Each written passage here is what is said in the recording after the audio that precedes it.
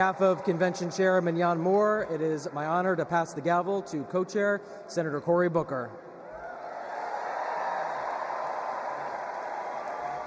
All right, the third session of the 49th Quadrennial National Convention of the Democratic Party will now come to order.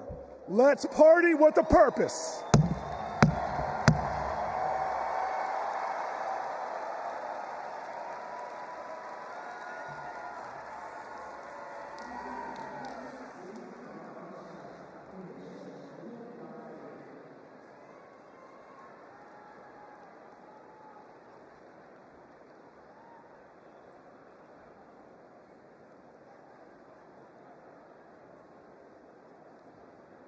Om samani va aku samana hridayani vaha samana vastu vo mano yata avassu sahasati. We should be in unison. Let our minds think together. Let our hearts beat as one, all for the betterment of society. May this make us powerful so we can unite and make our nation proud. Paraspara vivadetu vayam panchashatanchate anyai saha vivadetu vayam panchottaram shatam. Even if we have differences, when it comes to the nation, we have to be united, and it moves us towards justice for all. We are one universal family. Vayam sarvepi vasudeva kutumbakaha. Satyameva jayate sarvadahi. Asotoma sadgamaya. Tamasoma jyotirgamaya. Mrutyorma astamgamaya.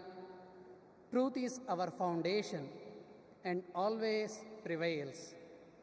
Lead us from unreal to real, from darkness to the light, and from death to immortality. Om Shanti Shanti Shanti.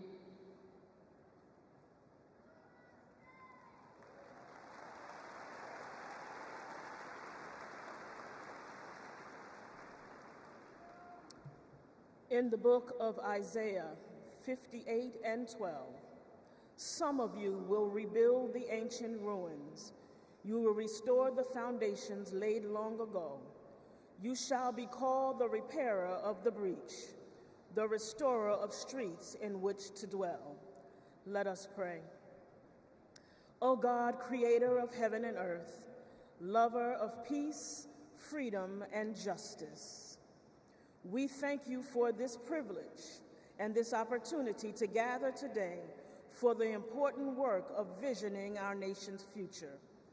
We gather at a critical time in our nation when we are at the crossroads of hopelessness and hopefulness, when the forces of good and evil so plainly battle for the hearts and minds of our people, when right is called wrong and wrong is called right, when up is called down and down is called up, when fake is called fact and fact is called fake, when it seems truth forever on the scaffold and wrong forever on the throne. And yet, even in the midst of this chaos and confusion, we see now a light on the horizon, and we are grateful. Grateful for hope, grateful for purpose, grateful for direction. You have called us to this moment, to march together toward the light, to join together with one voice in one fight to move our nation away from division and despair and forward toward its highest ideals. As we gather today, seeking to fulfill the responsibility of faithful citizenship, we ask for divine guidance to help us remember our calling, to serve the least, the last, and the lost, the left out, the locked out, and the left behind, to be their voice, to be their hope, to be their strength, to be their light, to fight for them with courage and compassion, for them and for ourselves, for the work that must be done, for the bridges that must be built, for the walls that must be destroyed, for the children who must be saved, for the doors that must be opened, for the sick who must be healed, and for the last who must be first. We ask for strength for the journey, clarity of thought, sharpness of vision, singleness of purpose, and the courage of our convictions to make the promise of America the practice of America. And may we build the old waste places. May we raise up the foundations of our future so that in generations to come, we shall be called the repairers of the breach and the restorers of streets in which to dwell. Because we ask it in your name, we declare that it is so. And all of God's children say, amen.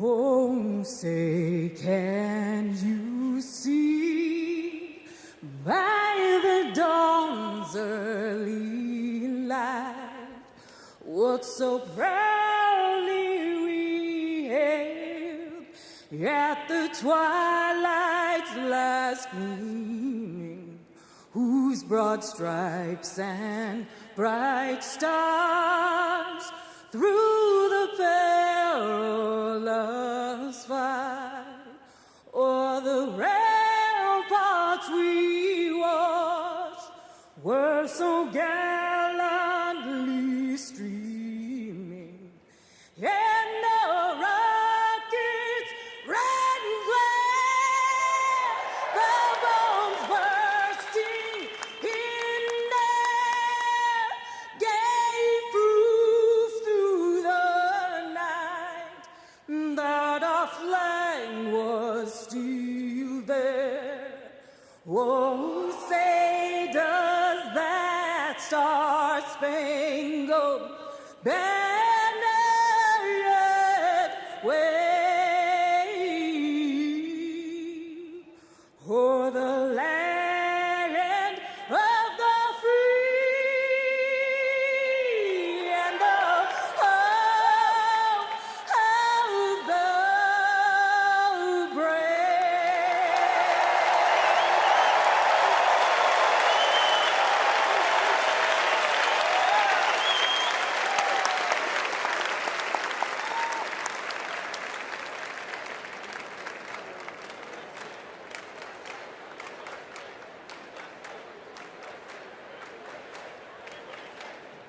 Please welcome Democratic National Committee Chair Jamie Harrison and the officers of the Democratic National Committee.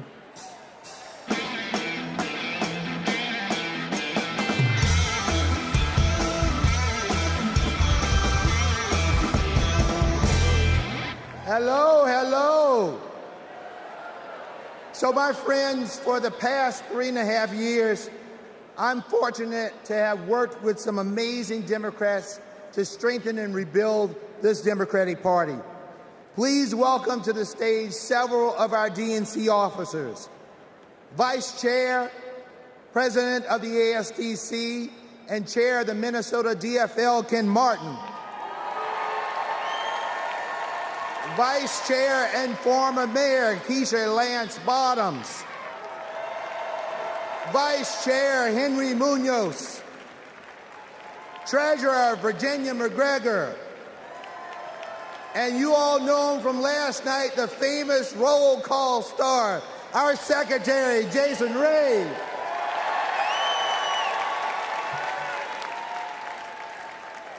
Fellow delegates, we now ask that you approve 3 honorary resolutions conveying our appreciation for those in Chicago who have set the stage for this convention's success.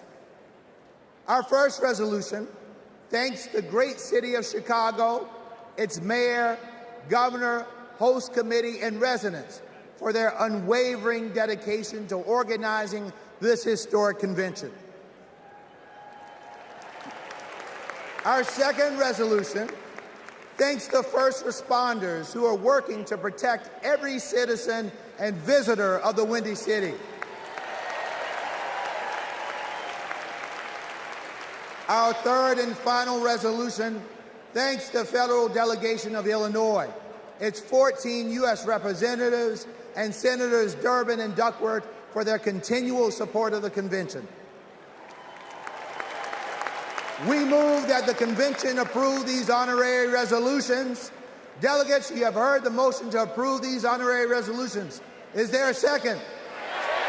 All in favor, please say aye. All opposed, say nay.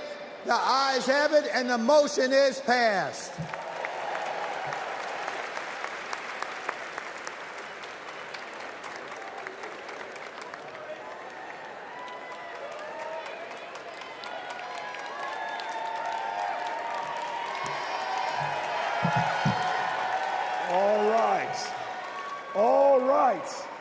All right, y'all, welcome to night 3. And tonight is about freedom. But first, I want to acknowledge a loss today. A man who always fought for freedom. Today, we lost Congressman Bill Pascrell, who passed away early this morning. Now, he's a Jersey legend. He is a powerful pugilist, a prince of Paterson. He served in our state assembly. He served as our mayor. And for 27 years, he served in Congress. He never forgot where he came from in Paterson. And he never stopped fighting. He could push some pachyderms. He fought for the people. And so today, while we're heartbroken, we all are a people who can hold loss and joy in our hearts, because we are sad for his loss, but we celebrate his life. Let's give him a round of applause. And now, some of the greatest heroes, some of the greatest warriors, some of the greatest champions for fighting for reproductive freedom. I welcome them to the stage.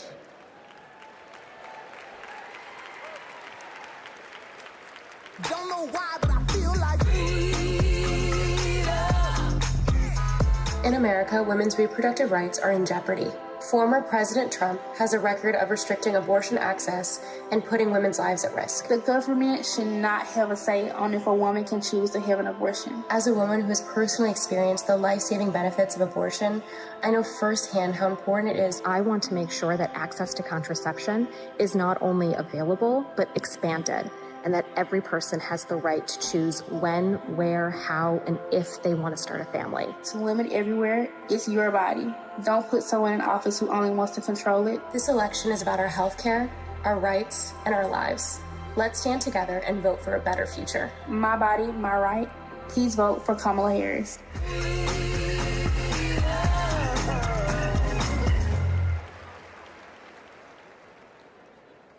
Please welcome President of Reproductive Freedom for All, Minnie Timaraju.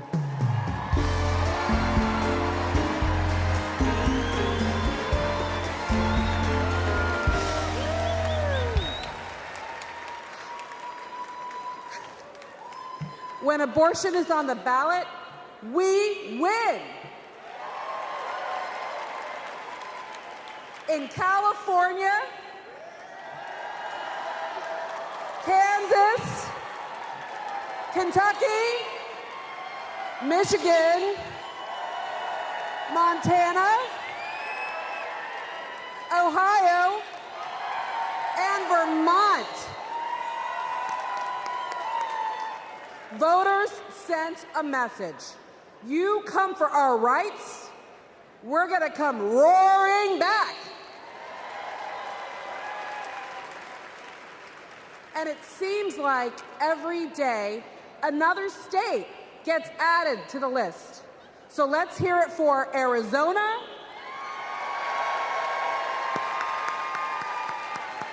and Montana. The latest states to announce that the people will get to have their say this November. Because voters who support reproductive freedom, we're not the minority, we're the majority.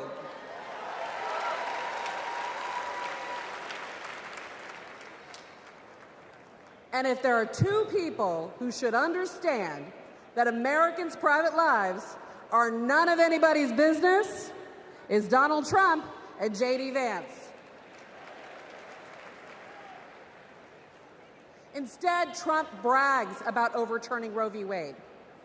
And if you want to know what he's going to do in office, Google Project 2025.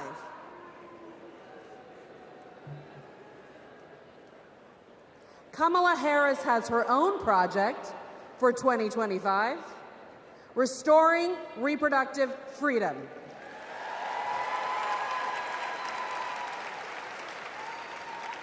It's simple. Do we want a president who said women should be punished for having abortions, or a president who trusts women? A vice president who voted against protecting fertility treatment, or a vice president who used fertility treatment to start a family? A president who created the crisis we're in, or a president who will fix it? This election will decide America's future. So let's elect Kamala Harris and Tim Walz. Thank you.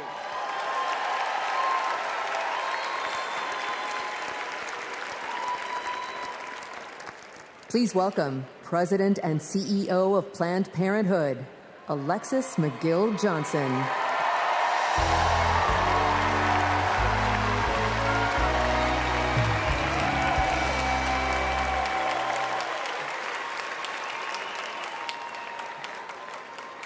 Last summer, a Planned Parenthood patient in Georgia realized that she was pregnant and didn't want to be.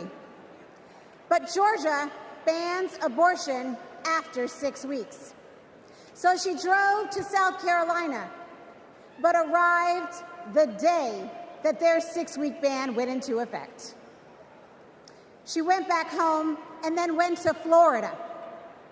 But she arrived just days when she was too late under their ban.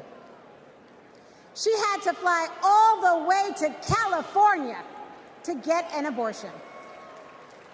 Now remember, each time she had to get the money up, she had to miss work, she had to find childcare. Now imagine if this was an emergency situation. In Texas, doctors who have feared going to jail have sent patients to wait in hospital parking lots rather than provide the emergency care they need. And in Idaho, they have airlifted patients to other states. We cannot call ourselves a free nation when women are not free.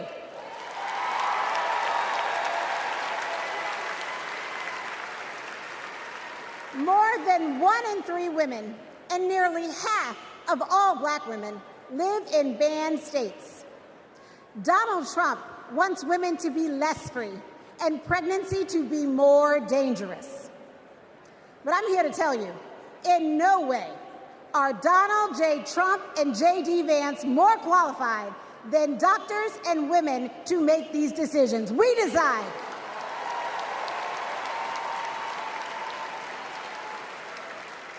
We trust women. We trust doctors.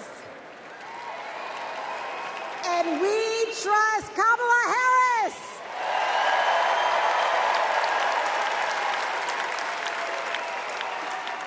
Our future is on the ballot. Our bodies are on the ballot, and come November 5th, we will decide this election.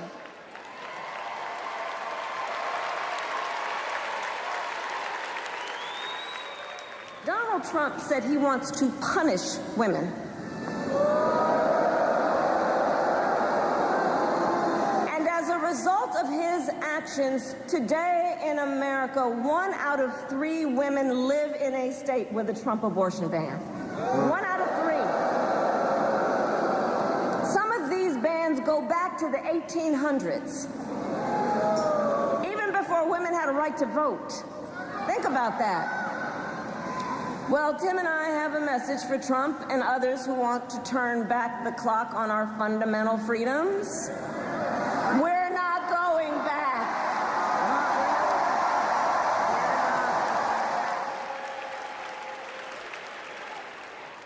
Please welcome former president of Planned Parenthood, Cecile Richards.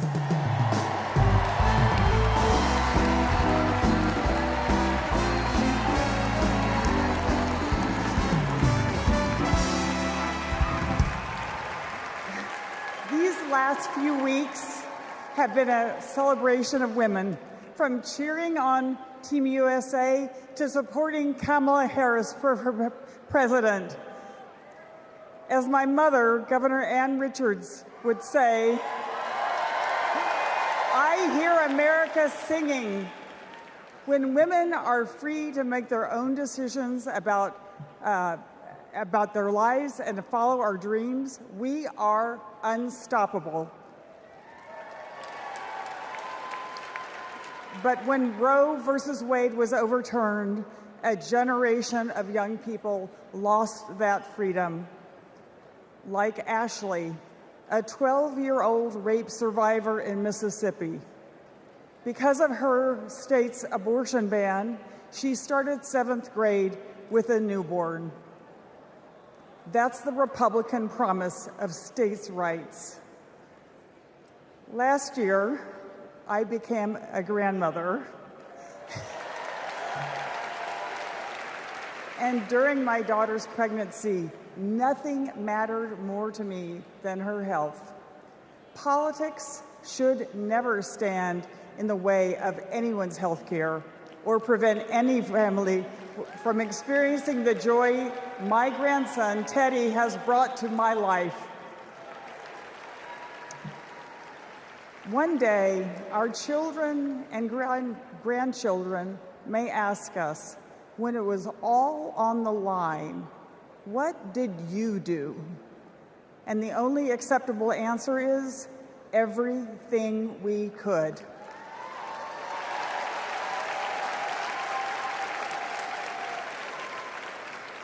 This is our time. This is our time. So let's go elect Kamala Harris and Tim Walz.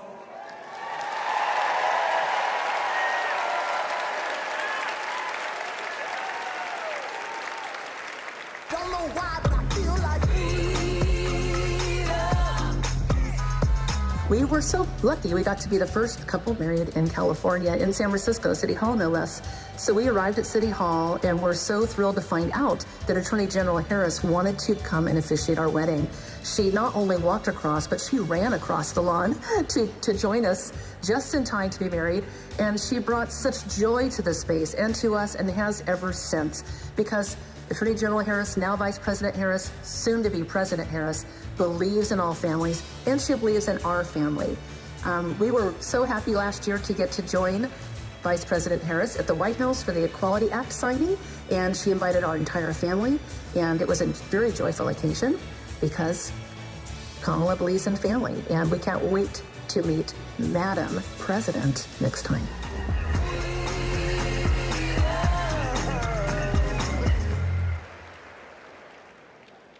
Please welcome President of the Human Rights Campaign, Kelly Robinson.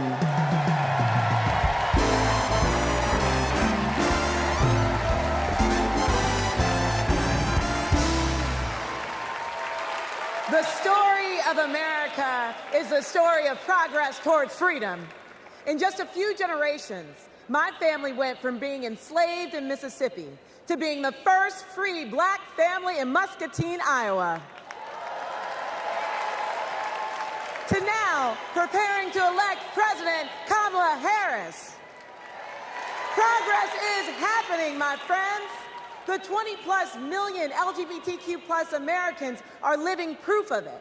We are your friends and your neighbors, your classmates and your family. Like Daniel, a trans kid in Tucson who's going to his very first prom. Like Eric from San Antonio, who sacrificed in combat and then came home to battle Don't Ask, Don't Tell. Like Sandy and Chris, the first same-sex couple to get legally married in California 11 years ago, in a ceremony officiated by Kamala Harris. Donald Trump wants to erase us.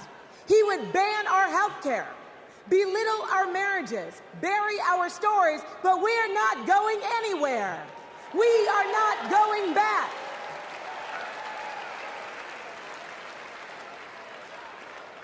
Kamala Harris.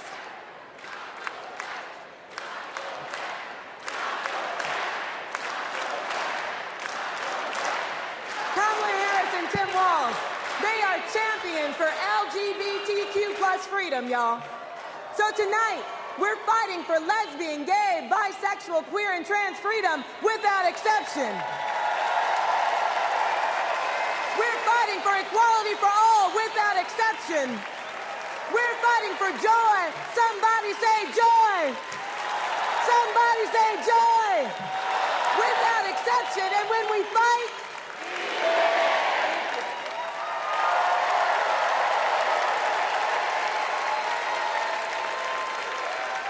please welcome President of Emily's List, Jessica Mackler.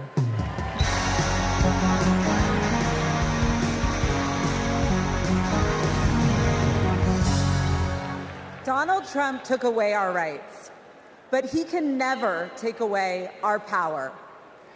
Republican attacks on abortion didn't begin with the end of Roe, and they didn't end there either. Millions of women across this country are living with the devastating consequences of Republican abortion bans. Now comes Project 2025, a blueprint for banning abortion in all 50 states. It would give extremists like Donald Trump and J.D. Vance the power to monitor your pregnancy and even prosecute doctors for mailing abortion medication. Make no mistake, the threat of Project 2025 is very real, but so is our ability to stop it. In 2022, Democrats didn't just run on reproductive freedom, we won on reproductive freedom. And in 2024, we are coming back to the polls to finish the job. In his devastating opinion, Justice Alito wrote that women are not without electoral or political power.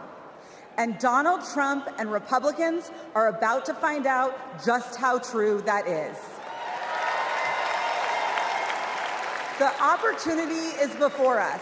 The power is in our hands, and the time is now.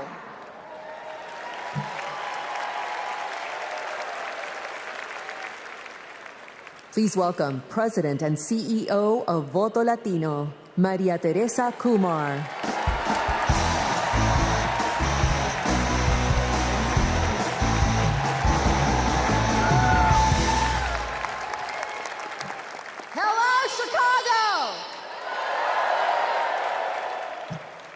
A fact. When Latinos vote, Democrats win. Now, not everyone believes it, so I brought receipts. We flipped Nevada and Colorado in 2008. We delivered in 2020, Joe Biden and Kamala Harris won Georgia by 12,000 votes. Voto Latino, we registered 23,000 voters there. They won Arizona by 10,400 votes. We registered 34,000 voters there. Because we proved that when Latinos vote, Democrats win.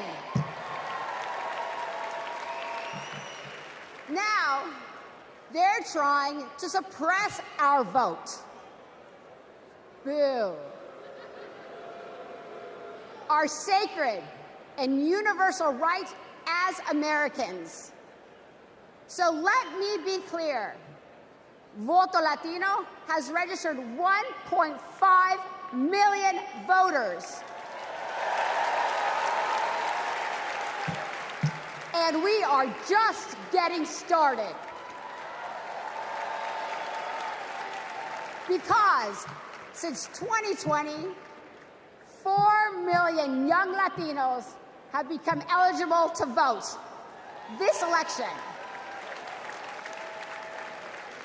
And I couldn't be prouder because we are registering them faster than any time in our history.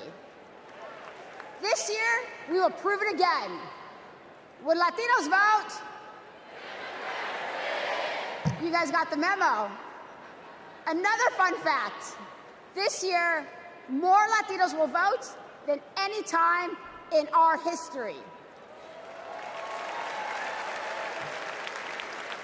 So that means, sí se puede, se está haciendo, sí se puede. So that means that together, we will make history and elect Kamala Harris president. Vota!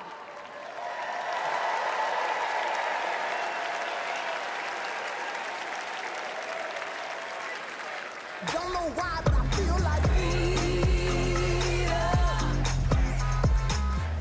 My name is Scott from Tennessee. I'm a former Trump voter. My name is Matthew. I'm from Pennsylvania, and I'm a former Trump voter. My name is Mike. I live in southeastern Pennsylvania, and I am a former Trump voter. The main reasons why I won't support Donald J. Trump for president again starts with his chaotic behavior. He doesn't care about me. He doesn't care about my family. He doesn't care about working people. 34 counts, felony counts that he was found guilty of. That's not who we want running our country. Trump scares the hell out of people. 2024 will be the first time that I have not voted for a Republican. I will be proudly voting for Kamala Harris.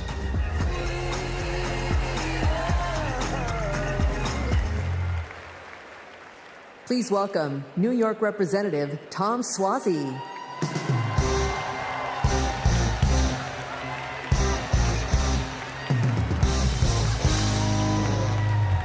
I'm Tom Suozzi, and early this year, I flipped a seat from red to blue. My father came from Italy as a boy. He was the first kid in the neighborhood to go to college. He served as a navigator during World War II, came home, and at 28 was elected the youngest judge in the history of New York State. What a country. The immigrant experience, e pluribus unum, out of many, one. My family's experience, Kamala Harris's experience, the American experience. That's why the polarization on immigration is so painful. Let's be clear, the border is broken. But this year, when Democrats and Republicans worked together to finally write new border laws, we were blocked. We all know who sabotaged us. We reject the divisiveness. We reject the dysfunction. We reject the deception. My Italian grandfather used to toast new couples. He'd say marriage sometimes is hard, but in the end, Non ci sono rose senza spine. You can't have the roses without the thorns. You have to work for it. To be a nation of immigrants is hard sometimes too. You have to work for it. Tonight, we celebrate the roses of life. We come together from every state, from every ethnicity, from every race and religion.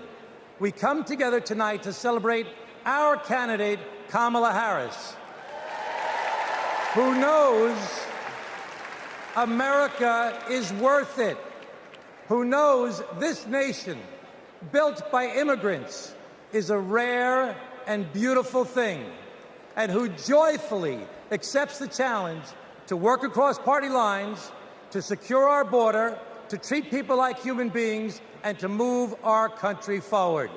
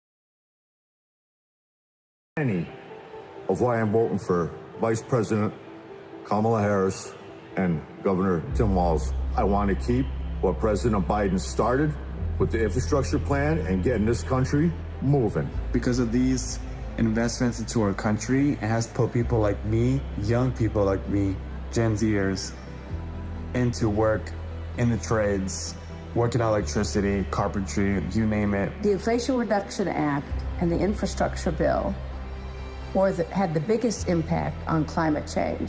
It's going to give us the opportunity to electrify our 7,000 square foot facility and go solar in the next 2 years. If you invest money in infrastructure, you're investing money in the country. Vote for Harris Walz in November to continue these investments into our country and to grow our country forward. You should all vote Harris Walz 2024.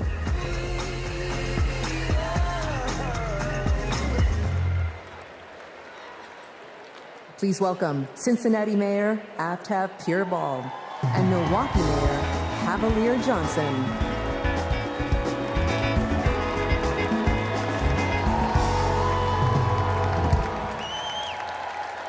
Hello, my name is Aftab Pureval, and I am the first Asian American mayor in the great city of Cincinnati. As a Tibetan refugee, my mom believed deeply in the promise of America. And when I was growing up, she and my dad, who is from India, taught me that when you make a promise, you keep it.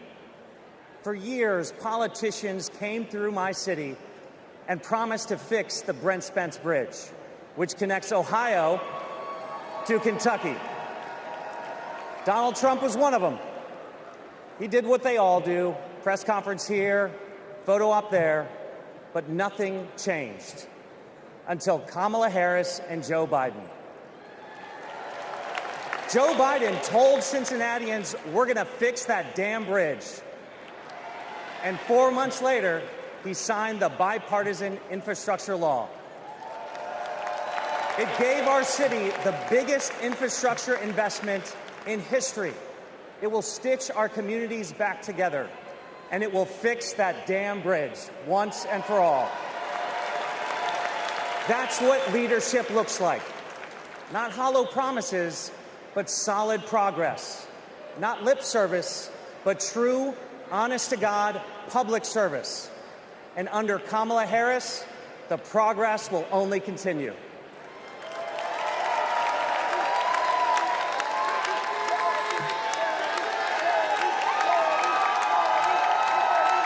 I'm Milwaukee Mayor Cavalier Johnson from the great state of Wisconsin. In Wisconsin, keeping promises is important. So is making amends for your mistakes.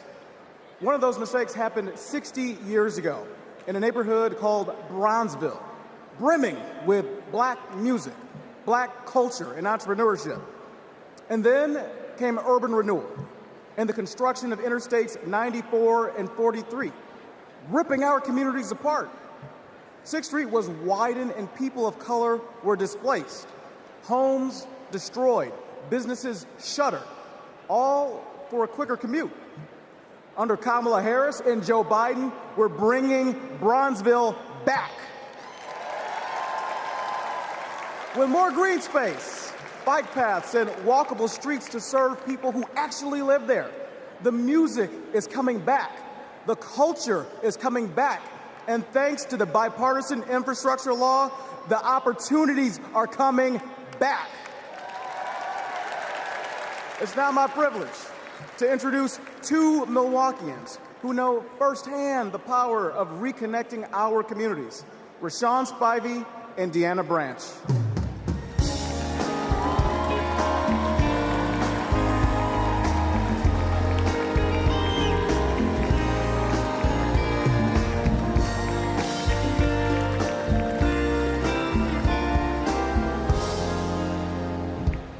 My name is Deanna Branch, and I'm an advocate and mom from Milwaukee.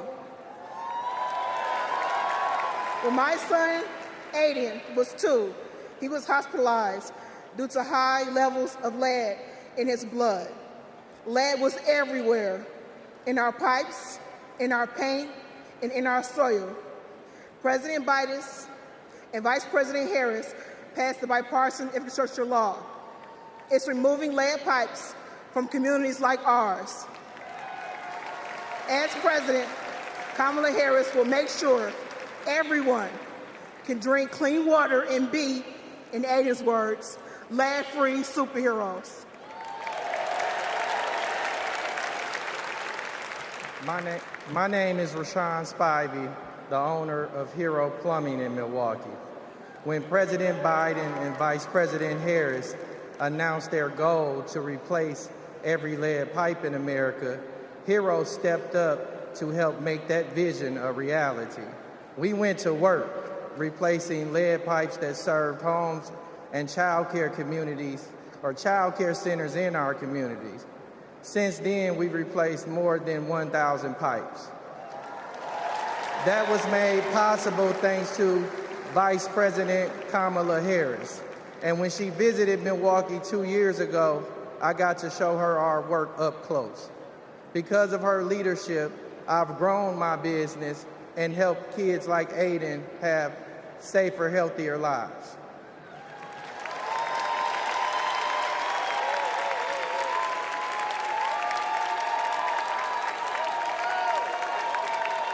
Don't know why, but I feel like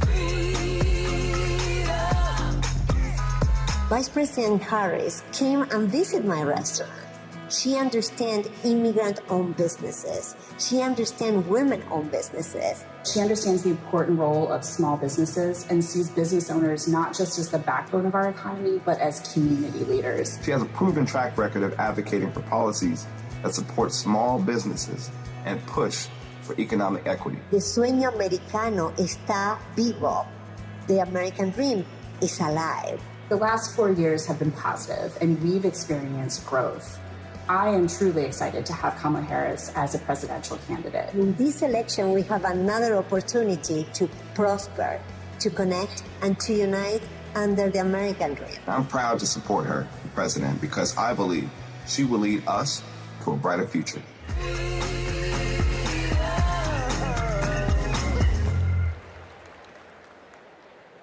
Please welcome Delaware Representative Lisa Blunt Rochester.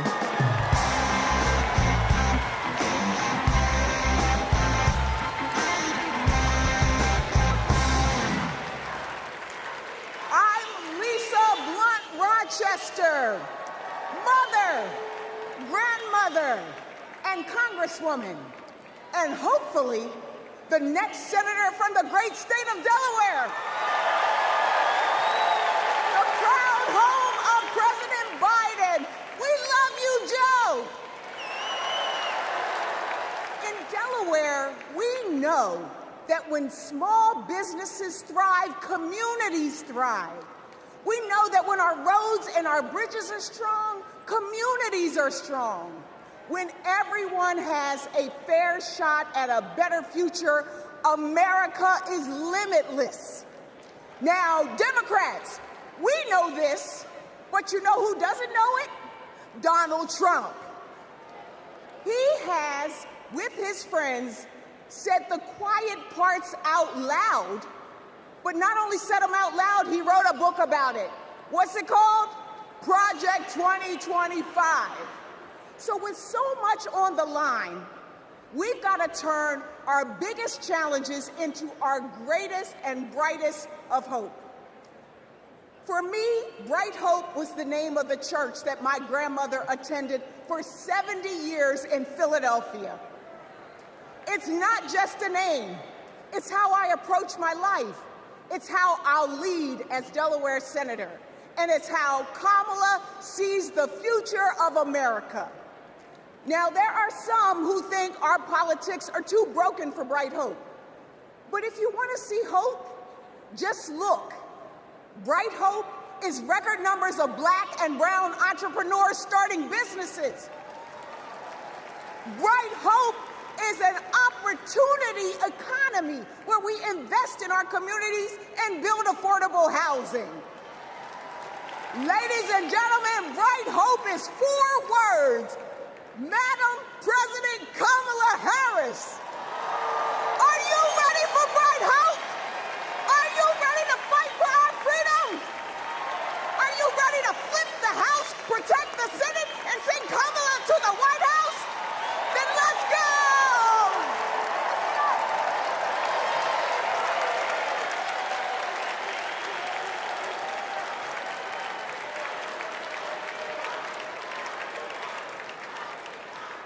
Wow. Wow. Oh my gosh. Lisa Blunt Rochester, know that name. Know that name. My friend, my sister, and soon to be our senator. I can't wait to work with her in the Senate. But next, we're going to hear more about the ongoing fight for reproductive freedom. This is a fight that affects every single American, no matter where you live, so-called blue states or red states. If Donald Trump has his way, he's going to push through their extreme agenda. Project 1825. I'm sorry. I roll that back. I got that wrong. Project 1925. Oh, I'm sorry. Project 2025. That poisonous agenda where every single state will be in a state of crisis. So let's hear more from leaders who are fighting back.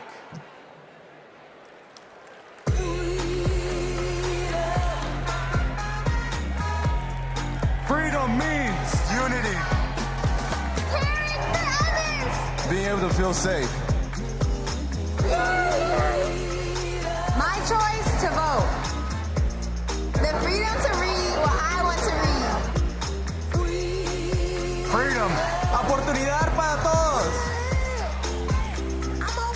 The freedom to love. Be who I want to be. For all to be equal with my life. Freedom means my choice. IVF.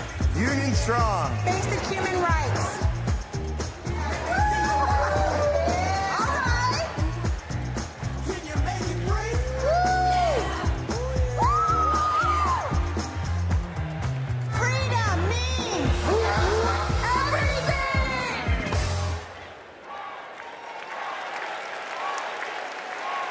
Please welcome New York Representative Grace Meng.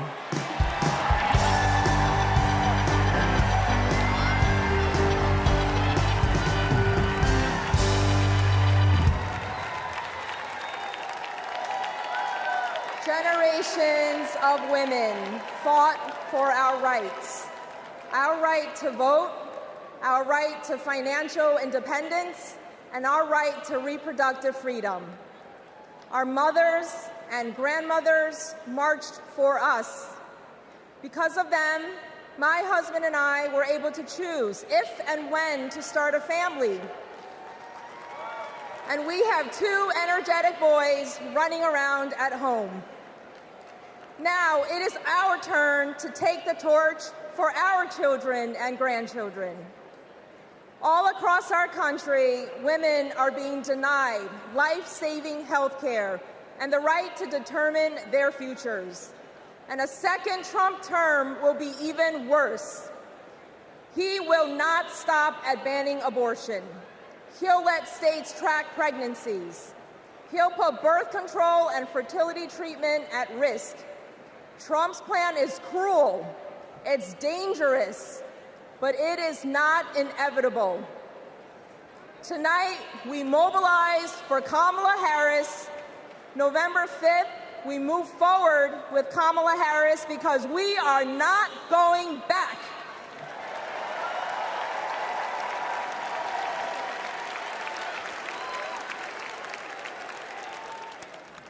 Please welcome Colorado Governor Jared Polis.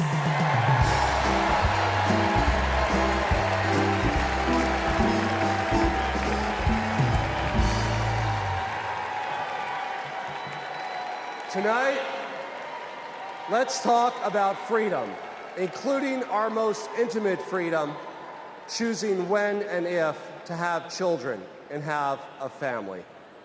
And let's talk about Project 2025, Donald Trump's roadmap to ban abortion in all 50 states. Look, that sounds crazy, but right here on page 562, it says that Donald Trump could use an obscure law from the 1800s to single-handedly ban abortion in all 50 states, even putting doctors in jail. Page 486 puts limits on contraception. Page 450 threatens access to IVF. On page 455, Project 2025 says that states have to report miscarriages to the Trump administration. Page 451 says the only legitimate family is a married mother and father where only the father works. You know what? I'm going to take that one out. I'm going to put that in my pocket so I can share it with undecided voters so they better understand what's at stake this election. Project 2025 would turn the entire federal government and bureaucracy into a massive machine. It would weaponize it to control our reproductive and personal choices. Look, as a Redditor, gamer, entrepreneur, and Swiftie from the free state of Colorado, I'm excited by Kamala Harris's vision for protecting and expanding our personal freedom, internet freedom, and economic freedom. Democrats welcome weird, but we're not weirdos telling families who can and can't have kids who to marry or how to live our lives. These Project 2025 people, like Trump and Vance, are not just weird, they're dangerous. They want to take us backwards, but we aren't going back, like ever, ever, ever. Let's stop Project 2025 and elect Kamala Harris president this November.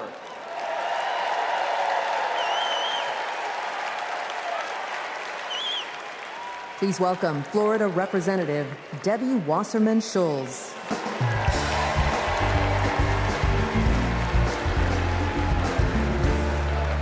Hello, America. As a proud Floridian, I bring you a cautionary tale. For the people of my state, Project 2025 isn't just a threat.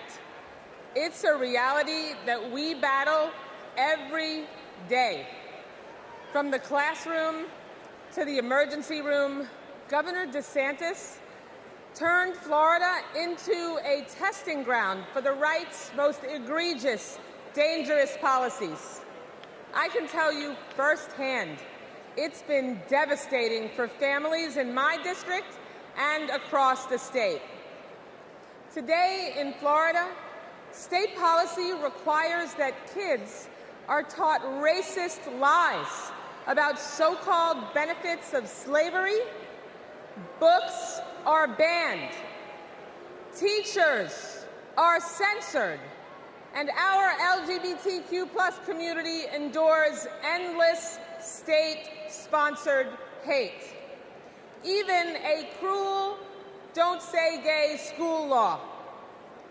Today in Florida, as we grapple with record heat and rising seas, extreme MAGA Republicans deleted mentions of climate change from state law. Today in Florida, a near total abortion ban endangers women's health and their lives every day. I keep thinking about a Central Florida woman I met named Deborah, and at 23 weeks pregnant, she got news every future parent dreads. Her baby's kidneys never developed. Doctors told her that not only would her baby not survive, her own health was in danger. Deborah couldn't get the care she needed in Florida, and she couldn't afford to travel hundreds of miles to get it. She had no choice but to carry her son Milo to term, only to watch him die in her arms 2 hours later. This is Project 2025 in practice. It's what Donald Trump and J.D. Vance want for the whole country. But we're not going to let it happen, are we? Now, I say this as a Floridian, but also a mom and an American. We can't let them do to America what they did to Florida. Are you with me? So let's fight like hell to elect Kamala Harris, the next president of the United States of America. Thank you so much.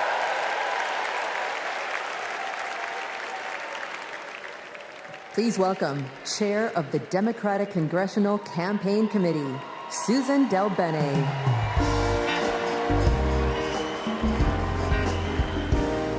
Hello, Democrats!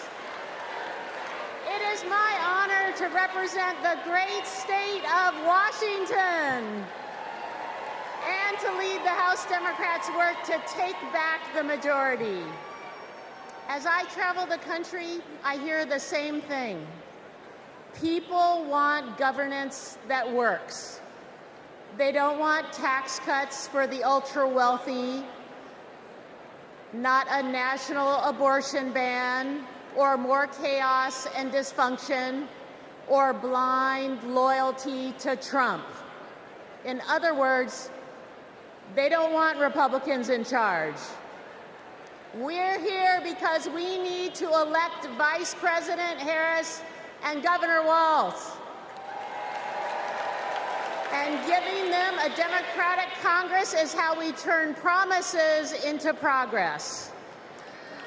A Democratic majority means lowering costs and growing the middle class, expanding the child tax credit and making it permanent, protecting reproductive freedom, and yes, a Democratic House means Speaker Jeffries will certify the 2024 election.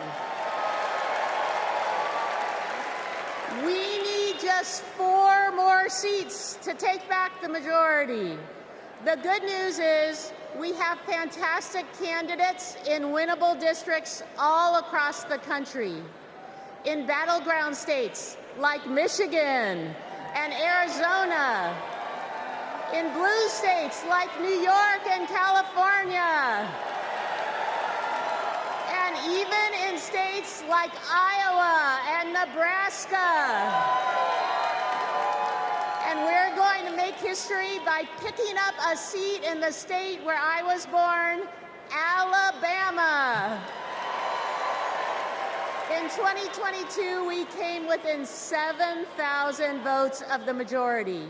So it's within our power to win these critical races. This election is about our rights, our freedoms, our democracy, and our future. So let's get out the vote. Let's take back the House. Let's make Hakeem Jeffries our next speaker. And let's send Kamala Harris and Tim Walz to the White House. Thank you.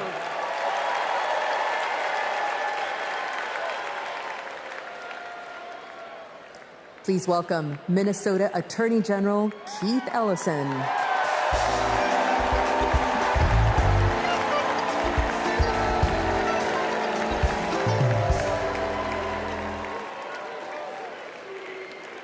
Friends, I'll never forget when I first saw the video of the murder of George Floyd. I was heartbroken. I was angry. And that morning, my phone rang. And on that line was Governor Tim Walz. Tim Walz felt the exact same way I did. And a few days later, Tim appointed me to prosecute Floyd's murder. Almost a year after that, minutes after the guilty verdict came down, my phone rang again. And it was Vice President Kamala Harris calling to congratulate my team and the work. Now, Kamala and Tim, they understand the legacy of George Floyd. No one is above the law, and no one is beneath it. No one is outside the circle of our compassion. In the Republican Party, everyone thinks they're above the law. Hell, nearly a dozen of their own lawyers are facing serious charges. Even their lawyers need lawyers. These con artists are trafficking in the defective goods of division, exclusion, and fear. And friends, selling defective goods is a scam. And like Kamala Harris, I am an attorney general. And attorney generals know what a scam is when they see it. like my friend Tish James, for example, from New York. America, we won't be scammed again. We're not going back, we are going forward. And Kamala Harris and Tim Walz are ready to lead us there. I've worked side by side with Tim Walz for 18 years. His office is right across the hall from mine. And I've seen him deliver for the people of the state of Minnesota every day.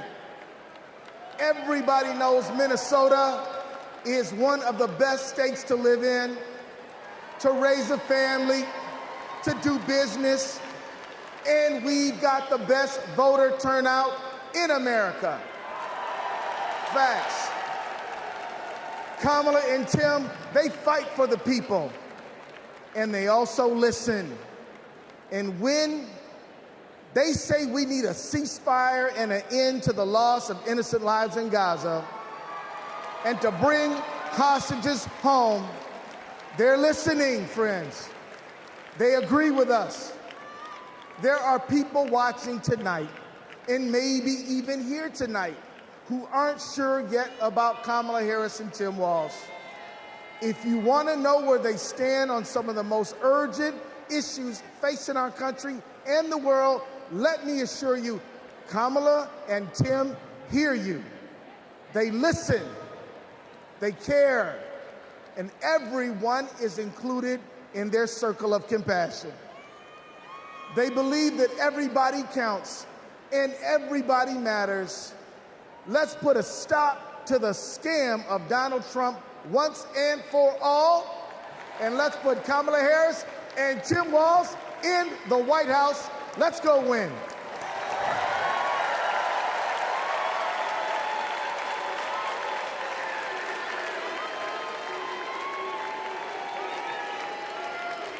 Have you ever discussed Special Counsel Mueller or his investigation with anyone?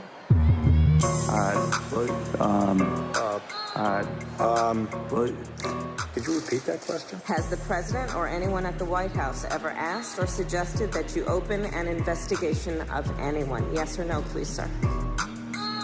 Seems you'd remember something like that. I don't know. Please answer the question. Senator, I think I've answered the question. No, you've not. I'm not able to be rushed this fast. It makes me nervous. Can you think of any laws that give government the power to make decisions about the male body?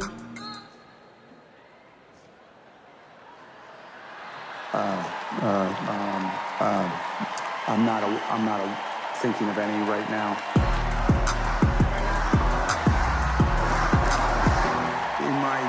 Never mind. Let's move on. Okay.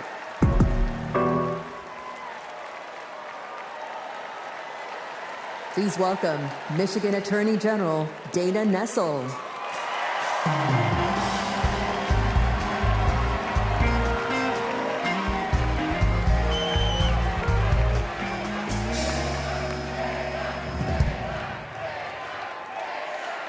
Hello, Chicago. I'm Michigan Attorney General Dana Nessel.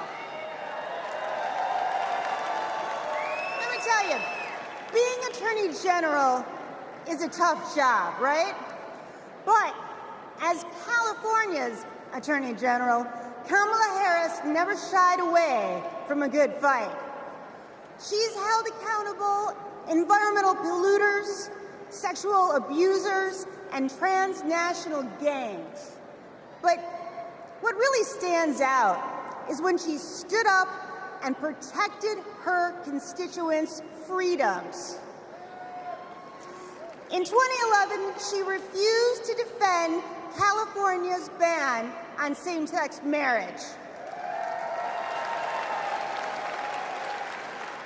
She refused to argue that some families should have fewer rights than other families. It meant a lot. She was fighting for families like mine. Now, in 2022, I faced a similar situation when, after Roe v. Wade was overturned, Michigan's archaic abortion ban was resurrected. But Vice President Harris had my back, and she reminded me that protecting people's lives and defending their rights is our job. And just as the same-sex marriage ban was overturned in California, so too was the abortion ban in Michigan. By the way, I got a message for the Republicans and the justices of the United States Supreme Court. You can pry this wedding band from my cold, dead, gay hand.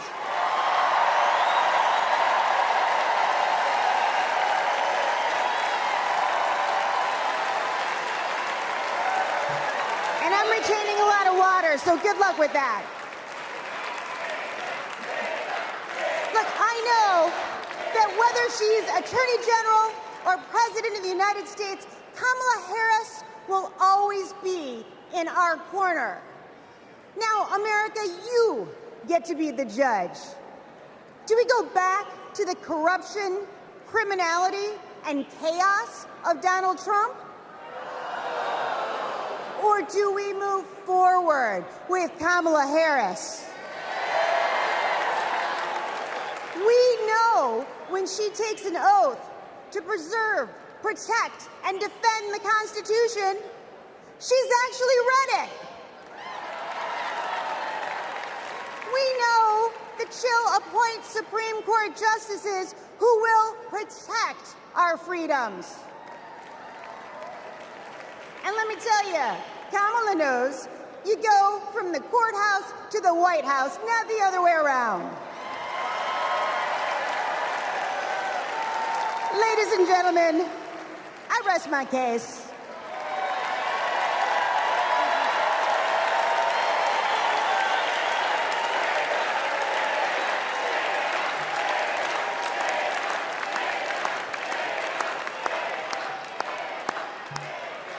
Wow. Wow.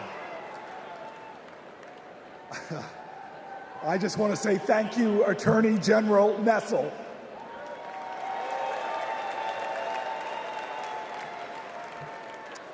So coming up, we have John and Rachel, proud, loving parents of 3. On October 7th, their son Hirsch, a U.S. citizen, was at a music festival when Hamas attacked. He was taken hostage, and he is still being held today, an American citizen. Rachel and John want what every parent wants: to hold their child close, to love on them, and keep them safe. I'm honored to introduce the 2 of them tonight.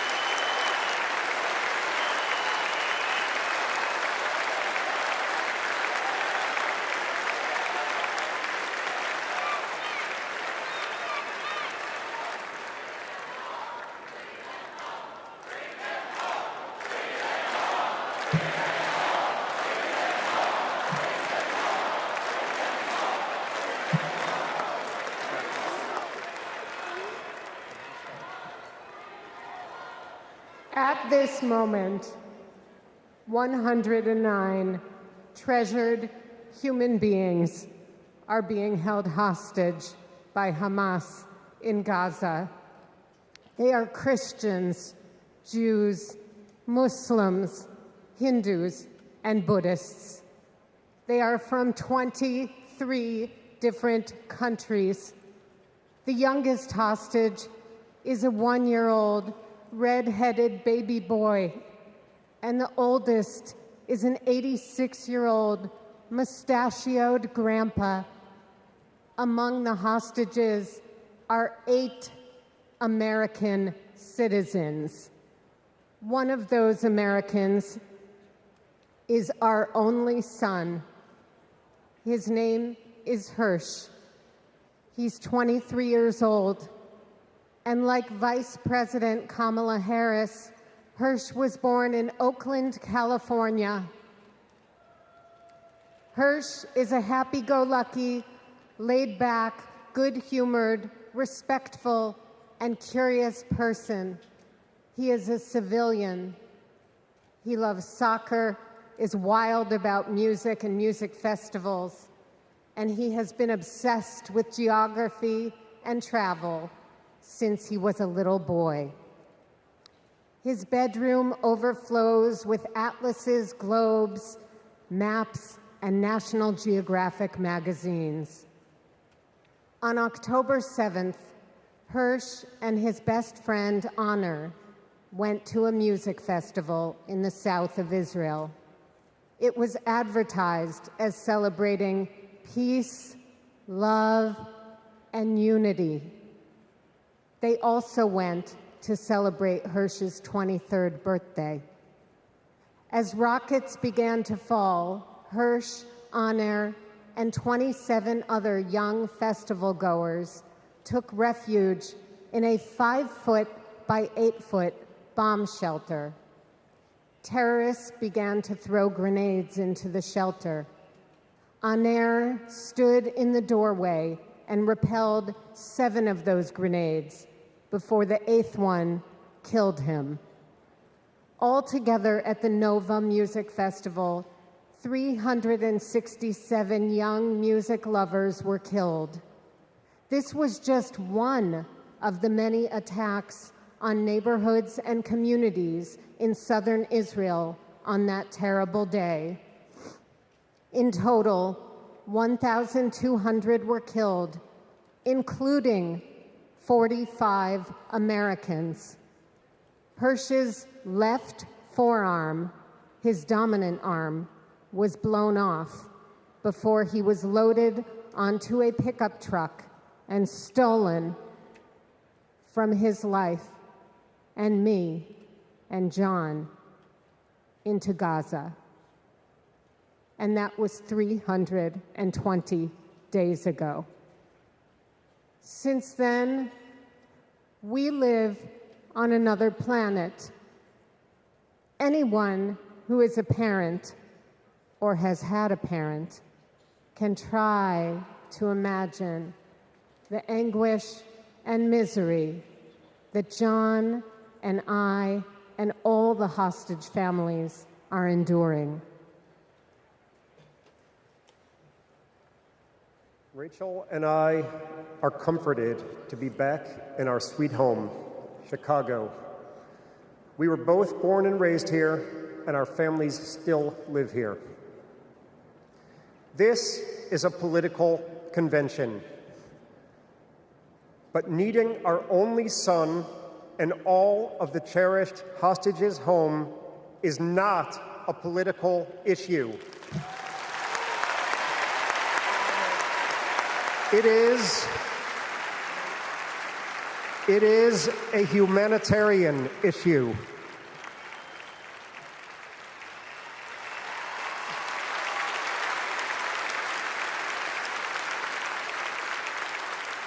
The families of the American 8 hostages meet every few weeks in Washington. We're heartened that both Democratic and Republican leaders demonstrate their bipartisan support for our hostages being released. We've met with President Biden and Vice President Harris numerous times at the White House. They're both working tirelessly for a hostage and ceasefire deal that will bring our precious children, mothers, fathers, spouses, grandparents, and grandchildren home, and will stop the despair in Gaza.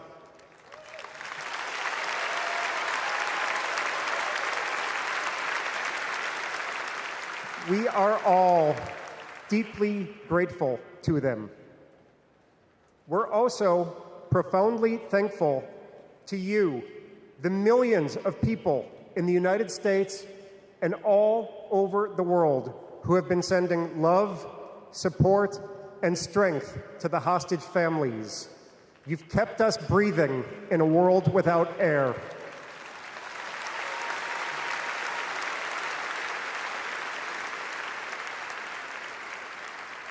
There is a surplus of agony on all sides of the tragic conflict in the Middle East. In a competition of pain, there are no winners.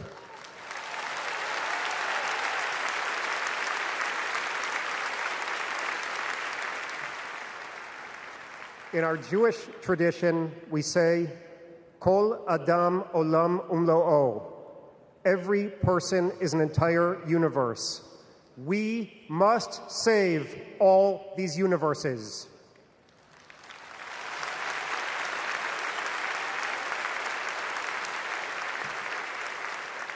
In an inflamed Middle East, we know the one thing that can most immediately release pressure and bring calm to the entire region. A deal that brings this diverse group of 109 hostages home and ends the suffering of the innocent civilians in Gaza.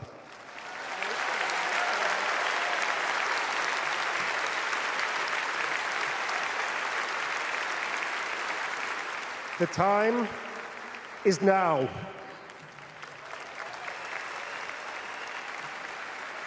Hirsch, if you can hear us, we love you. Stay strong. Survive. Bring them home.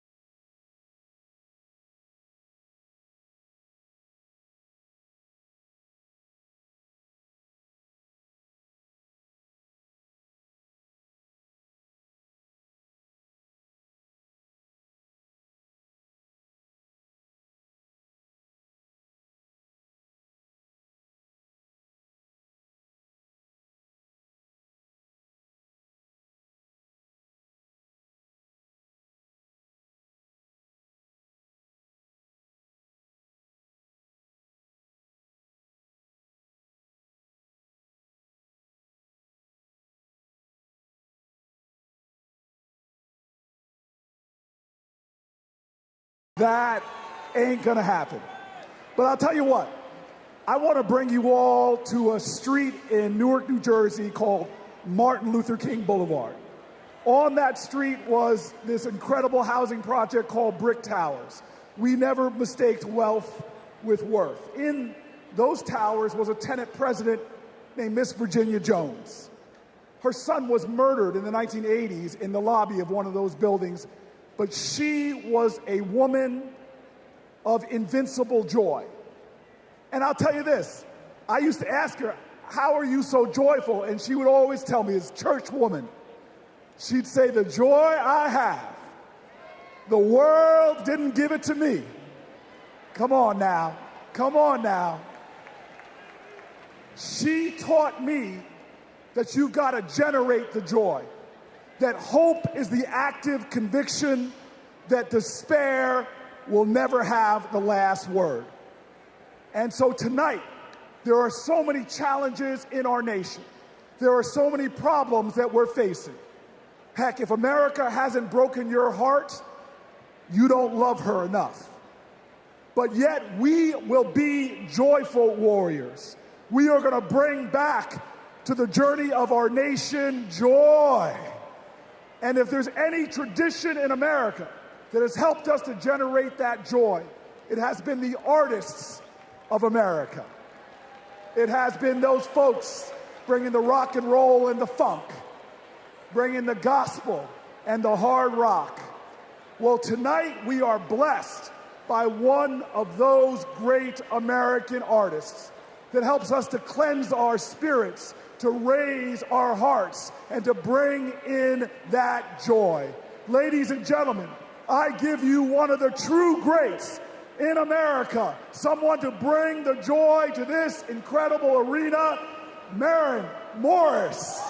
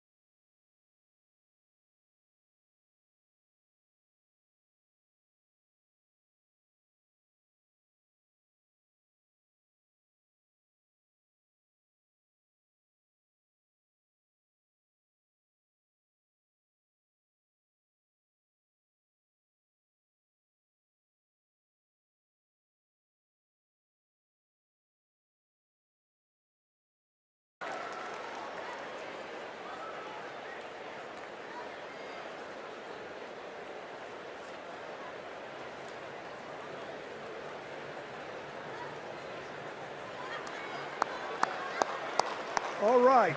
You know what? I'm inspired. Maybe I will sing a song. To Donald Trump, a little B.B. King classic, "The Thrill Is Gone."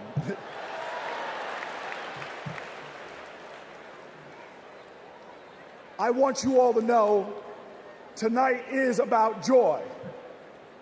American history, our common history, is a testimony to taking on the insurmountable and achieving the impossible.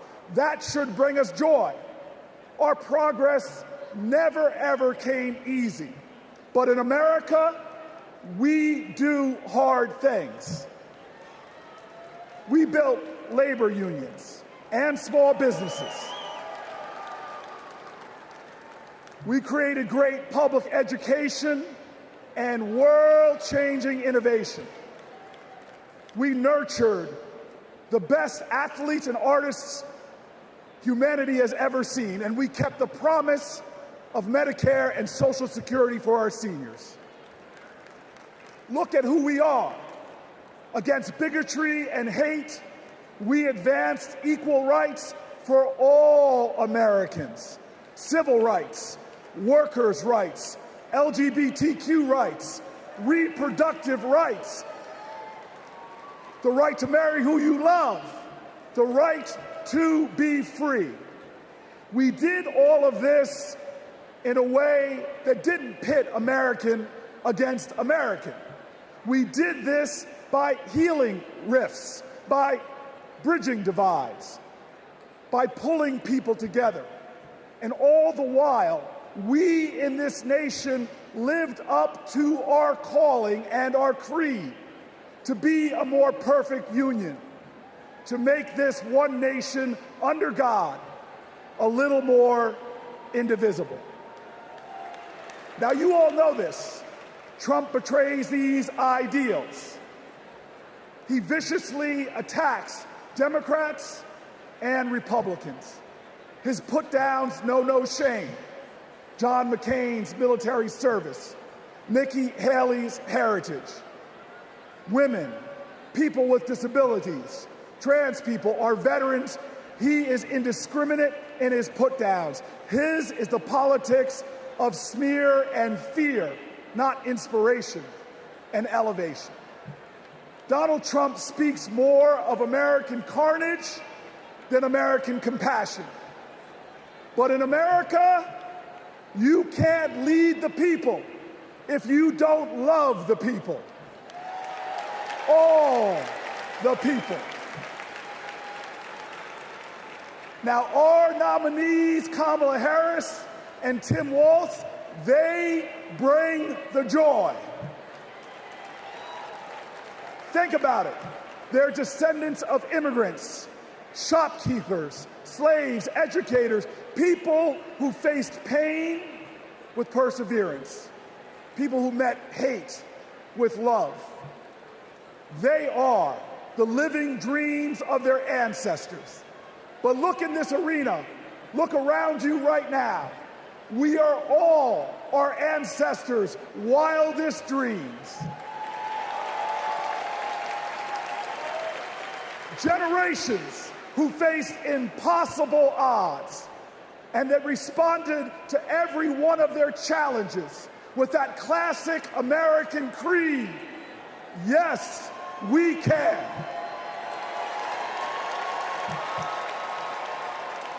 So there are doubters out there. There are people that doubt our collective strength. They want to tell us how bad we are. They want to say that they alone can save us. Well, we know that the power of the people is greater than the people in power. And we're not going to lose our faith. Look, I want everybody in here to let us all say it together. I believe in America. Let me hear you. I believe in America. I believe in America because our elders told us that no matter what the obstacle, like the gospel says, we shall overcome. I believe in America because our soldiers died on beaches and battlefields. They died at sea and in the air so that we could be free today and say together, I believe in America. I believe in America because our fighters fought at Stonewall. Our marchers marched in Selma. Delegates met at Seneca Falls. Every single one of them believed in America, even when America didn't believe in them. Say it with me now. I believe in America because King dared to dream the impossible dream, because Neil Armstrong went to impossible heights, and because when we elect Kamala Harris, there is not a boy or girl in America from any creed, color, or heritage that will ever think being President of the United States is impossible again. Say it with me. I believe in America, the land of hope and heroism. I believe in America, the land of courage and compassion. I believe in America, where we share common ground and common cause and one common destiny. And let me tell you, if you believe in America, if you love in America, then you will work for America. And when we work together, when we stand together, when we organize together, when we vote together, I will tell you this, when we fight, we win.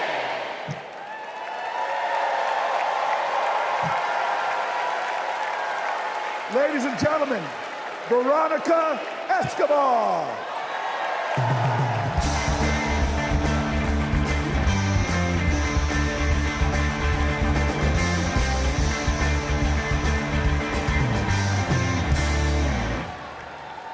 Buenas noches.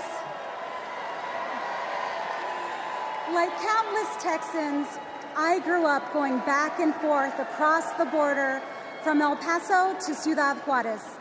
My family would shop, have dinner, go to the doctor, pick up medicines. The border is my beloved home, the place where my children grew up. Forget what you hear on the news. I'm from there. When it comes to the border, hear me when I say, you know nothing, Donald Trump. He and his Republican imitators see the border and immigration as a political opportunity to exploit instead of an issue to address. Congress hasn't passed comprehensive immigration reform in nearly 4 decades.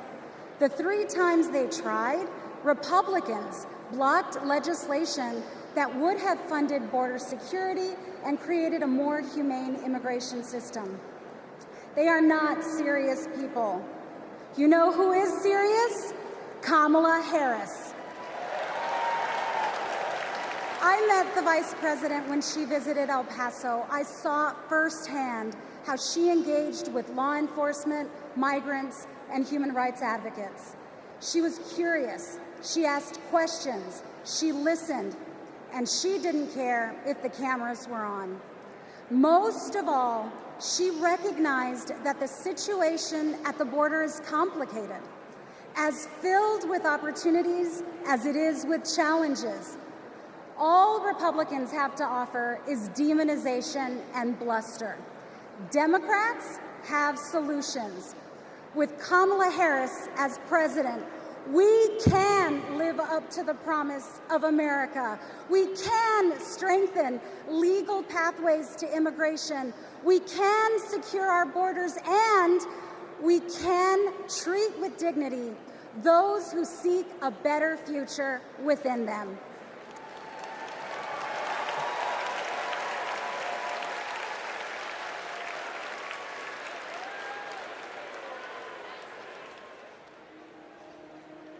I have a question for you. Who really wants a solution at our border? Our administration worked on the most significant border security bill in decades. Some of the most conservative Republicans in Washington, D.C. supported the bill. Even the Border Patrol endorsed it. And that bill included thousands of new border agents and personnel, new technology that can detect and stop fentanyl, more judges, and faster asylum processing. For the first time in decades, a chance at a real bipartisan solution. But at the last minute, Trump directed his allies in the Senate to vote it down. They're blaming it on me. I said, that's okay. Please blame it on me. Please. He tanked the bipartisan deal because he thought it would help him win an election. Which goes to show Donald Trump does not care about border security. He only cares about himself. The real difference is, I was the Attorney General of a border state. In that job, I walked underground tunnels between the United States and Mexico on that border with law enforcement officers. I went after transnational gangs, drug cartels, and human traffickers that came into our country illegally. I prosecuted them in case after case, and I won. So here is my pledge to you. As president, I will bring back the border security bill that Donald Trump killed, and I will sign it into law and show Donald Trump what real leadership looks like.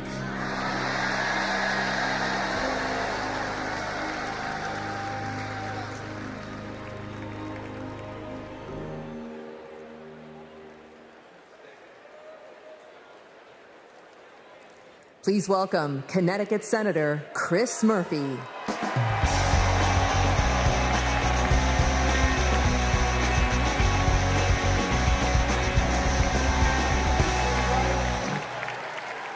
So, I just want to let you know, that everything that you just saw in that video, that's exactly what happened. I know because I was the Democratic senator who negotiated that bill to secure the border with President Biden and Vice President Harris. I want to tell you this as well. Donald Trump's allies weren't just in the room. They helped us write the whole bill. It was a bipartisan bill. It was a tough bill. $20 billion in new border security, gave the president the emergency power to shut down the border, made compassionate but serious reforms to our asylum system. One Republican said it would have had almost unanimous support if it weren't for Donald Trump. Trump killed that bill, and he did it because he knew that if we fixed the border, he'd lose his ability to divide us, his ability to fan the flames of fear about people who come from different places.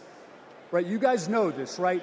Hate and division, that's Trump's oxygen. Right? People like Trump and J.D. Vance, they need it to survive in politics. People are saying that they're weird, that they're creepy, and they are weird, they are creepy. But even worse, they're weak.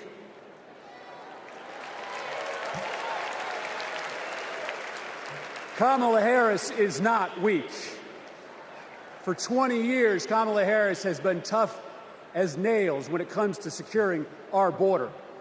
When she was a California prosecutor, she went after drug smugglers, human traffickers. She put 100 gang members away in a single sweep. Trump says that a safe nation can't be an immigrant nation. That's flat wrong, and Kamala Harris knows it. She knows this, too. Engraved on the Statue of Liberty is a poem. The last line reads, "I lift my lamp beside the golden door." For generations, that lamp has called people to start a brave new life in America. My ancestors, your ancestors, and the parents of the next President of the United States of America.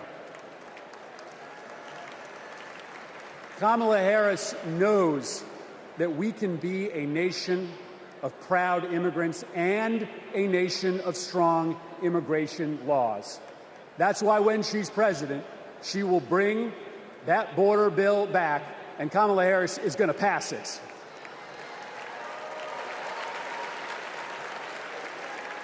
How do I know this? Because in this race, there is only one candidate who has ever been willing to do the worthy, redeeming work of making our country better, of recognizing that we do not have to choose between celebrating our heritage and enforcing our laws, right? The beautiful thing about America is that we can be both. We can be a nation of immigrants who love their country and a nation with a secure border. And there is only one candidate. There is only one candidate who can deliver that vision of America, and it's Kamala Harris. Thank you very much, Democrats.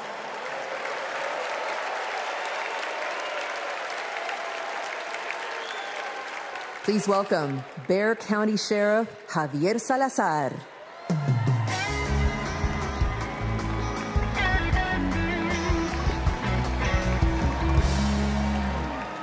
On the other side of the border, the traffickers, they pack migrants into 18-wheelers like cattle, 50, 100 at a time.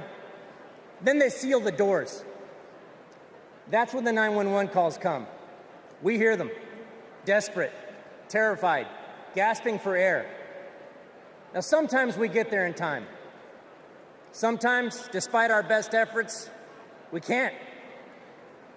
When Donald Trump comes down to Texas, stands next to officers in uniforms just like mine, he's not there to help us. Don't think that, not for a second. He is a self-serving man.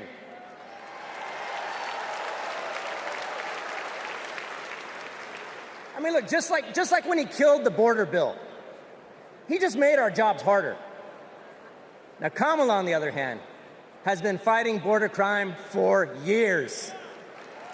She's gone down to Mexico and worked to stop the traffickers. And when the traffickers didn't stop, she put them in jail. Now, down in my neck of the woods, we call that fooling around and finding out. I may be paraphrasing a bit. We protect them. Now, the border sheriffs that I know, right, and we're like Kamala. We protect and serve. We enforce the law. We show compassion. And we fight like hell to protect our border. Because as we've always known in Texas, cuando luchamos, ganamos. When we fight, we win.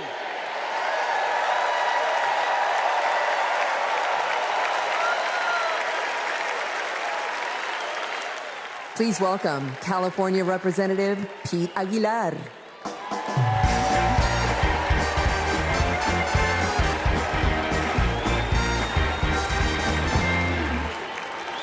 I'm Pete Aguilar, chair of the Democratic Caucus.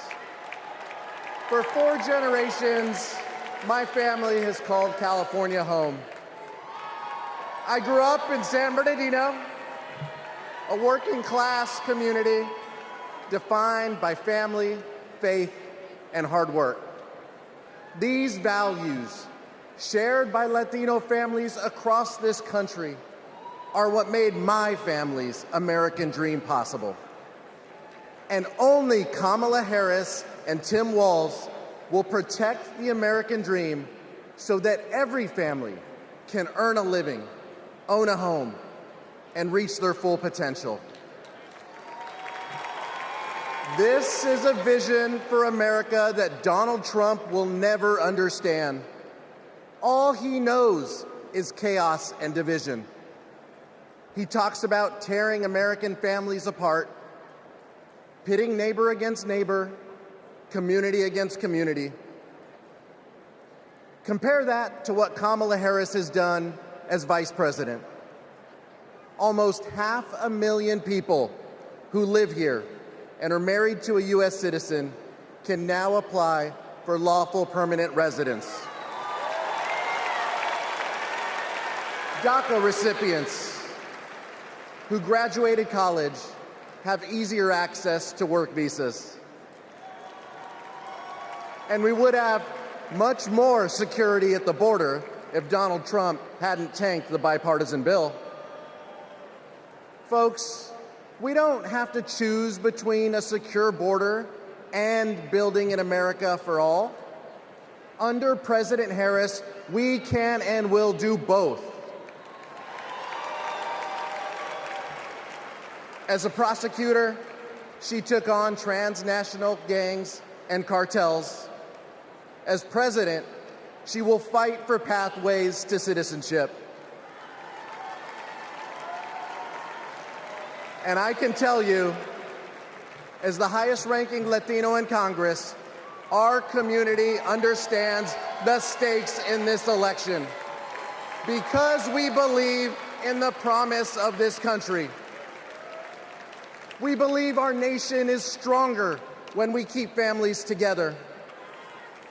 We believe our union is more perfect when dreamers become doctors, teachers, construction workers, and military service members. Latinos believe in that American dream and a brighter future. One where we secure our border, fix our broken immigration system, and unlock economic opportunity for all. And together, we will win. Thank you.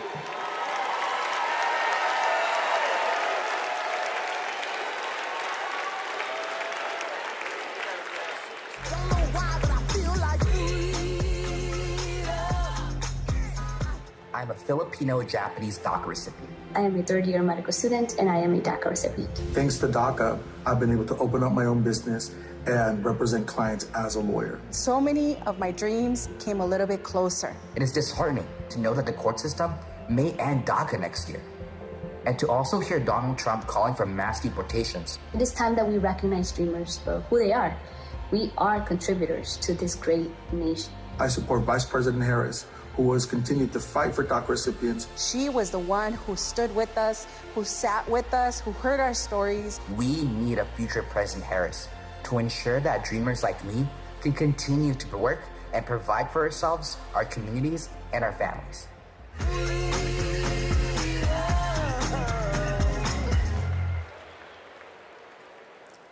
Please welcome United States Marine Corps veteran Carlos Eduardo Espina.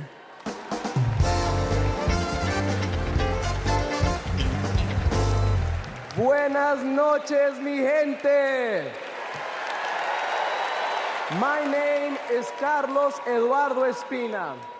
And if 2 decades ago, when my parents immigrated to College Station, Texas, you told them that one day their son would reach 14 million followers on social media, graduate law school, and speak at the Democratic National Convention, they might not believe you. But this is the United States of America, the land of opportunities where anything is possible. I know this because daily I interact with people who, like my parents, came to America to fulfill the dreams and ambitions that in their home countries were impossible. People who work hard, contribute to society, pay taxes because, yes, immigrants pay taxes, and love this country deeply. The same people Donald Trump wants you to believe are poisoning the blood of our country. This is dangerous, and it is outright anti-American. Because as Ronald Reagan, a Republican, once said, we lead the world because unique among nations, we draw our people, our strength from every country and every corner of the world. Reagan knew that welcoming immigrants is not a Democratic or a Republican value, it is an American value. To be pro-immigrant is to be pro-America. And that's why Kamala Harris understands this too. And that's why, once elected, she will reject hate and find solutions that make our nation stronger. So let's get her elected. Let's get her elected. And ensure that our country remains a beacon of freedom and opportunity for all. Thank you, God bless you, and God bless the great state of Texas.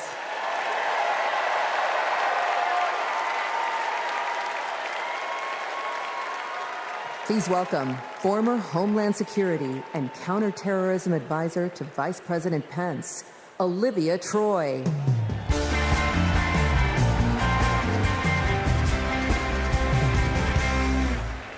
4 years ago, I resigned from the Trump administration. As a Republican who dreamed of working in the White House, it was a hard decision. But as an American, it was the right one. I saw how Donald Trump undermined our intelligence community, our military leaders, and ultimately our democratic process. Now, he's doing it again, lying and laying the groundwork to undermine this election. It's his MO. To sow doubt and division. That's what Trump wants, because it's the only way he wins. And that's what our foreign adversaries want, because it's the only way they win. As a national security expert, y como Latina, y hija de una inmigrante mexicana que realizó el sueño americano, being inside Trump's White House was terrifying. But what keeps me up at night is what will happen if he gets back there. The guardrails are gone. The few adults in the room the first time resigned or were fired. I grew up in the kind of working family that Trump pretends to care about. Conservative, Catholic, Texan. July 4th was our most sacred holiday. Those values made me a Republican. And they're the same values that make me proud to support Kamala Harris. Not because we agree on every issue, but because we agree on the most important issue: protecting our freedom.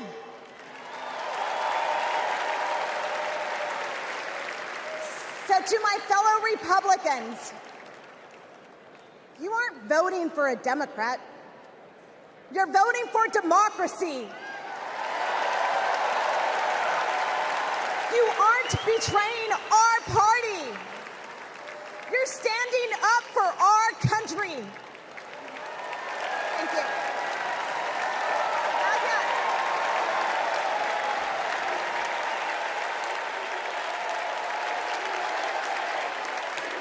Please welcome former Georgia Lieutenant Governor Jeff Duncan.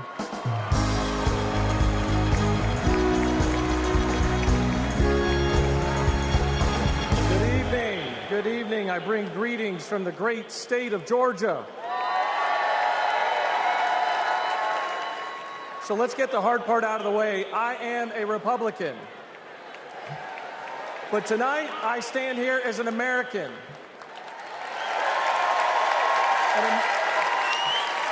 An American that cares more about the future of this country than the future of Donald Trump.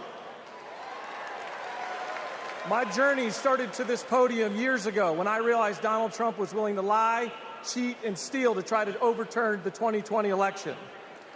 I realized Trump was a direct threat to democracy, and his actions disqualified him from ever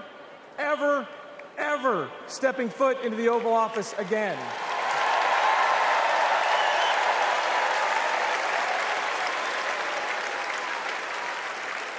I could spend my time revving up this crowd, but I'm certain I don't have to talk anybody out of voting for Donald Trump here.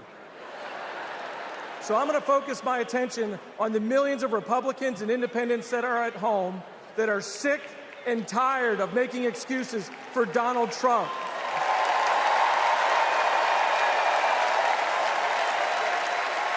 If Republicans are being intellectually honest with ourselves, our party is not civil or conservative. It's chaotic and crazy, and the only thing left to do is dump Trump.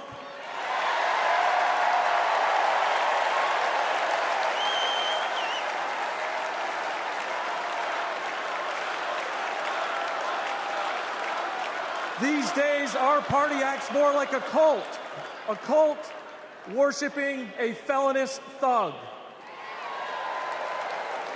Look, you don't have to agree with every policy position of Kamala Harris. I don't. But you do have to recognize her prosecutor mindset that understands right from wrong, good from evil. She's a steady hand and will bring leadership to the White House that Donald Trump could never do. Let me be clear to my Republican friends at home watching. If you vote for Kamala Harris in 2024, you're not a Democrat, you're a patriot.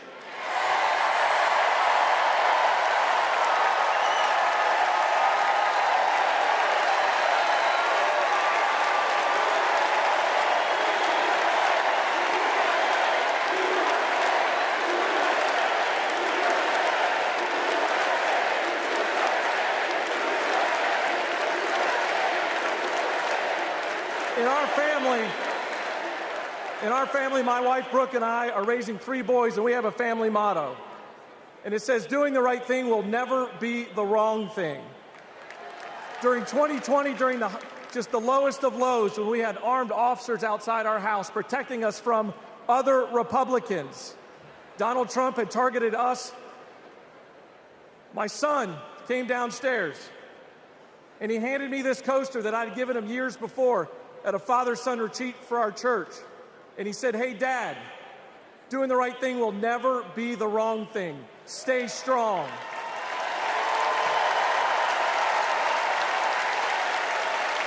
To my fellow Republicans at home that want to pivot back towards policy, empathy, and tone, you know the right thing to do.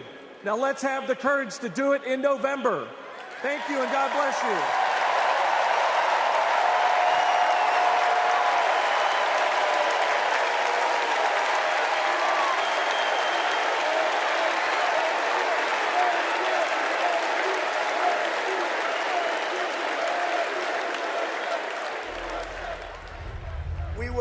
Give up. We will never concede. It doesn't happen. You don't concede when there's theft involved. And after this, we're going to walk down, and I'll be there with you. We're going to walk down to the Capitol, because you'll never take back our country with weakness. You have to show strength, and you have to be strong. It does look like we're going to have an ad hoc march stepping off here. There's a crowd surge heading east. Mike Pence, I hope you're going to stand up for the good of our Constitution and for the good of our country. And if you're not, I'm going to be very disappointed in you. I will tell you right now.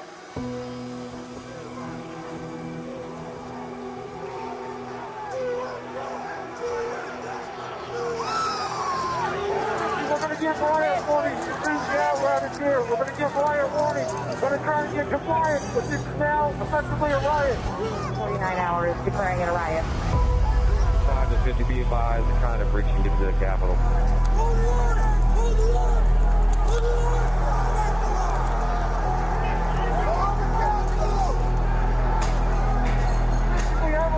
Capitol. Streets of the Capitol to the upper level. My kids didn't have the courage to do what should have been done to protect our country and our Constitution. Bring out peace. Bring out peace. Bring out peace. March forward.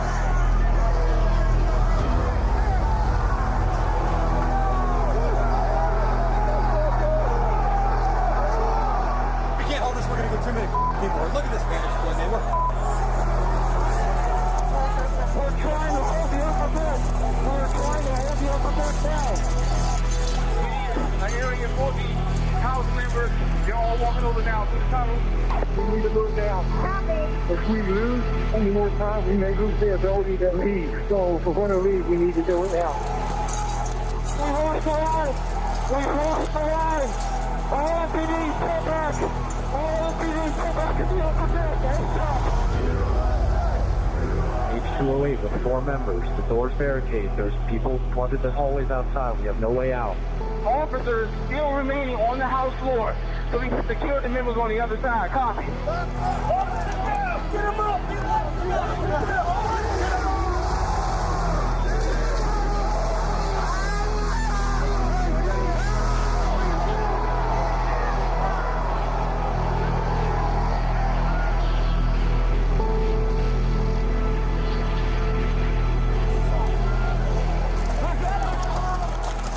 And if I win, I will be looking very, very strongly about pardons.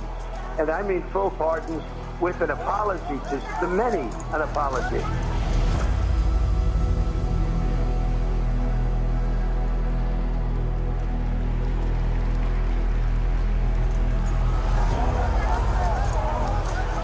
They were peaceful people. These were great people.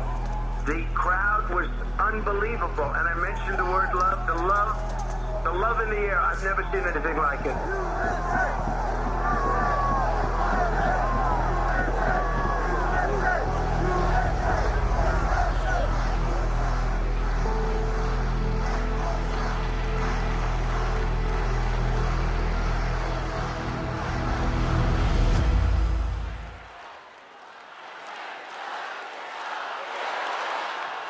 Please welcome Mississippi Representative Benny Thompson.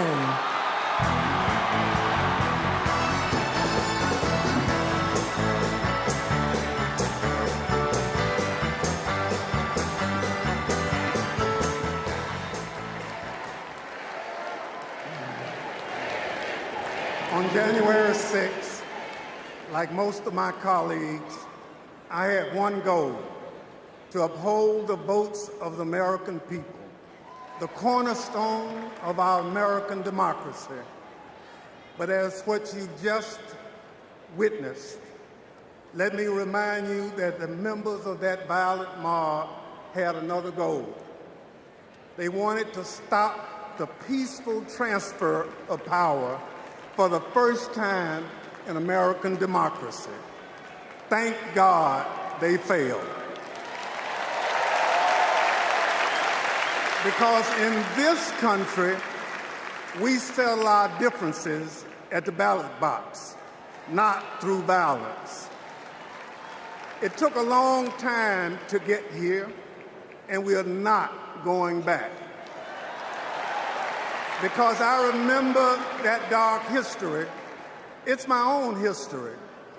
In this life, my father never cast a vote because of Jim Crow. So I dedicated my career to protecting the votes against violence and discrimination. You can imagine what I felt on January 6th when I saw with my own eyes those insurrectionists trying to take that away. They did it to rob millions of Americans of their votes. They did it because Donald Trump couldn't handle losing. He lied about the election fraud. He called his conspiracy-led mob to Washington. He would rather subvert democracy than submit to it. Now, he's plotting again. His campaign proclaims that elections won't end until the moment of inauguration. We will win or it was rigged. We win or else. This is Donald Trump's America. Elections are about choice. Choose democracy, not political violence. Choose the America we've always taught our children to love. Choose Kamala Harris.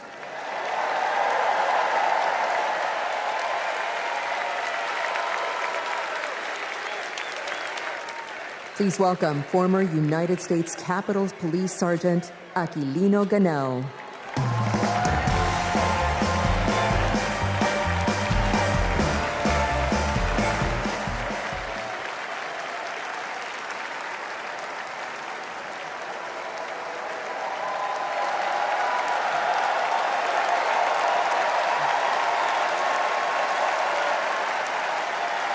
Thank you. Thank you.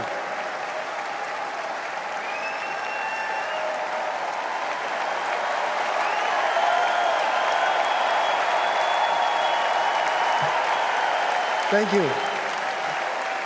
Before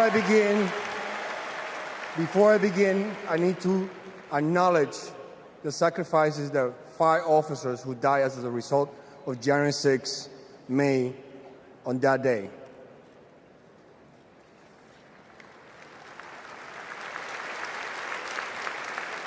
My name is Aquilino Gonell. I immigrated to the U.S. from the Dominican Republic when I was 12. I became an American citizen. I was a sergeant in the U.S. Army and a Capitol Police officer. I had seen violence while serving in Iraq, but nothing prepared me for January 6th. We officers risked everything to protect innocent people. We were beaten and blinded. I was assaulted with a pole attached to the American flag. President Trump summoned our attackers and sided with them. He betrayed us. When I joined the Army and Capitol Police, I took an oath to defend the Constitution. I did so with duty in my soul, and I still feel it. To Donald Trump, I asked, why don't you?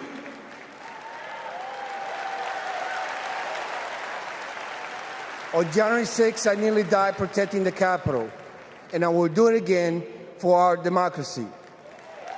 The way to preserve it is to elect Kamala Harris, our first female commander-in-chief.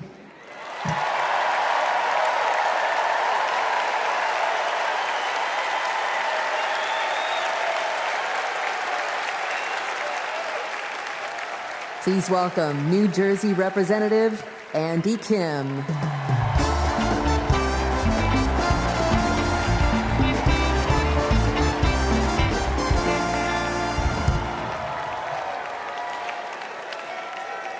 When I was a kid, my parents brought me to the Capitol. They taught me that it's sacred ground, a symbol of our democracy. When I got to Congress, I was excited to bring my little boys to the same beautiful building. I asked them, do you like the Capitol? And my oldest son, Austin, said, I love the Capitol, and lowercase too. They are so sweet. But shortly after, we saw something unimaginable. A mob tearing down flags, assaulting police officers. That night, I walked into the rotunda. The floor was covered in broken glass and garbage, strewn with the chaos unleashed by Donald Trump. And I thought to myself, how did it get this bad? So I did the only thing I could think of. I grabbed the trash bag and started cleaning up.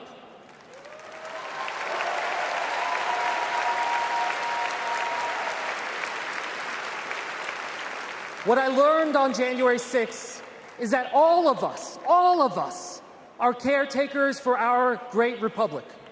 We can heal this country, but only if we try. Many of you are doing your part through your voices and your votes. Always remember, this chaos that we see, it doesn't have to be this way. As a father, I refuse to believe that our kids are doomed to grow up in a broken America. There is a hunger right now in this country for a new generation of leadership to step up. Let's choose Kamala Harris and Tim Walz. Let's do this for our kids and our grandkids. Thank you.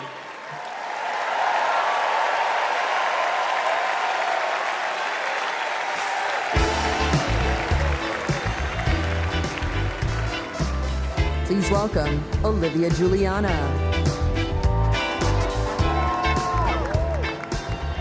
Hello from a proud Texas Democrat. This November, I'll cast my first vote in a presidential election ever. The fact is, our right to vote is under attack. I've seen it. Long wait lines. People blocked from registering to vote. Texans denied our voice. Donald Trump's Republicans are making it harder for us to vote. But we won't let them get away with it. And Kamala Harris won't let them get away with it either. She's fought for our freedoms. She's fought for our voice. But we will only be heard if we vote. As the saying goes, if you're not at the table, you're on the menu. So Gen Z, let's take our seat in our democracy and cast our ballots this November for Kamala Harris and Tim Walz. And now, ladies and gentlemen, American icon Stevie Wonder.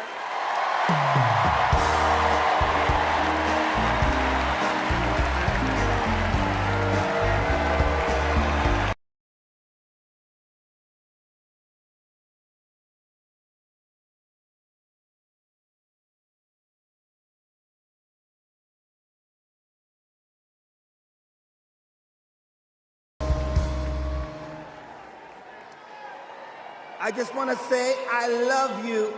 I love you.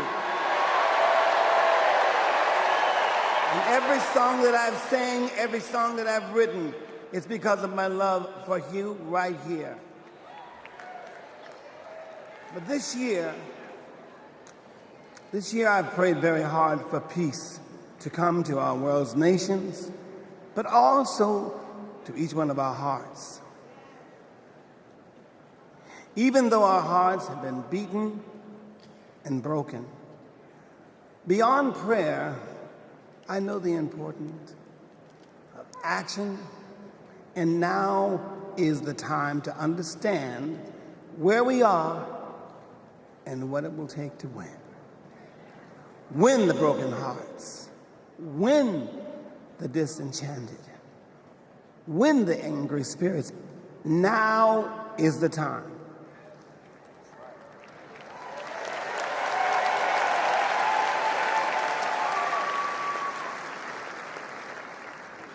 This is the moment to remember when you tell your children where you were and what you did. As we stand between history's pain and tomorrow's promises, we must choose courage over complacency.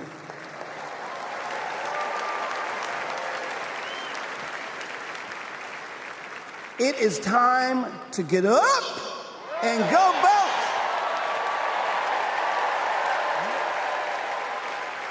Listen, the choice is clear, clearer than anyone else is saying.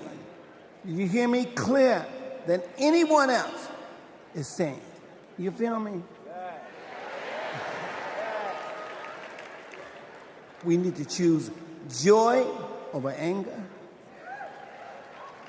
kindness over recrimination, and peace over war. Every time.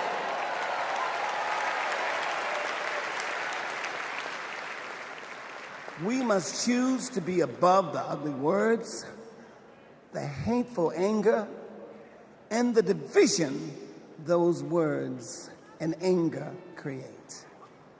We must keep on keeping on until we truly are a united people of these United States. And then we will reach our higher ground. Are y'all ready? Are y'all ready to reach a higher ground? Are you ready to reach a higher ground? Tell me. I want to hear you again. Are you ready? Are we ready? Because you know we need Kamala Harris. Yes, we do. And we need a great man, as we do have, as a future vice president. You know that. So you know what? I'm depending on you to do, as Spike Lee would say, the right thing.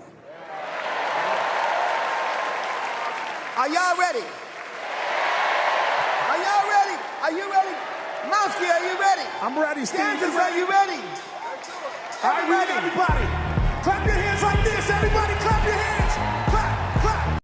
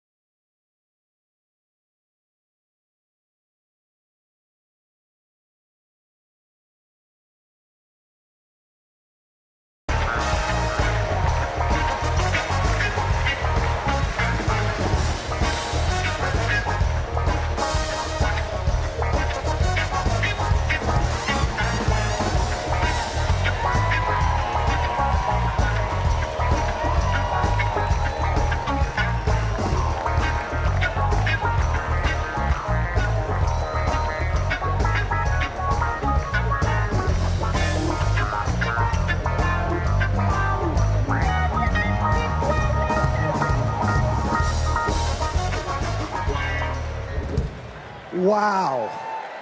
Wow. Wow. I couldn't see the rest of y'all, but from back, Nebraska was getting down. Stevie's song is powerful, but so was his words. He said courage over complacency. He gave us a call in his remarks. But now I got to tell you, the party is going to keep going. We're just getting started, y'all. And this is a segment that I am very, very excited about, because it might be Wednesday night and we might be in Chicago, but it's starting to feel like something I've wanted to say my whole life. Live from New York, it's Saturday night. Please welcome Kenan Thompson.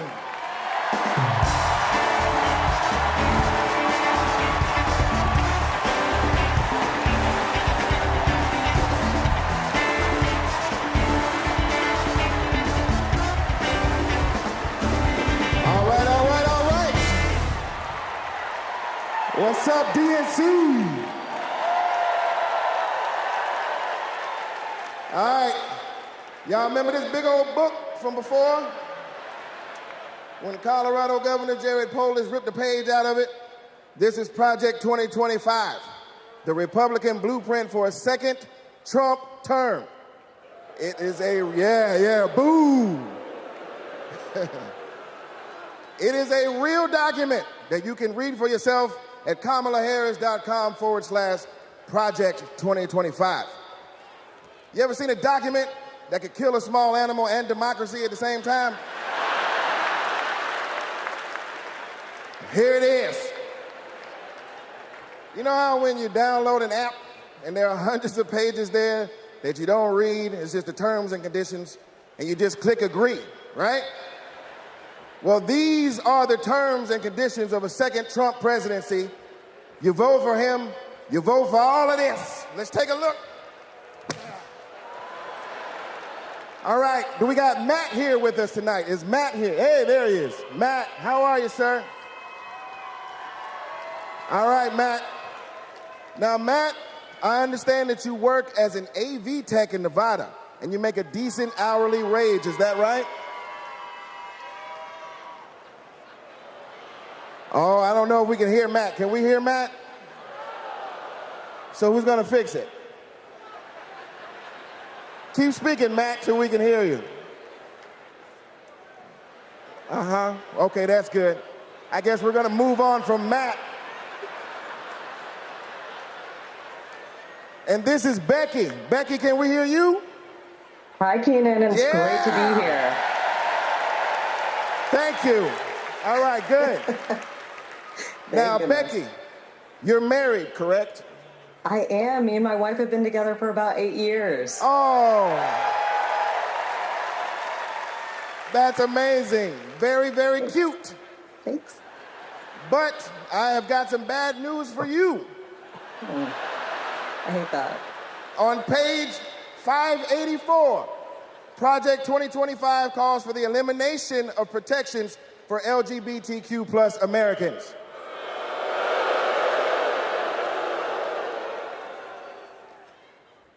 So yeah, right back to the Stone Age. I'm afraid so. Right back to the Stone Age. That's terrible. Yeah, it is. Thank you, Becky, for being here and making that wonderful point. All right, next up, we have Nirvana. Nirvana, are you with us? And your people are with us as well? All right, good. Now, Nirvana, I understand that you are on insulin to manage your diabetes, yes? Yes, and thanks to President Biden and Vice President Harris, I only pay $35 a month for my insulin. That is great. That is great. But on page 465, Project 2025 calls for millions of people like yourself to pay more for prescription drugs like insulin. Why? Why? Well, I guess maybe to help Big Pharma make more money that they can donate to Republican politicians, I assume. Yeah, that makes sense. Yes, unfortunately, it does make sense. All right, let's talk to Anita. Anita, are you there? Yes. Hello, Anita. Hello. And Anita, what do you do for a living? I'm an OBGYN who delivers babies and does surgery. An OBGYN. She is an OBGYN that delivers babies. Uh-oh. Uh-oh, yeah. It's bad news, isn't it? It sure is.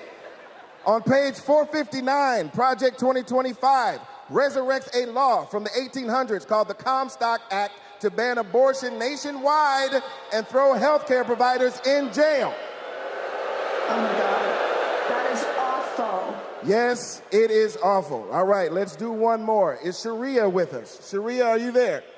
Hey, Keenan, I'm here. Yes, Sharia, I love it. All right, let's talk to you. I understand that you work for the federal government? Yes, sir. I'm in the United States Department of Education. I'm a proud civil servant and a proud union president. She works for the Department of Education and she's a proud civil servant. Well, unfortunately for you, on page 78, Project 2025 calls for President Trump to purge the civil service of everyone who isn't a MAGA loyalist. Are you a MAGA loyalist? Now, Keenan, absolutely not. I'm just asking. I mean, you might as well be, because also page 319 calls for the complete elimination of the Department of Education. There's a bunch of stuff in here, but that's all we have time for at the moment.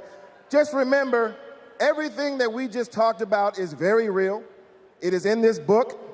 You can read it online at kamalaharris.com/Project 2025. And most importantly, you can stop it from ever happening by electing Kamala Harris as the next president of the United States.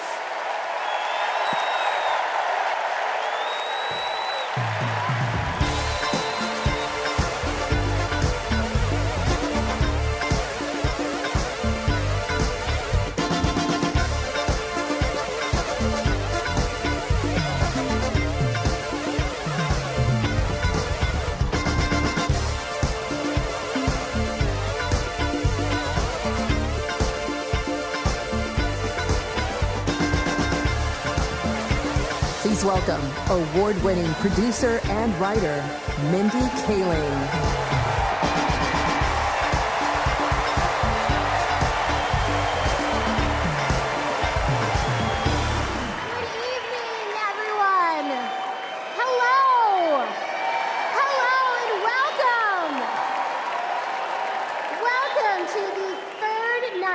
Of the Democratic National Convention. My name is Mindy Kaling.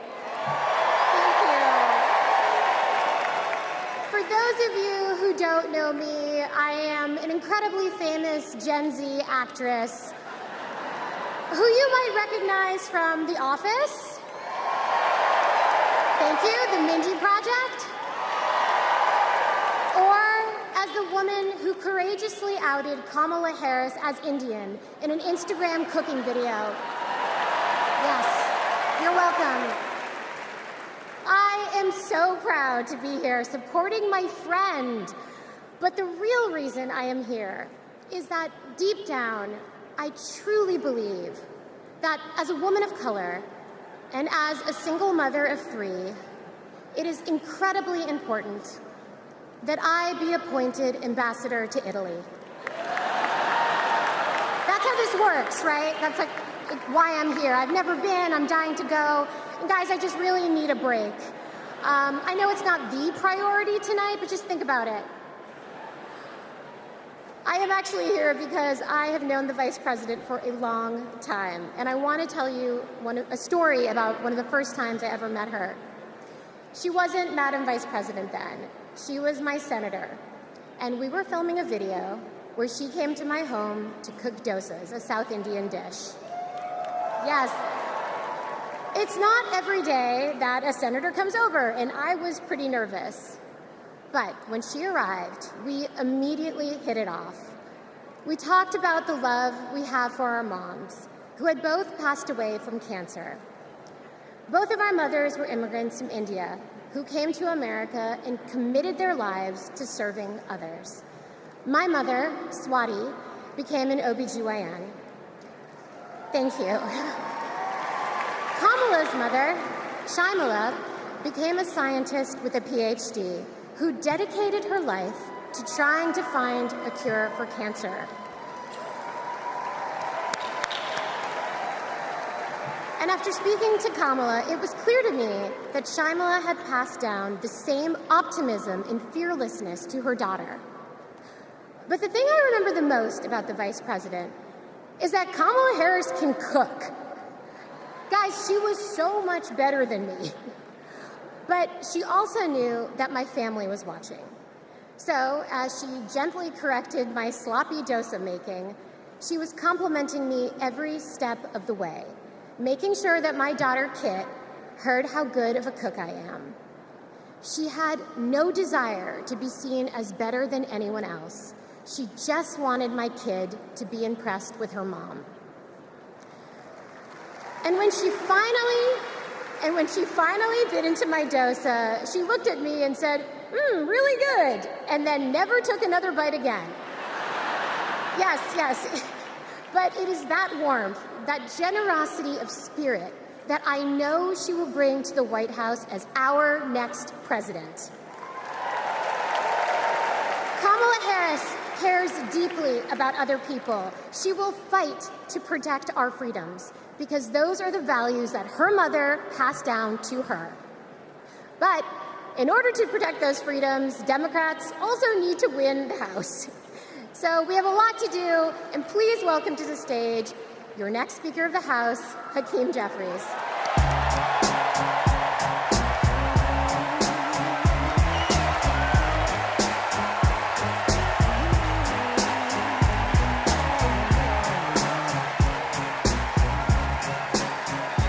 Good evening, Democrats. It's a high honor and a distinct privilege as a Brooklynite, New Yorker, and as an American to stand before you today and unequivocally express my support for Kamala Harris and Tim Walz to be the next president and vice president of the United States of America. Over the last few years, House Democrats have been hard at work, and we could not have asked for a better leader to partner with than President Joseph Robinette Biden, who will go down as one of the most consequential presidents of all time. Last month, President Biden selflessly passed the torch to Vice President Kamala Harris, who is ready, willing, and able to fight for the people. Kamala Harris is a courageous leader, a compassionate leader, and a common sense leader who will deliver real results for everyday Americans. Kamala Harris is fighting for our freedom. Kamala Harris is fighting for our families. Kamala Harris is fighting for our future. Together, let's make Kamala Harris the 47th President of the United States of America.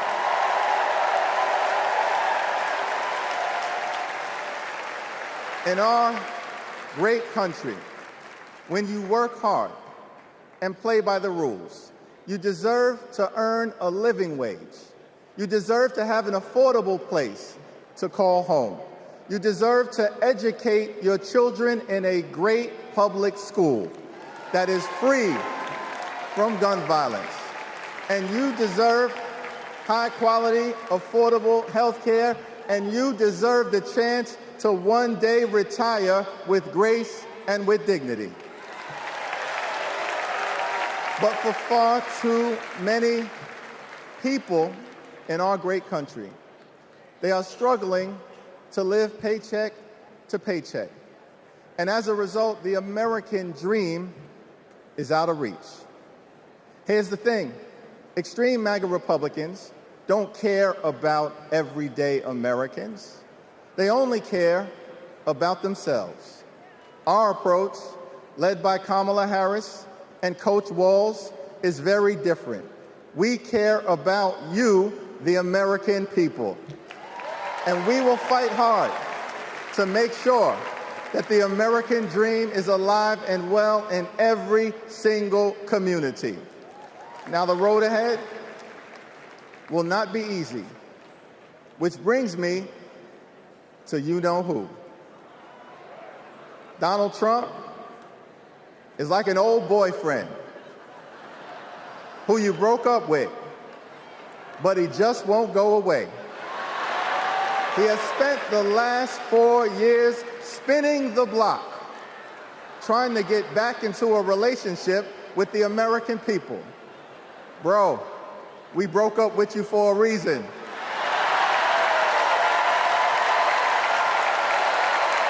Trump was the mastermind of the GOP tax scam, where 83% of the benefits went to the wealthiest 1% in America. Trump failed our country during the COVID-19 pandemic.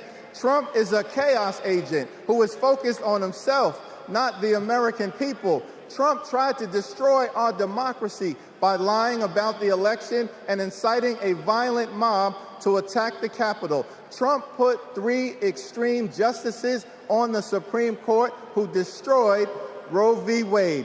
We broke up with you for a reason. Donald Trump can spin the block all he wants, but there's no reason for us to ever get back together. Been there, done that, we're not going back.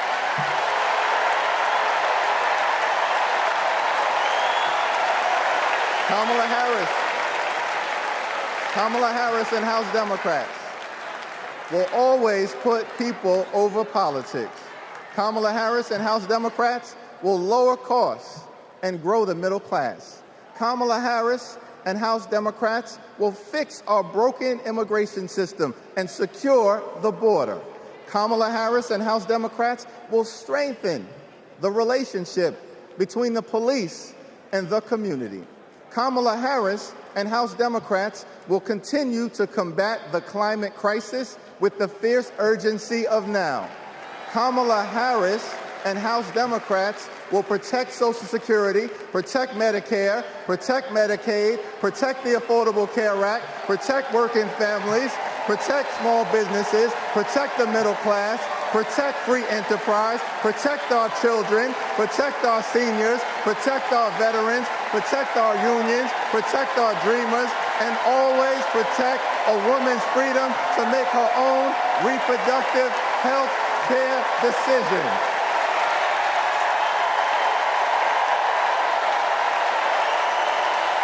The extreme MAGA Republicans want to divide us. But the Constitution promises equal protection under the law. We are one nation, under God, indivisible, with liberty and justice for all. Together, let's build a brighter future for our children and our grandchildren. In the Old Testament, book of Psalms, the scripture tells us that weeping may endure during the long night, but joy will come in the morning. Here's how we do it. Strategize on Sunday. Meet the moment on Monday. Take it to them on Tuesday. Work it out on Wednesday. Thank the Lord on Thursday. Fight the power on Friday. Set it off on Saturday. Get a few hours of sleep, wake up the next day, and do it all over again until joy comes in the morning.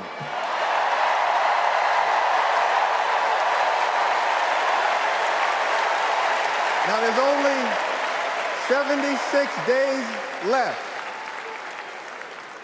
There are only 76 days left We must continue to speak up.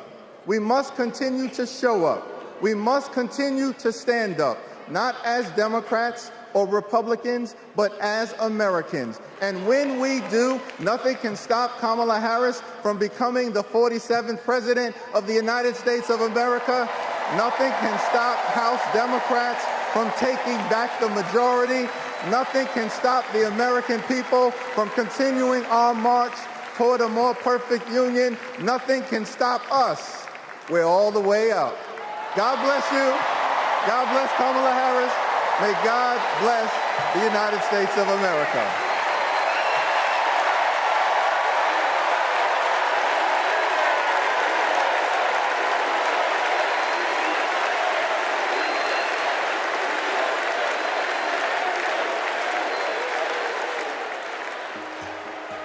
You want to go outside tonight? Yeah. Want to go put your shoes on? Yes. Let's go outside. Ruby is 2 years old. I'm starting to think, will she be another worker like her dad? I hate to break it to you, but I'm not a billionaire. Donald Trump talked a big game about bringing jobs back to America, but it was all talk. Like Foxconn.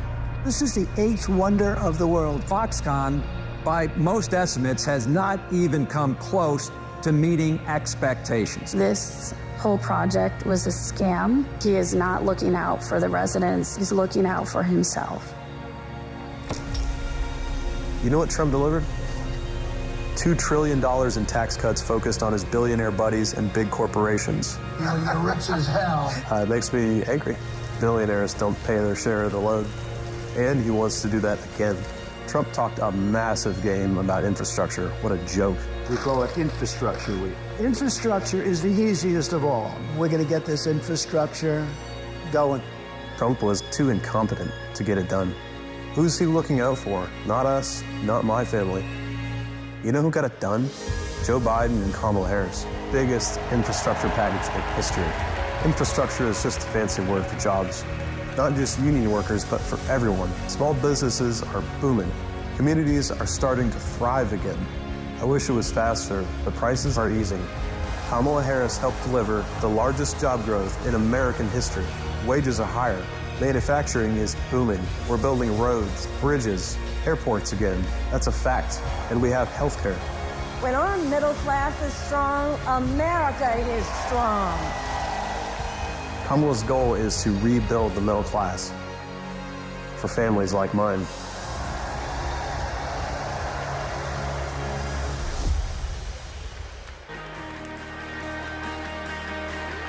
Please welcome the 42nd President of the United States, Bill Clinton.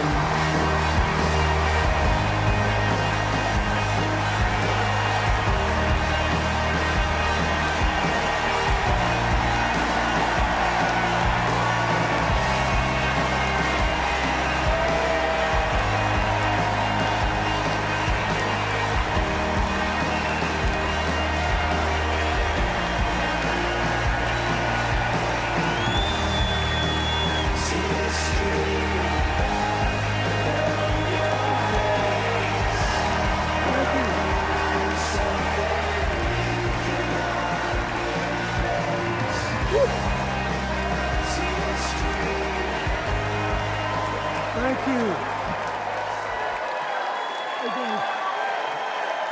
Thank you. Whoa.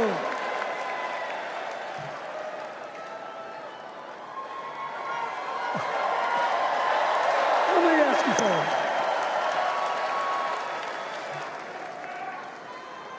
After the last 2 days, aren't you proud to be a Democrat? And I am very grateful to the Republicans and independents that have joined us, have been up here on the stage. And I hope they feel better about it now. Because I've seen all these things that even I have to be reminded of from time to time when I get my spirits down. I love seeing the Obamas here. I love seeing President Biden. And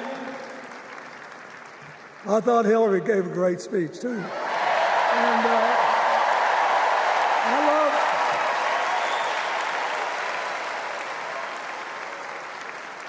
But I love seeing all these young leaders. A bunch of them are coming up after me. They look better, they sound better, and they'll be exciting. I do want to say one word about President Biden. Remember, he had an improbable turn that made him president. And we were in the middle of a pandemic and an economic crash. He healed our sick and put the rest of us back to work. And he strengthened our alliances for peace and security. He stood up for Ukraine. He's trying desperately to get a ceasefire in the Middle East.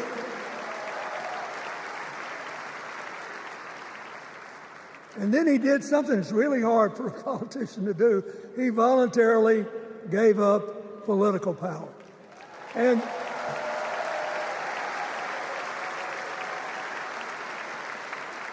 George Washington knew that, and he did it. And he set the standard for us serving 2 terms before it was mandatory. It helped his legacy, and it will enhance Joe Biden's legacy. And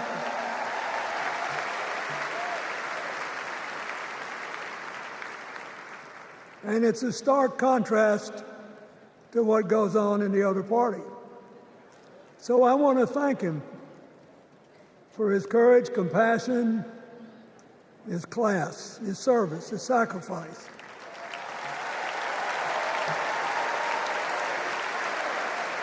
Joe Biden, thank you. And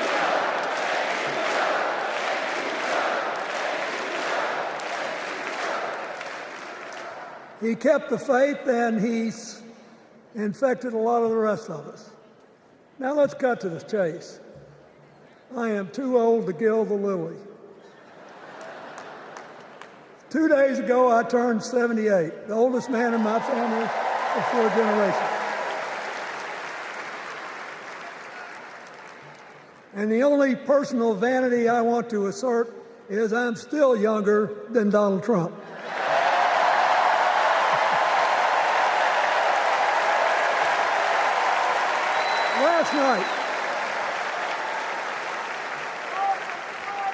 Last night, in what I thought was a very moving series of episodes, we nominated Kamala Harris and Tim Walz.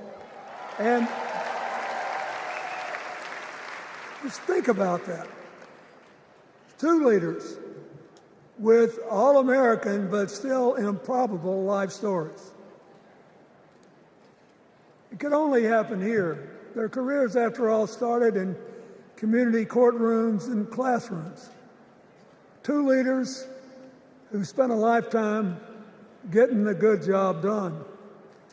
Now, one of the things that I've noticed over my increasingly long life is that a presidential election is unique in several ways. First of all, it's the greatest job interview for the greatest job in the world. Secondly, the Constitution says we, the people, get to do the hiring. And the third thing is that every 4 years, we get to change the requirements for the job. So here's what I'm thinking, because I try to apply this in every election. Will this president take us backward or forward? Will this president give our kids a brighter future? Depends. Will this president bring us together or tear us apart? Will the president increase the peace, security, and stability and freedom that we enjoy and extend it to others as we can. We, the people, we have to make a decision about these kind of questions. And every 4 years, it's a little different because the people come at the candidates, and they say, as they're saying now, here are our problems, solve them. Here are our opportunities, seize them. Here are our fears, ease them. Here are our dreams, help them come true.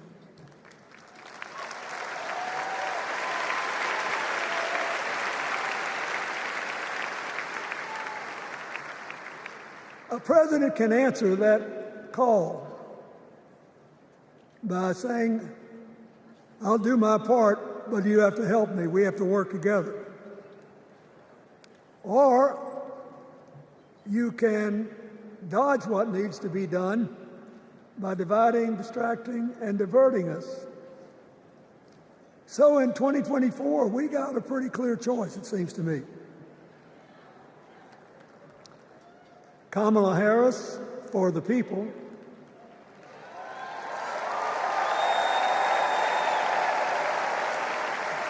and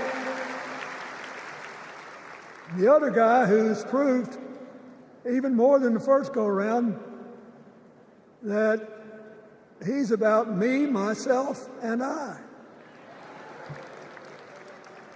I know which one I like better for our country.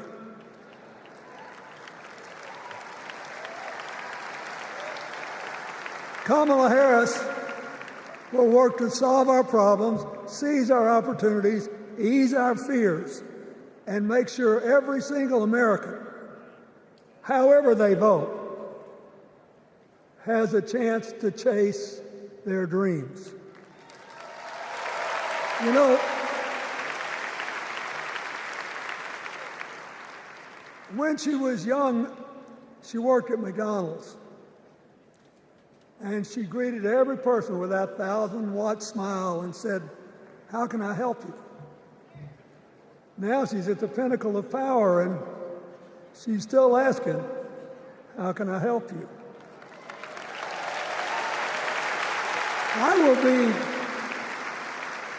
I'll be so happy when she actually enters the White House as president, because she will break my record as the president who spent the most time at McDonald's.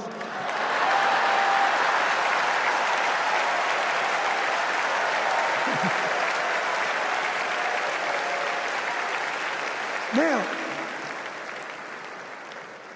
but we got an election to win. And remember, we've got a guy that's pretty good at what he does. Donald Trump has been a paragon of consistency. He's still dividing, he's still blaming, he's still belittling other people. He creates chaos, and then he sort of curates it as if it were precious art.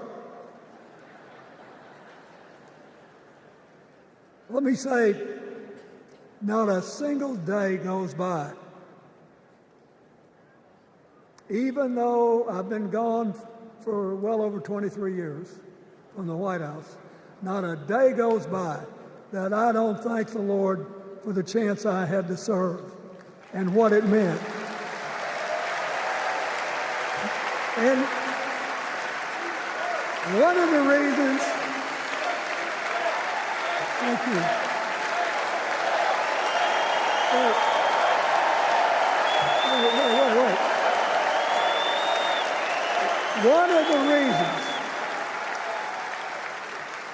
One of the reasons I love the job so much is that in the toughest times, even on the darkest days, if you tried hard enough, there was always something good you could do for somebody else. Now,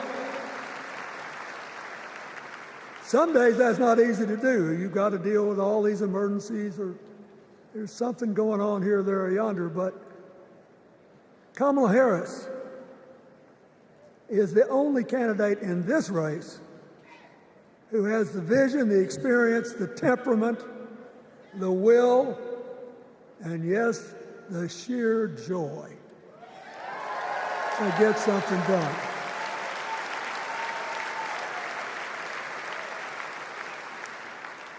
I mean, look, what does her opponent do with his voice? He mostly talks about himself, right? So the next time you hear him, don't count the lies. Count the eyes.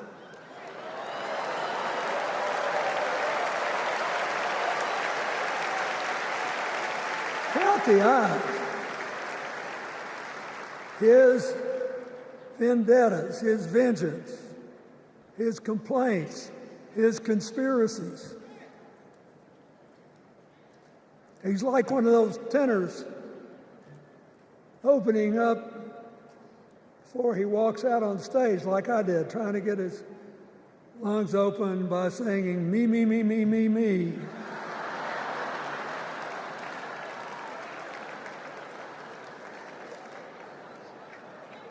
When Kamala Harris is president, every day will begin with you, you, you, you.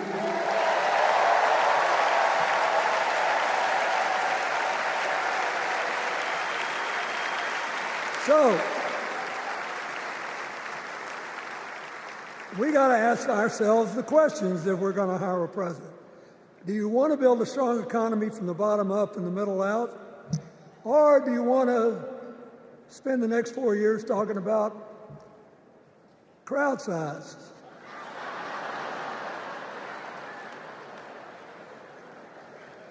You're going to have a hard time believing this, but so help me, I triple-checked it. Since the end of the Cold War in 1989, America has created about 51 million new jobs. I swear I checked this 3 times. Even I couldn't believe it. What's the score? Democrats 50, Republicans 1.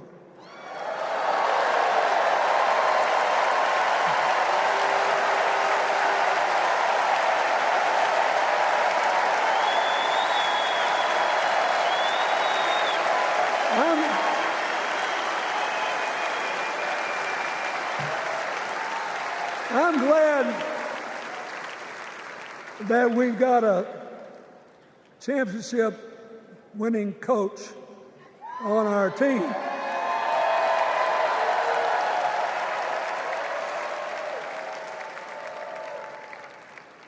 But even the most limited of us in what we know about football or any other sport knows that if you're got 50 and the other side's got 1, you're ahead.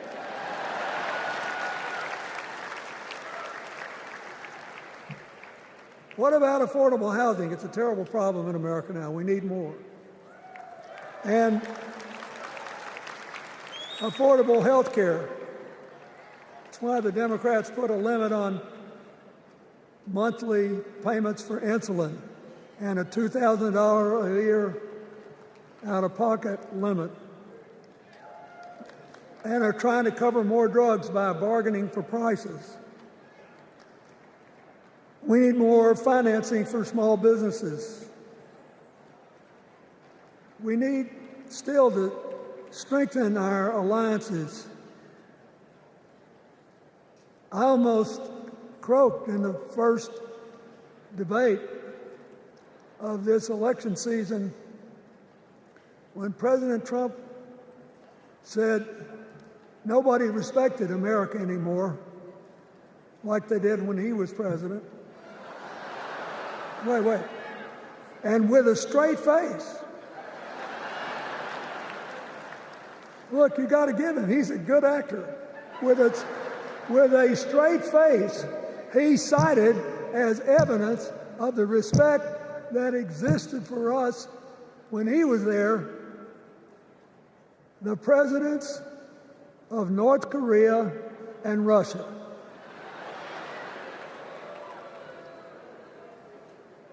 I'd rather have the people who respect us now.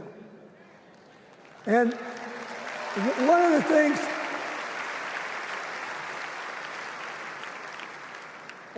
is when you send a signal to the other countries, you want them to know, whether they agree with you or not, at least that you're on the level, that here's where you are and what you believe. What are they supposed to make to these endless tributes to the late, great Hannibal Lecter?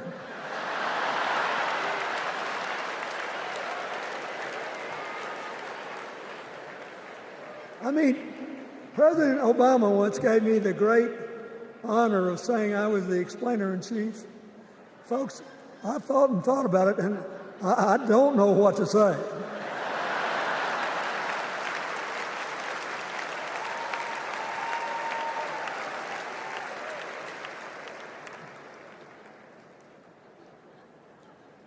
Like Hakeem Jeffries, I too want an America that's more joyful, more inclusive, more future-focused. Just think what a burden it's been on us to get up day after day after day after day, buried in meaningless hot rhetoric, when there's so many opportunities out there, so many problems that need to be solved. I want that. And that's the America Kamala Harris will lead. And she's already made her first presidential decision, and she knocked it out of the park when she asked Governor Tim Walz to be her nominee for vice president.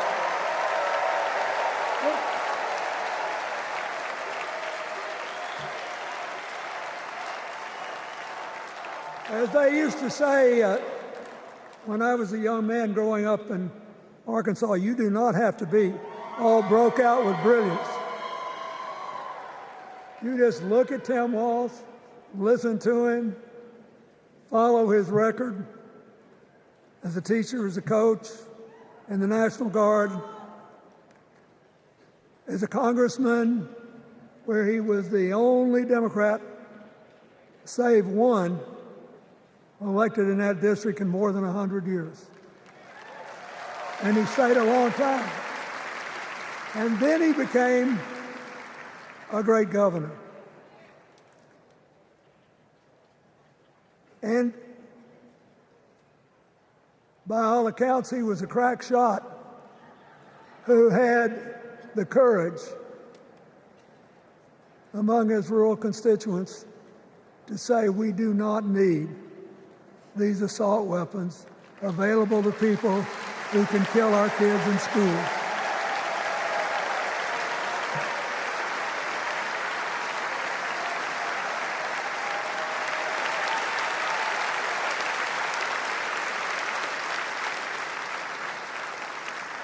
So, armed with her first decision, Kamala Harris confronts an interesting dilemma. We're going to walk out of here feeling pretty good, I think. We've got energy, we are happy, we feel like a load's off our shoulders. And we know we're just being asked to fight the same fight that the forces of progress have had to fight for 250 years.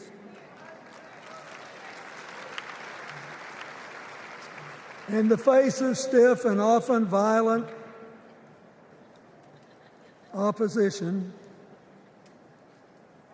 we have to find a way to go forward together, where we the people make our union more perfect. So, that's a good thing. How could we possibly lose? Kamala Harris has fought for kids her whole life that were left out and left behind. She's taken on gangs trafficking across the border. She's fought to protect the rights of homeowners. She's been our leader in the fight for reproductive freedoms, and we know a majority of the American people are with us on that.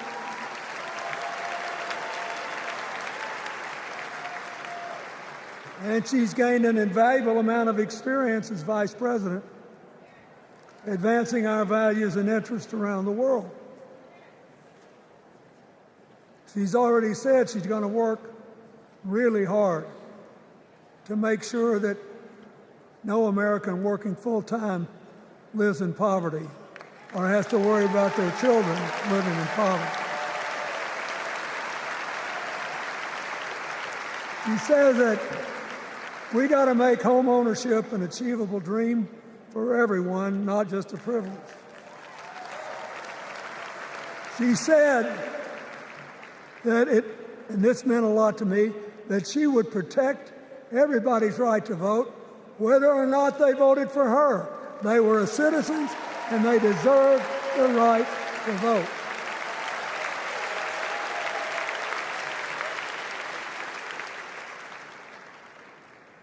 The other day, her opponent implied that as his people voted one more time, they'd be able to rig it from now on and they wouldn't have to vote again.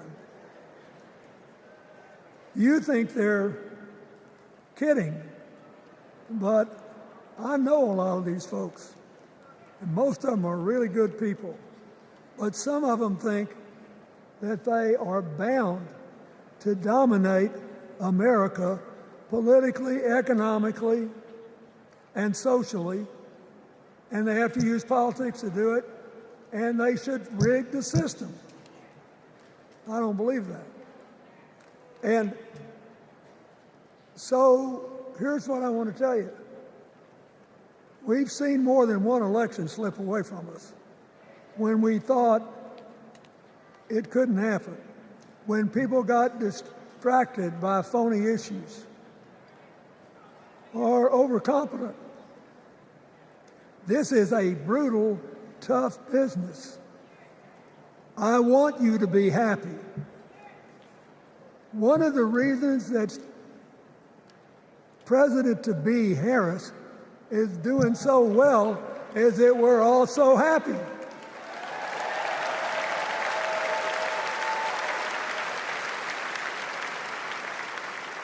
But you should never underestimate your adversary. And these people are really good at distracting us, at triggering doubt, at triggering buyer's remorse. As the Obama said so eloquently last night, they are human, you know. They're bound to make a mistake now and then. We got to be tough. And so, as somebody who spends a lot of time in small towns and rural areas in New York and Arkansas and other places, I urge you to talk to all your neighbors. I urge you to meet people where they are. I urge you not to demean them, but not to pretend you don't disagree with them if you do. Treat them with respect, just the way you'd like them to treat you.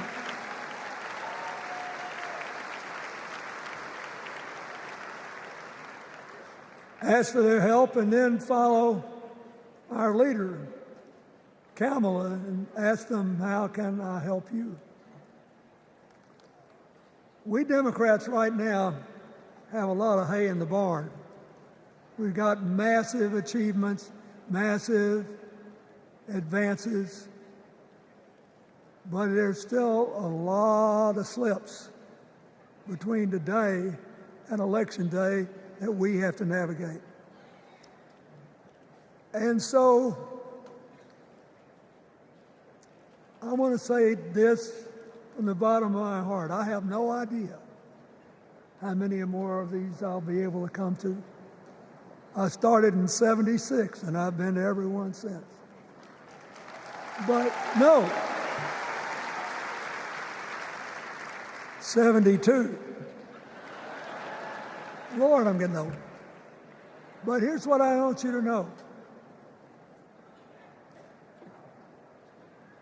If you vote for this team, if you can get them elected and let them bring in this breath of fresh air, You will be proud of it for the rest of your life. Your children will be proud of it. Your grandchildren will be proud of it.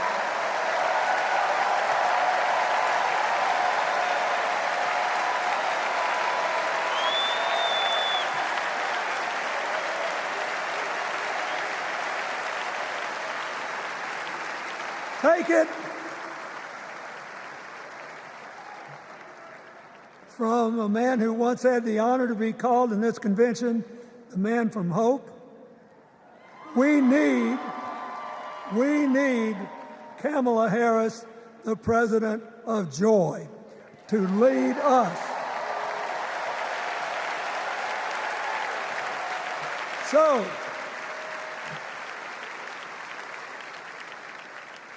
I'll be doing my part, you do yours. I'll see you when we're making a real joyful noise when the votes are counted. God bless you, and God bless America.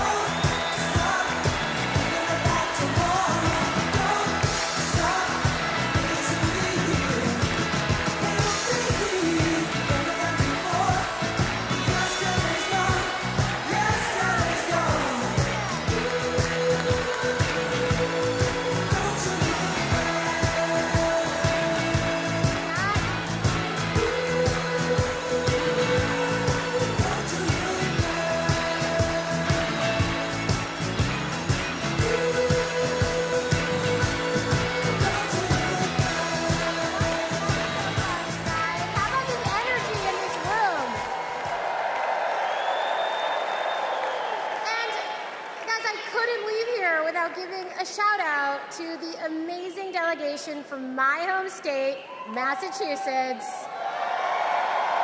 I love you, Massachusetts. Everyone is always hating on us, but they just don't get it. Go Sox. Go Jason Tatum. Ben Affleck, hang in there. Dunkin' Donuts is the best coffee in the world. Okay. Our next speaker needs no introduction. She was the first woman to ever serve as Speaker of the House. Yes, you know what's coming. This woman was doing Brat before Brat was Brat. The mother of dragons. Please welcome Nancy Pelosi.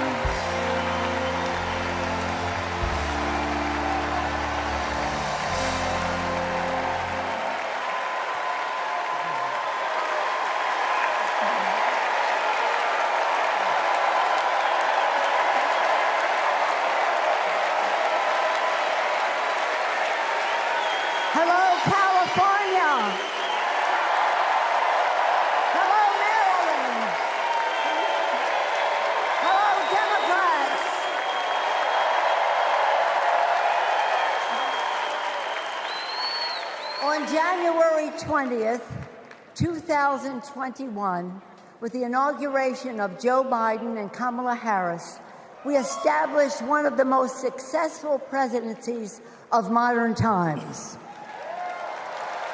And we quickly proved that Democrats deliver.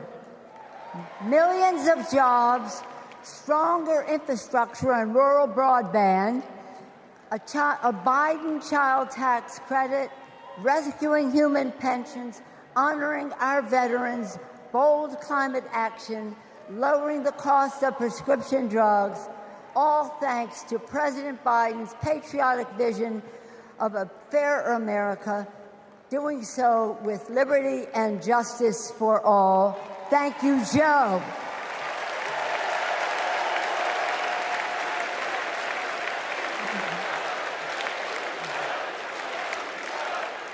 And I know that Vice President Harris is ready to take us to new heights. I've known Kamala Harris for decades. Personally, I know her a person of deep faith, which is reflected in her community care and service. Officially, she is a leader of strength and wisdom and eloquence on policy, most recently demonstrated fighting for women's right to choose. Politically, she is astute and strategic in winning difficult elections, quickly securing the nomination with dignity and grace, and choosing Tim Walz as our vice president. I had the honor of serving with Tim for 12 years in the Congress. He united Democrats, Republicans, and independents to turn a red district blue. He showed courage when he came to Congress in voting for the Affordable Care Act, meeting the needs of his constituents despite Republicans' lies and misrepresentation. When he went home, won the election, he returned to Congress. He fought for our Americans' heroes as the Democratic leader of the Veterans Affairs Committee. Thank you, Tim.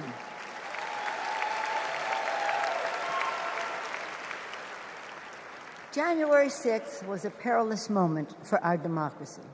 Never before had a president of the United States so brazenly assaulted the bedrock of our democracy, so gleefully embraced political violence, so willfully betrayed his oath of office.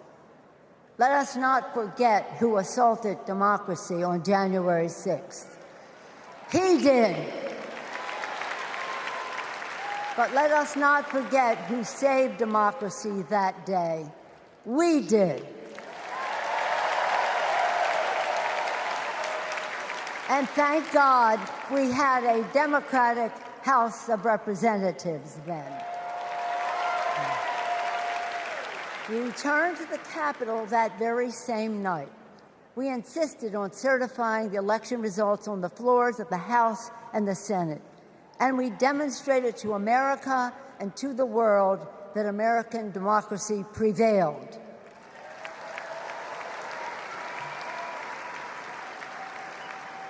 The parable of January 6th reminds us that our democracy is only as strong as the courage and commitment of those entrusted with its care. And we must choose leaders who believe in free and fair elections, who respect the peaceful transfer of power. The choice couldn't be clearer. Those leaders are Vice President Harris and Governor Walz.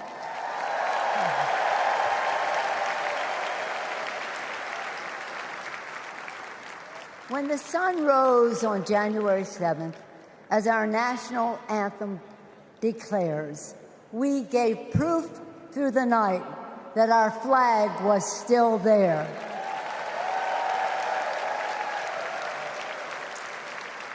Now, in this election, we are called upon to do the same, to stand together, to reject autocracy, to choose democracy, and we will do so by electing a Democratic House with Hakeem Jeffries as Speaker of the House,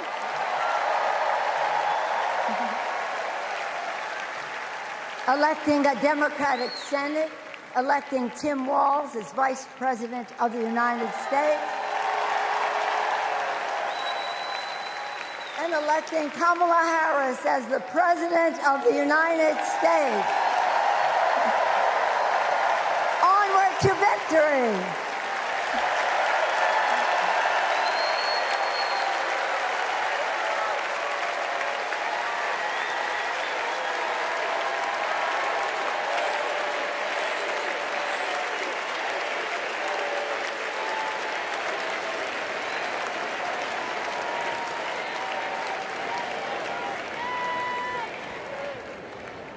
Please welcome Alexander Hudlin, Jasper Emhoff, and Arden Emhoff.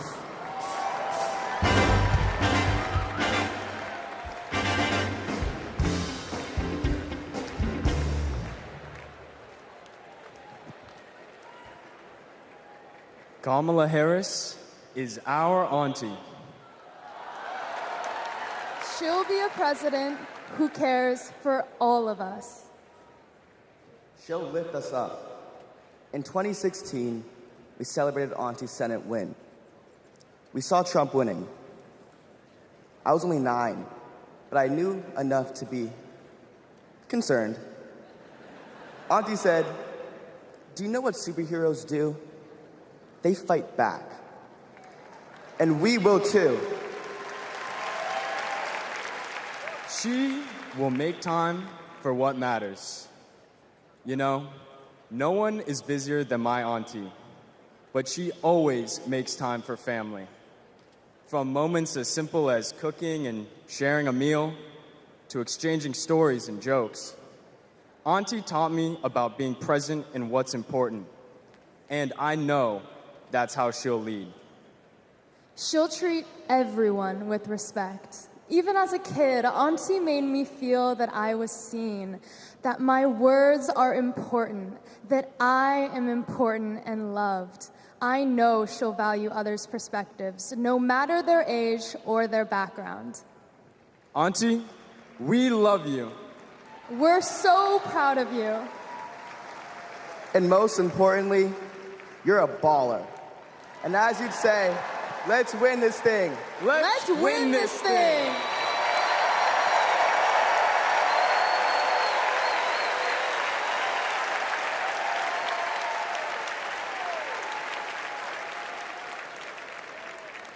Please welcome nominee for U.S. Congress in California, Latifah Simon.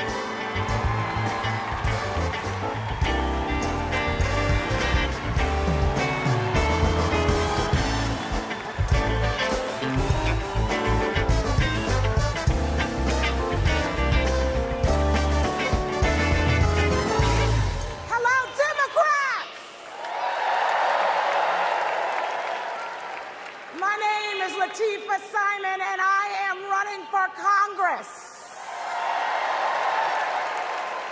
And I'm here tonight to tell you all about the Kamala Harris that I know. I'm gonna tell you. When Kamala Harris was the district attorney in San Francisco, California, I was a teen mother running an organization working to end sex trafficking among beautiful young women and girls, to build the self-determination and power among those girls. And Kamala learned about the work that I was doing, and she asked me to join her team. And I joined her team. She saw my potential, my commitment, and the good work that we could do together. And I saw her. I saw Kamala Harris holding the hands of sexual assault survivors. I saw scores of mothers who lost their babies to gun violence, lining up day after day at the courthouse, waiting only to speak to Kamala because they knew that she would hear them, that she would truly see them, because there's something about Kamala Harris. For those who know her, you know.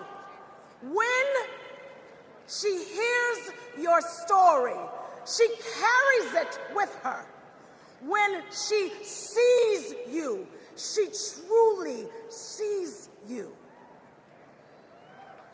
She truly sees you. She is the best among us. After working with Kamala Harris day in and day out for 5 years to create programs that supported young people to get out of the criminal justice system once and for all, with good jobs, with opportunity. She wanted to get to the root cause of a broken criminal justice system. I saw her chip away. She came early and she left late every single day because, you know, like those mothers, like those sexual assault survivors, when she goes into that Oval Office, when she goes into that Oval Office, I guarantee you she will take all of us with her. All of us. The single mothers, the disabled veterans, the low-income folks who are dying to survive, the immigrants who are trying to work towards the promise of America. She will take us all. The farm workers, she will take us all with her. All of us. That is the Kamala Harris that I know so deeply. That is the Kamala Harris that I love. A woman of the people. A woman, a fierce woman for the people. Good night, Democrats.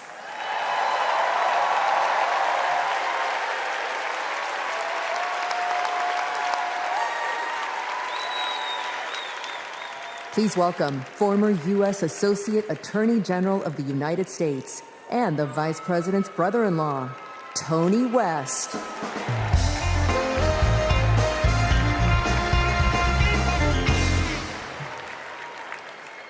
35 years ago, in my first week at law school, I met a new classmate, Maya Harris. We became best friends, but the way Kamala tells the story, we'd already fallen in love by graduation day. And when Maya and I married, I not only gained a life partner I love, a daughter I adore, and a mother-in-law I revered, someone I affectionately called Mother Harris, I also gained a sister I cherish, Kamala. Now, Maya, Kamala, and I each pursued different legal careers, but we were motivated by the same values: a belief in equal opportunity, a yearning for fairness, a passion for justice. Values Mother Harris taught those two little girls, values that powered Kamala's public service from the very beginning. You know, one of Kamala's very first cases in the district attorney's office, it involved a woman, an innocent woman, wrongfully arrested in a police raid. It was a Friday afternoon, and the courthouse was shutting down for the weekend. And look, most prosecutors, they would have gone home and dealt with the matter the following Monday. But not Kamala. You see, my sister-in-law knew that if the judge didn't see this woman that afternoon, she'd spend the entire weekend in jail. And Kamala, she wondered, does this woman work weekends? Would she lose her job? Does she have young kids at home? Who'd feed those kids? So Kamala pleaded for the judge to return to the bench and to hear the matter. And the judge agreed. And within minutes, that woman was released back to her family that night. Now, it may seem small, but that's what it means to stand up for justice. That's what it means to stand for the people. And as Kamala says, when you know what you stand for, you know what to fight for. And look, believe me when I tell you, as a sister, a daughter, an auntie, and a mother, I've seen Kamala fight for her family. As district attorney, attorney general, U.S. Senator and Vice President of the United States, I have watched her fight in the halls of power for those who have no voice there. And as president, I know she'll fight for you. She'll fight for all of us. Because, friends, when Kamala fights, we win. Thank you. God bless you.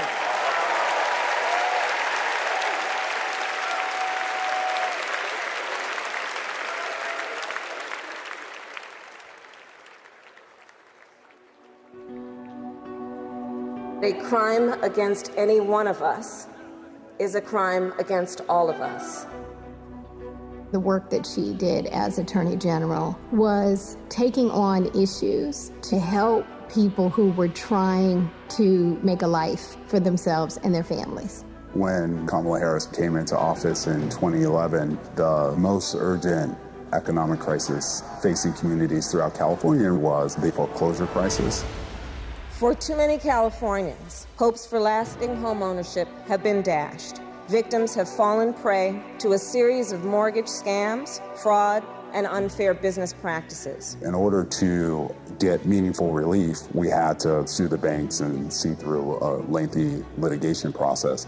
When Kamala was sitting at the table negotiating, it wasn't just about the money, it was about real people.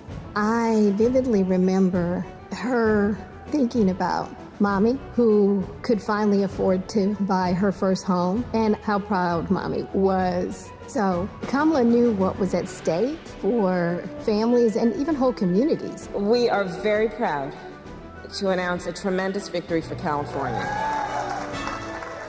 She truly believes that every single person, every American is worthy of the promise and the prosperity of this country. And every time Kamala has run for a bigger office, it's because she believes that she can have a bigger impact. We are making a commitment tonight with this celebration of this Senate race to bring our country together.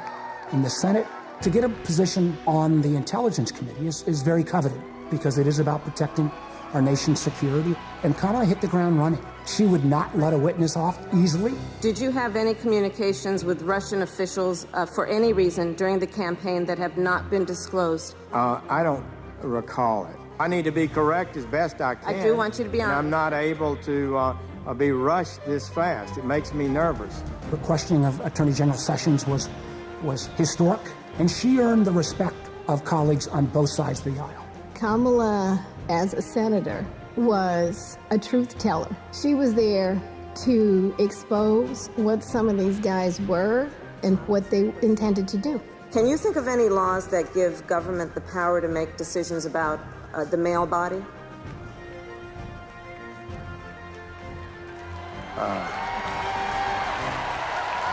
I'm not thinking of any right now, Senator. They didn't know what hit them.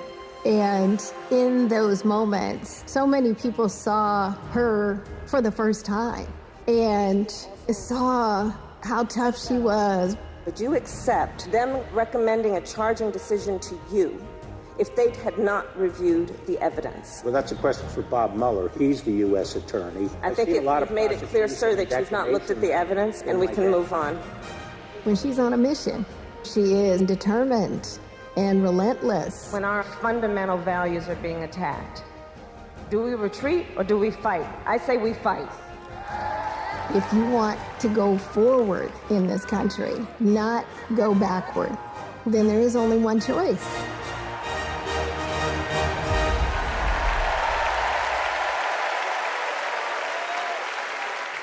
Please welcome Nevada Senator Catherine Cortez Masto.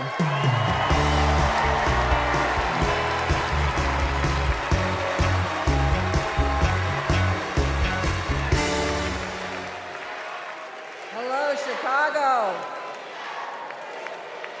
You know, before I was senator, I was Nevada's Attorney General. And that's when I met Kamala Harris, my colleague in California. Now, we bonded over many things. And working together, I quickly learned what kind of person she is. She is a strong leader. Here's how I know. As AGs, we took on the big banks after the foreclosure crisis. And let me tell you, Kamala did not settle for less than homeowners deserved. Her leadership helped win billions for working families nationwide. Delivering for families, that's Kamala Harris. Kamala and I also worked to protect our southern border. During that time, Kamala invited a group of AGs across the border to meet with Mexican officials. Now, we worked together to put transnational criminals and drug smugglers behind bars. Holding criminals accountable, that's Kamala Harris. Listen, and when we took on human traffickers, Kamala had us meet with survivors so that we could understand who we were fighting for. Standing up for justice, that's Kamala Harris. So trust me when I say I know she will fight for our families and our freedoms. Now, we must fight for her. Every vote matters. I know.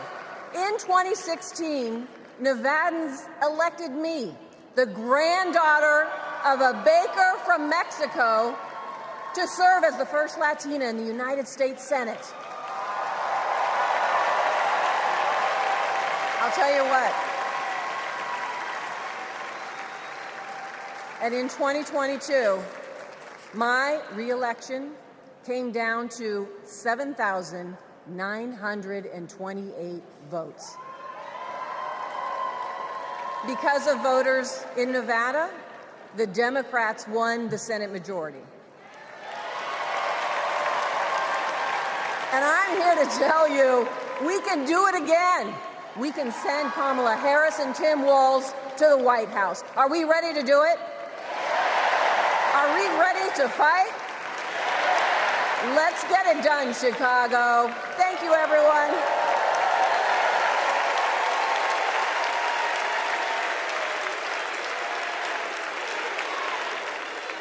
Please welcome Pennsylvania Governor Josh Shapiro.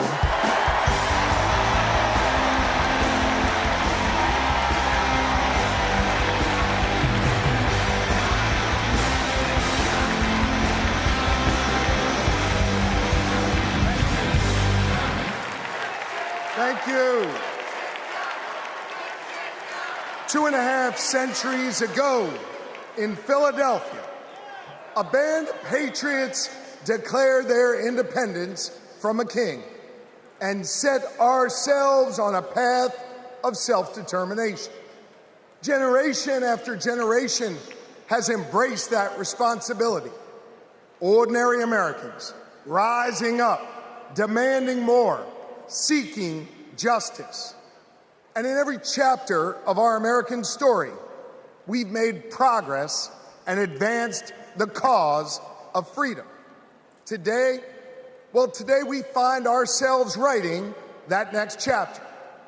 Will we be a nation defined by chaos and extremism? Or will we choose a path of decency, honor, and continued progress? Kamala Harris, well, she has spent her entire career making progress. Donald Trump, a man with no guardrails, wants to take away our rights and our freedoms. And listen, while he cloaks himself in the blanket of freedom, what he's offering isn't freedom at all. Because hear me on this, it's not freedom to tell our children what books they're allowed to read. No, it's not. And it's not freedom to tell women what they can do with their bodies. And hear me on this, it sure as hell isn't freedom to say you can go vote, but he gets to pick the winner. That's not freedom. But you know what? You know what, Democrats? We are the party of real freedom. That's right. The kind of real freedom that comes when that child has a great public school with an awesome teacher because we believe in her future. Real freedom that comes when we invest in the police and in the community so that child can walk to and from school and get home safely to her mama. Real freedom that comes when she can join a union, marry who she loves, start a family on her own terms, breathe clean air, drink pure water, worship how she wants, and live a life of purpose where she is respected for who she is.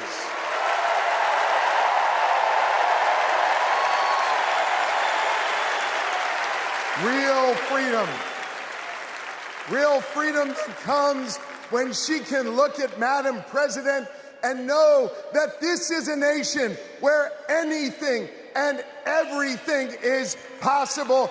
That is real freedom, and that is what we are fighting for.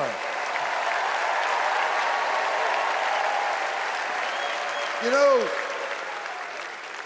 Kamala and Tim's names may be on the ballot, but it's your rights.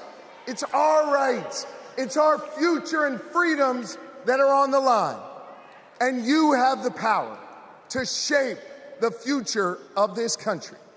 Just like our ancestors who fought for freedom on the battlefield and sat in at lunch counters so our kids could stand up. Now it's on us. It's on us, my friends, to organize in our communities and on our For You pages around three basic American principles. We value our freedom, we cherish our democracy, and we love this country. And listen,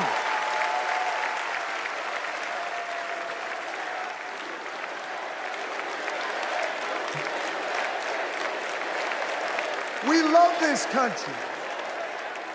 And listen, despite our challenges, hear me on this, I want you to know I have never been more hopeful because I see in all of you the enduring promise of America. E pluribus unum, out of many one. It's not merely a motto from the past, it's our direction for the future. You see, you all give me hope, and you all have the power. So let's use that power. Let's do the hard work necessary to win this election and write the next chapter in our American story. So are you ready to protect our rights?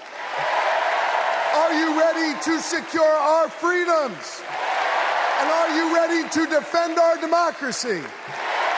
And are you ready to elect Kamala Harris and Tim Walz?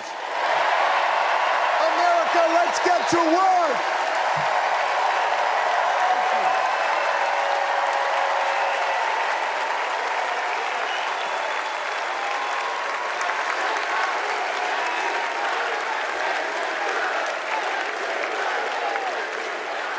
Please welcome author, activist, and youngest presidential inaugural poet in American history, Amanda Gorman.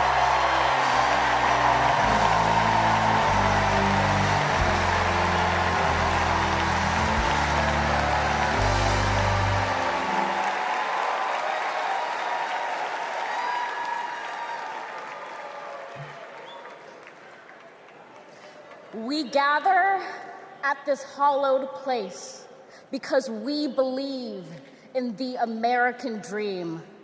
We face a race that tests if this country we cherish shall perish from the earth, and if our earth shall perish from this country.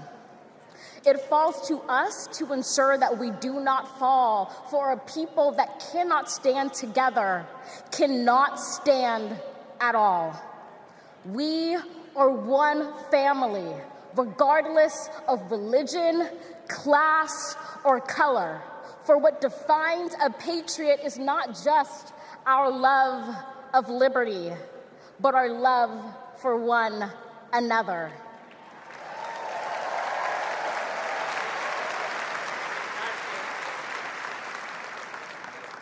This is loud in our country's call because while we all love freedom, it is love that frees us all.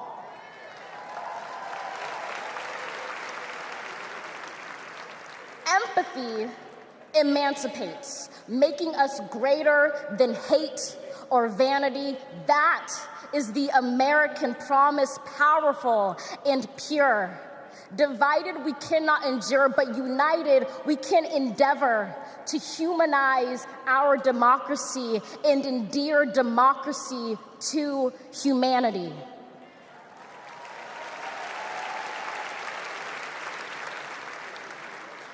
And make no mistake, cohering is the hardest task history ever wrote.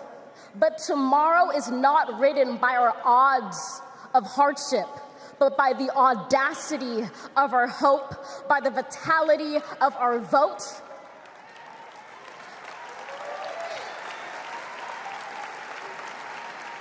Only now, approaching this rare air, are we aware that perhaps the American dream is no dream at all, but instead a dare to dream together.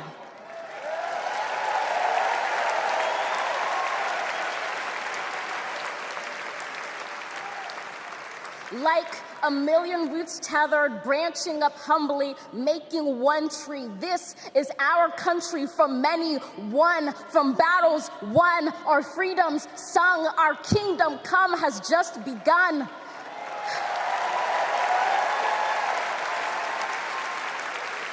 We redeem this sacred scene, ready for our journey from it. Together, we must birth this early republic and achieve an unearthly summit. Let us not just believe in the American dream, let us be worthy of it. Thank you.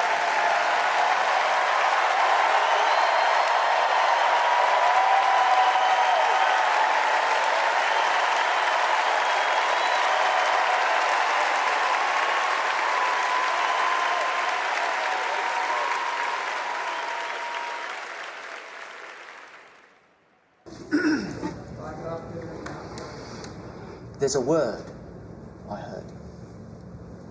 The word is called freedom. Can you tell me what it means?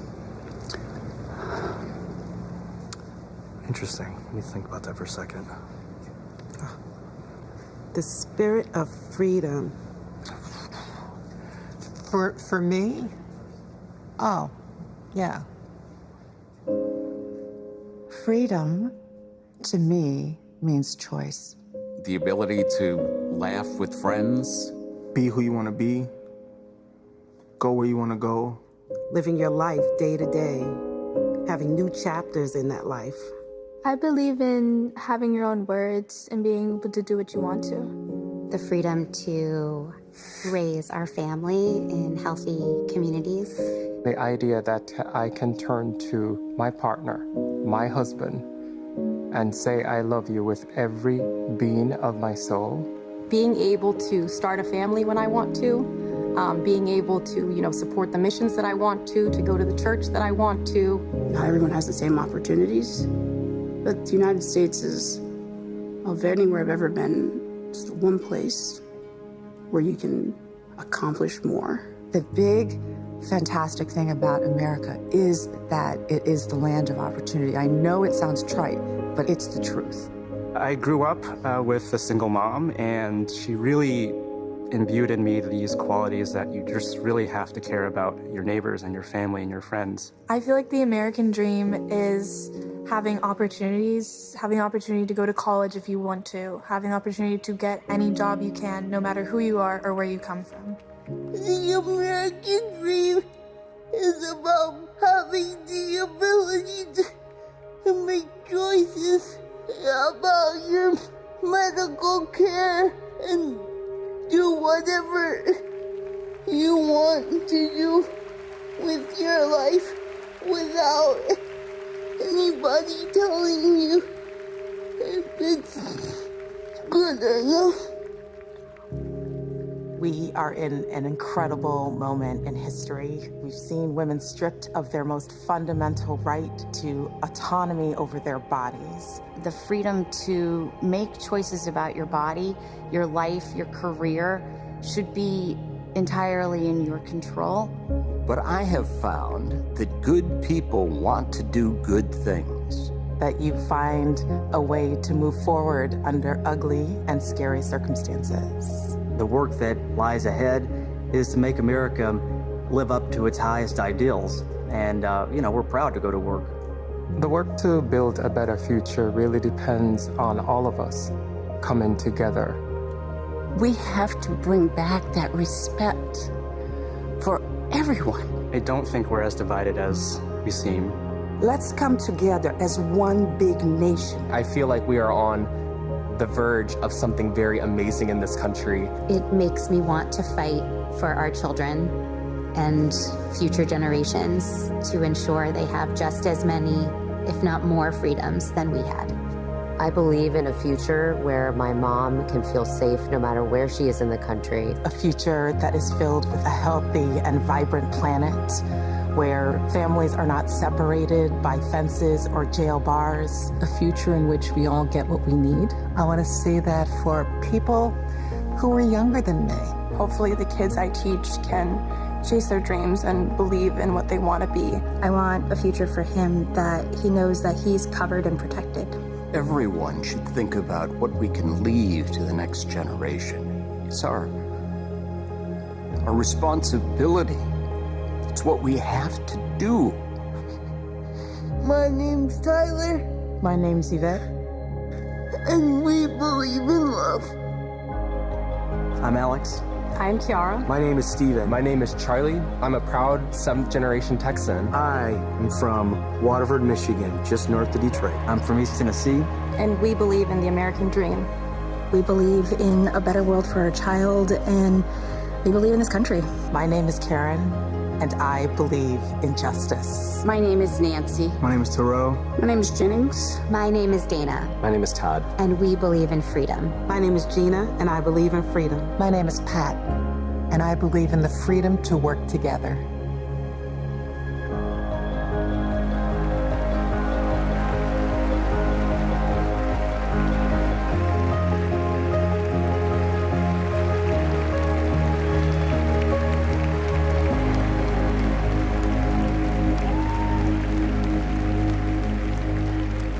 Please welcome Oprah Winfrey.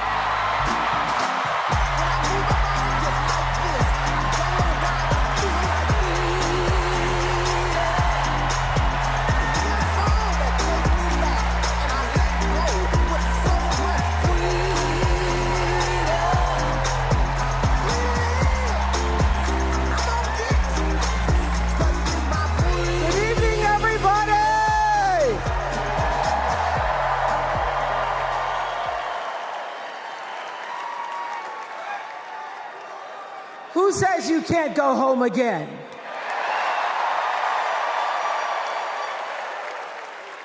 After watching the Obamas last night, that was some epic fire, wasn't it? Some epic fire. We're now so fired up, we can't wait to leave here and do something.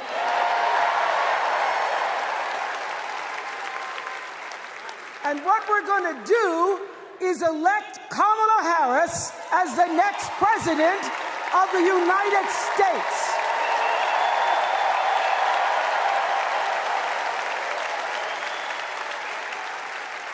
I am so honored to have been asked to speak on tonight's theme about what matters most to me, to you, and all of us Americans: freedom.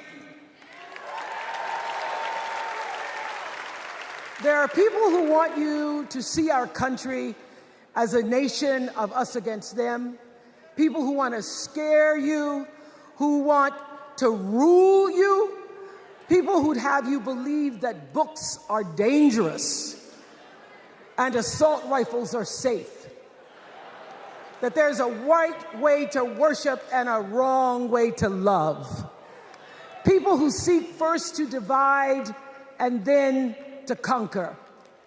But here's the thing. When we stand together, it is impossible to conquer us.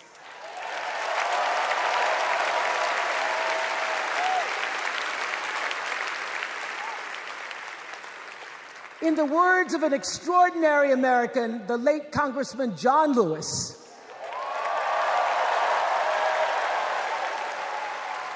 he said, no matter what ship our ancestors arrived on, we are all in the same boat now. Congressman Lewis knew very well how far this country has come because he was one of the brilliant Americans who helped to get us where we are. But he also knew that the work is not done. The work will never be done because freedom isn't free. America is an ongoing project. It requires commitment. It requires being open to the hard work and the heart work of democracy. And every now and then, it requires standing up to life's bullies.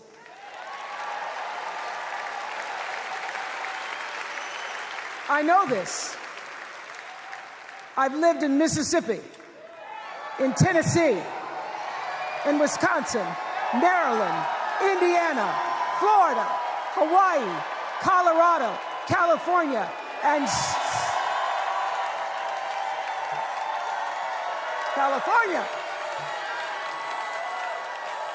sweet home Chicago, Illinois.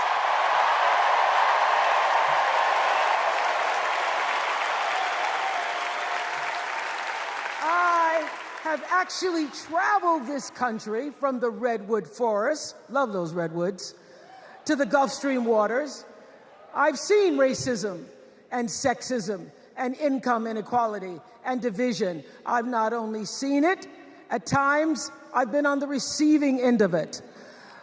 But more often than not, what I've witnessed and experienced are human beings, both conservative and liberal, who may not agree with each other, but who'd still help you in a heartbeat if you were in trouble. These are the people who make me proud to say that I am an American.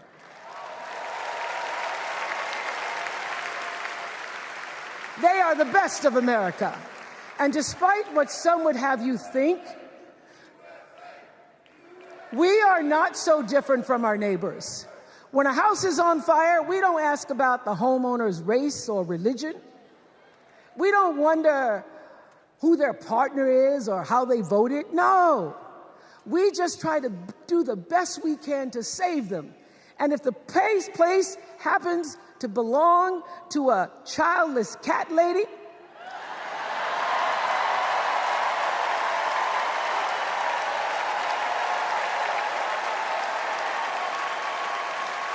well, we try to get that cat out too.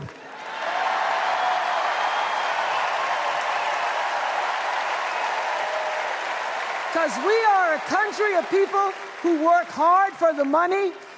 We wish our brothers and sisters well, and we pray for peace. We know all the old tricks and tropes that are designed to distract us from what actually matters, but we are beyond ridiculous tweets and lies and foolery. These are complicated times, people, and they require adult conversation. And I welcome those conversations because civilized debate is vital to democracy, and it is the best of America.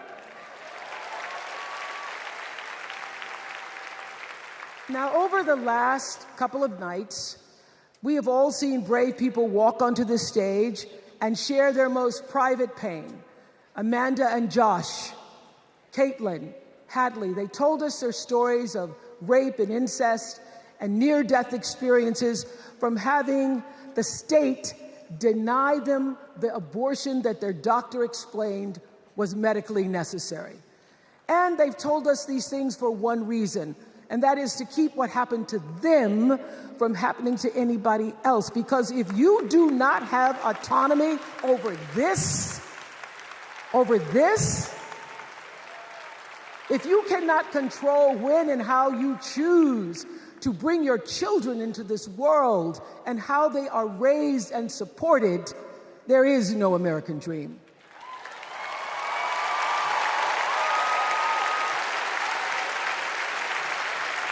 The women and men who are battling to keep us from going back to a time of desperation and shame and stone cold fear, they are the new freedom fighters. And make no mistake, they are the best of America.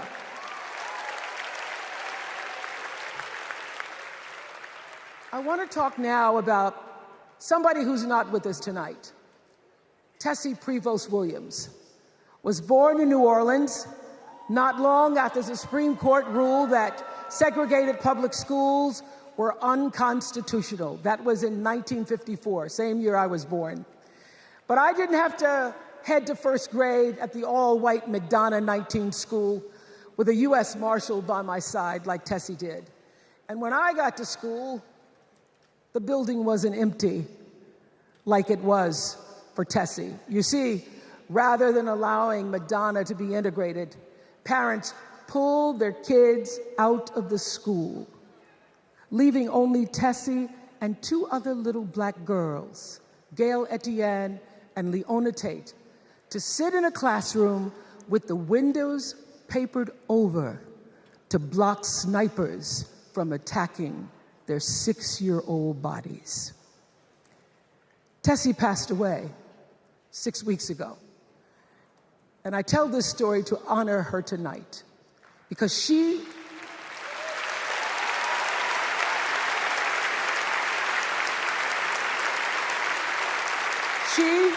like Ruby Bridges and her friends, Leona and Gail, the New Orleans Four they were called. They broke barriers and they paid dearly for it. But it was the grace and guts and courage of women like Tessie Prevost Williams that paved the way for another young girl who 9 years later became part of the second class to integrate the public schools in Berkeley, California. And it seems to me that at school and at home, somebody did a beautiful job of showing this young girl how to challenge the people at the top and empower the people at the bottom. They showed her how to look at the world and see not just what is, but what can be. They instilled in her a passion for justice and freedom and the glorious fighting spirit necessary to pursue that passion. And soon, and very soon,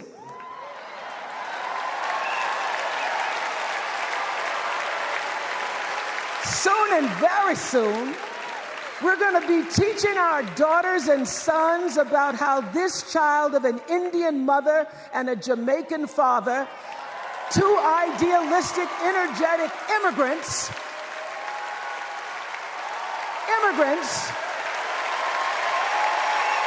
how this child grew up to become the 47th president of the United States.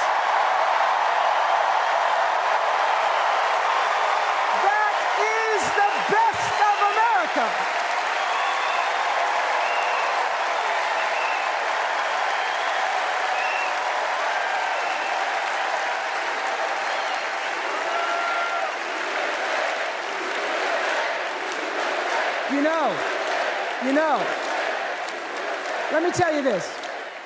This election isn't about us and them. It's about you and me. and what we want our futures to look like. There are choices to be made when we cast our ballot. Now, there's a certain candidate that says if we just go to the polls this one time, that we'll never have to do it again. Well, you know what? You're looking at a registered independent who's proud to vote again and again and again because I'm an American and that's what Americans do. Voting is the best of America. And I have always, since I was eligible to vote, I've always voted my values. And that is what is needed in this election now more than ever. So I'm calling on all you independents and all you undecideds. You know this is true. You know I'm telling you the truth, that values and character matter most of all. In leadership and in life. And more than anything, you know this is true, that decency and respect are on the ballot in 2024.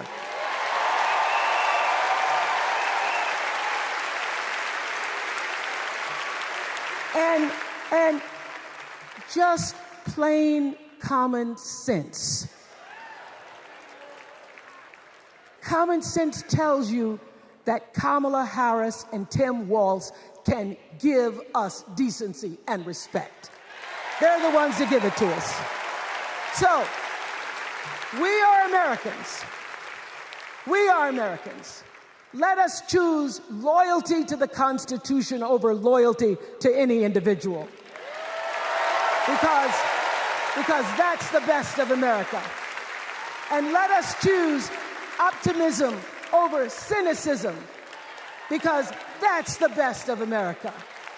And let us choose inclusion over retribution. Let us choose common sense over nonsense.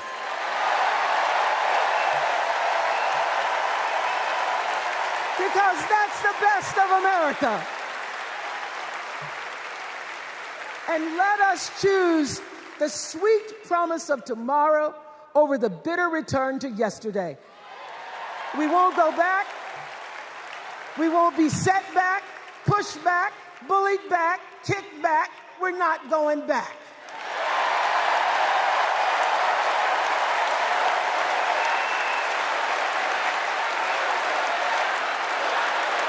Not going back. We're not going back. So, let us choose. Let us choose truth. Let us choose honor. And let us choose joy.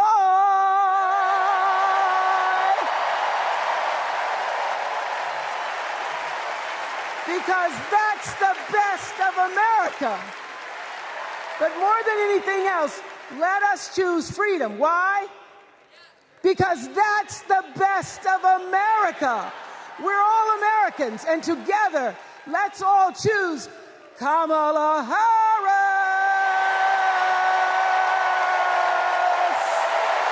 Thank you, Chicago. Thank you, America.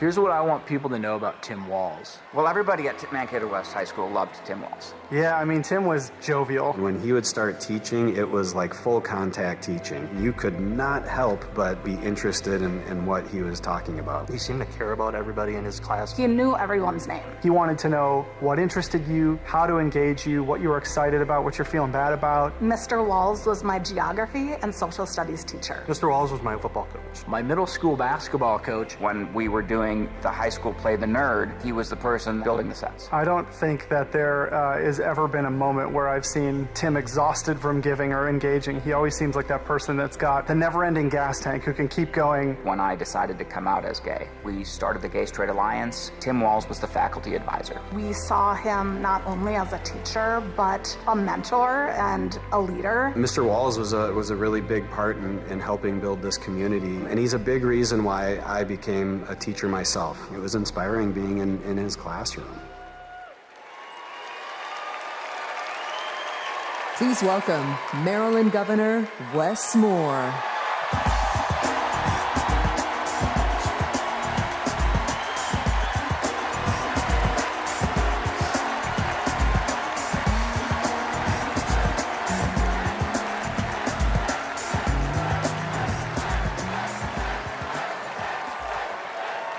Thank you. Thank you. On March 26th, at 1:30 in the morning, a container ship, the length of 3 football fields, slammed into the Francis Scott Key Bridge in Baltimore, and the bridge collapsed. A port that drives 13% of our state's economy was now closed. Thousands of workers were hours away from waking up and realizing they no longer had a job. 6 Marylanders who had been on the bridge in the middle of the night fixing potholes lost their lives. And one of the first phone calls that I got that morning started with these 3 words. Gov, it's Kamala. She said, I know you spoke to the president, and I want you to know we are here with you every step of the way.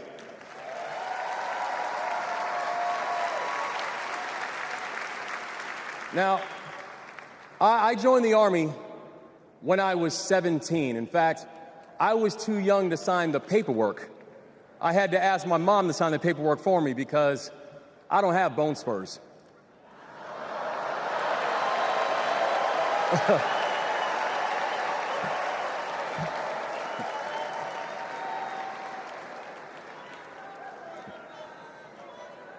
I led soldiers in combat in Afghanistan.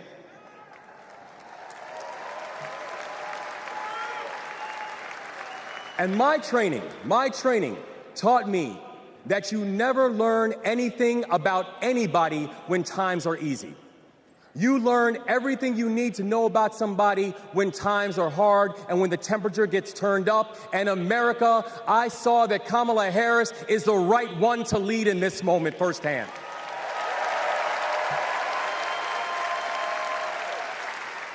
And united with the Almighty God's grace, we brought closure to the families of the 6 victims. And while many said it could take 11 months to reopen the port of Baltimore, we got it done in 11 weeks.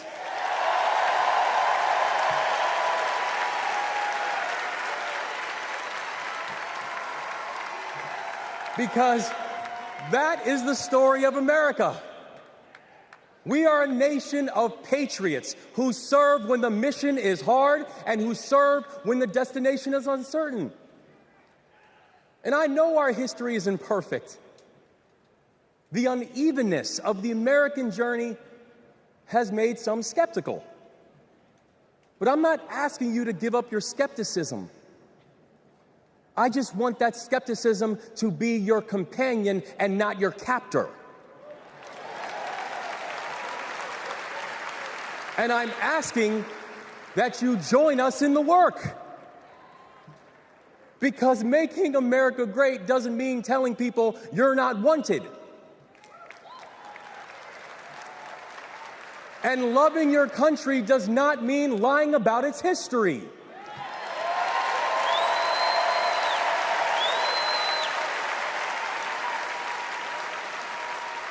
Making America great means saying the ambitions of this country would be incomplete without your help. It's the legacy of those 6 workers who fixed potholes on a bridge while we slept, who were born in a different country, but who knew that America was big enough for them too.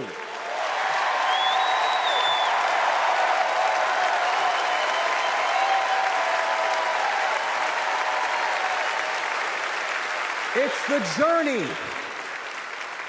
It's the journey of a man raised by a remarkable immigrant single mom, a man who felt handcuffs on his wrists at 11 years old, who now stands before you as the 63rd governor of Maryland and the first black governor in the history of our state.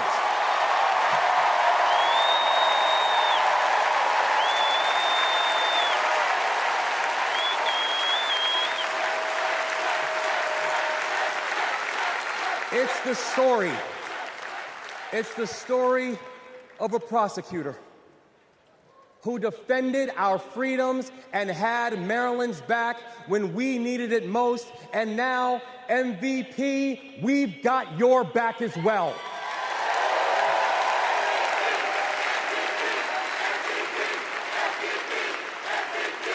That's right. It's my fellow veteran, my brother, and the next Vice President of the United States, Tim Walz. And now, Tim knows that in the military, you count the days towards mission completion. So guess what, y'all? We have got 75 days and a wake-up until Election Day. 75 days in a wake-up for us to prove what Americans can do when the pressure is on. 75 days and a wake-up for us to show that true patriots do not whine and complain. We put our heads down and we get to work. 75 days and a wake-up to build a future that those who came before us hoped for, and those who come after us that they deserve. And 75 days and a wake-up to elect a leader who is willing to believe in the best of us, and that leader is Kamala Harris, the next president of the United States. Thank you, God bless you, and let's leave no one behind.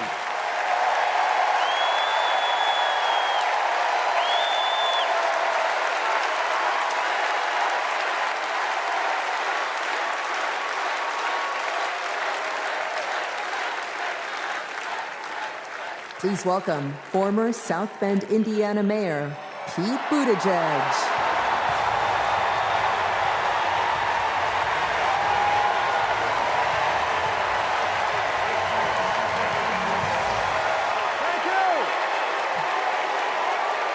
Thank you. Good evening, Democrats. Thank you, Chicago. Here's a sentence I never thought I'd hear myself saying. I'm Pete Buttigieg, and you might recognize me from Fox News.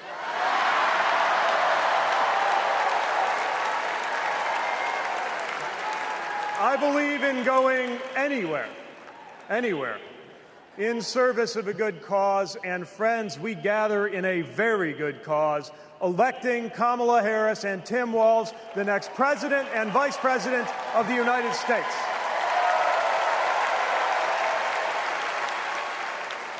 The choice could not be clearer. Donald Trump rants about law and order, as if he wasn't a convicted criminal running against a prosecutor. As if we were going to forget that crime was higher on his watch. Talks about the forgotten man, hoping we'll forget that the only economic promise that he actually kept was to cut taxes for the rich. And don't even get me started on his new running mate.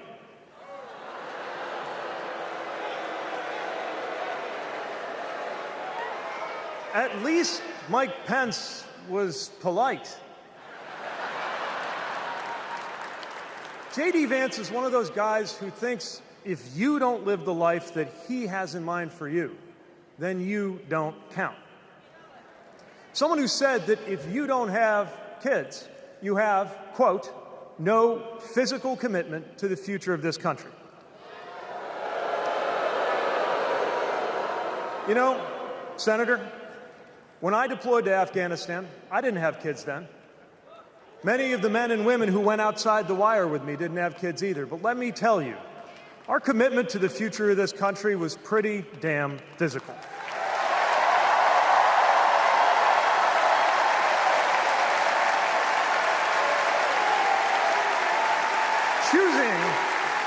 Choosing a guy like J.D. Vance to be America's next vice president sends a message. And the message is that they are doubling down on negativity and grievance. Committing to a concept of campaigning best summed up in one word: darkness. Darkness is what they are selling. The thing is, I just don't believe that America today is in the market for darkness. I believe America is ready for a better kind of politics. Yes, politics at its worst can be ugly, crushing, demeaning, but it doesn't have to be. At its best, politics can be empowering, uplifting. It can even be a kind of soulcraft. My faith teaches me that the world isn't made up of good people and bad people, but rather that each of us is capable of good and bad things.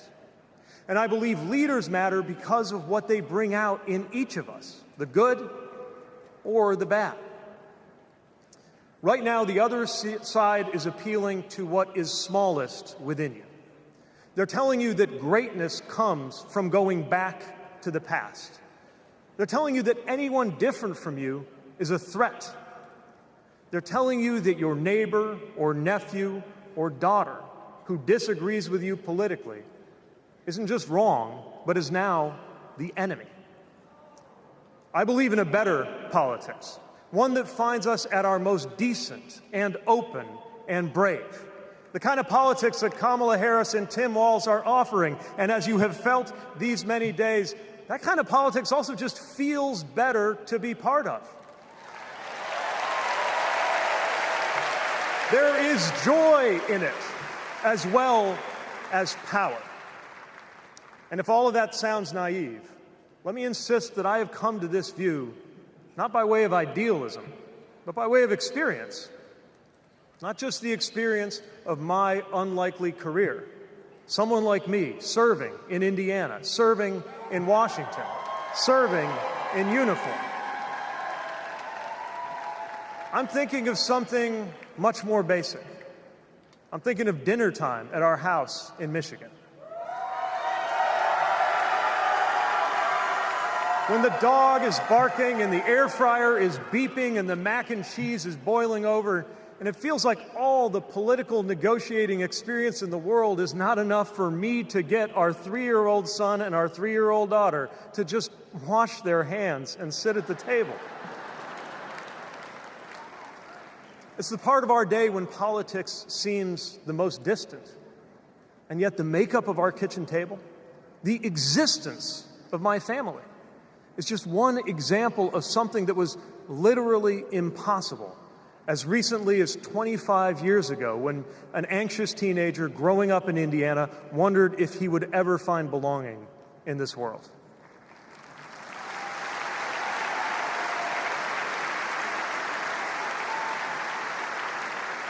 This kind of life went from impossible to possible, from possible to real, from real to almost ordinary in less than half a lifetime.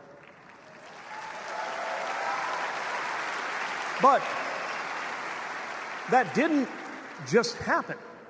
It was brought about through idealism and courage, through organizing and persuasion and storytelling, and yes, through politics, the right kind of politics. The kind of politics that can make an impossible dream into an everyday reality. I don't presume to know what it's like in your kitchen, but I know, as sure as I am standing here, that everything in it, the bills you pay at that table, the shape of the family that sits there, the fears and the dreams that you talk about late into the night there, all of it compels us to demand more from our politics than a rerun of some TV wrestling death match. So this November, we get to choose. We get to choose our president. We get to choose our policies, but most of all, we will choose a better politics. A politics that calls us to our better selves and offers us a better everyday. That is what Kamala Harris and Tim Walz represents. That is what Democrats represent. That is what awaits us when America decides to end Trump's politics of darkness once and for all. That is what we choose when we embrace the leaders who are out there building bridges and reject the ones who are out there banning books. This is what we will work for every day to November and beyond. So let's go win this. Thank you, Democrats. Thank you.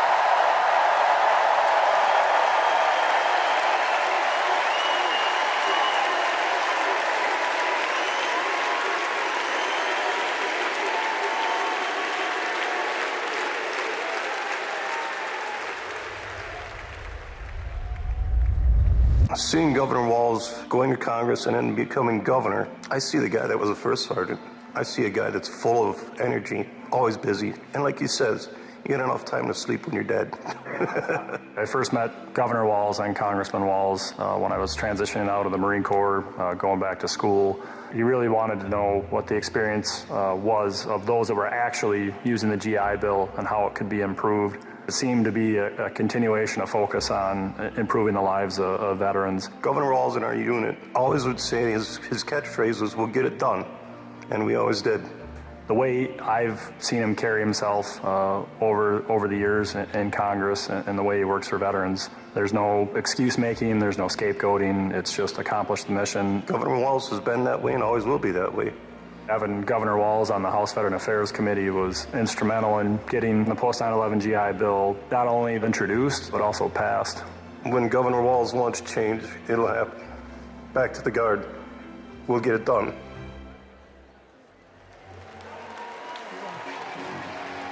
Please welcome EGOT-winning, multi-platinum artist and activist, John Legend, and Queen of Percussion, Sheila E.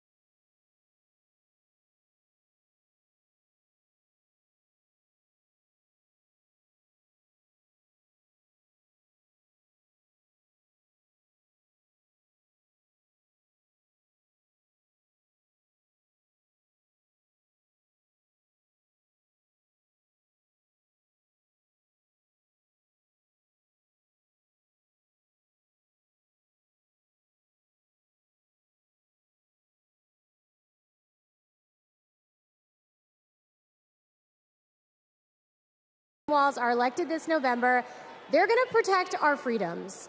The freedom to read whatever books you want. The freedom to work one job and afford your rent.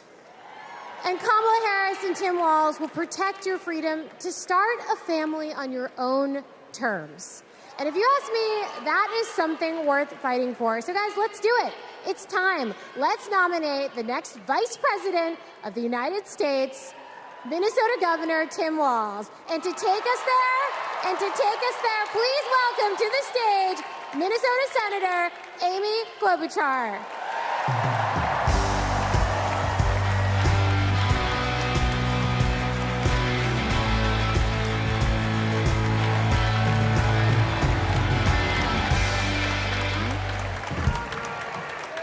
Okay,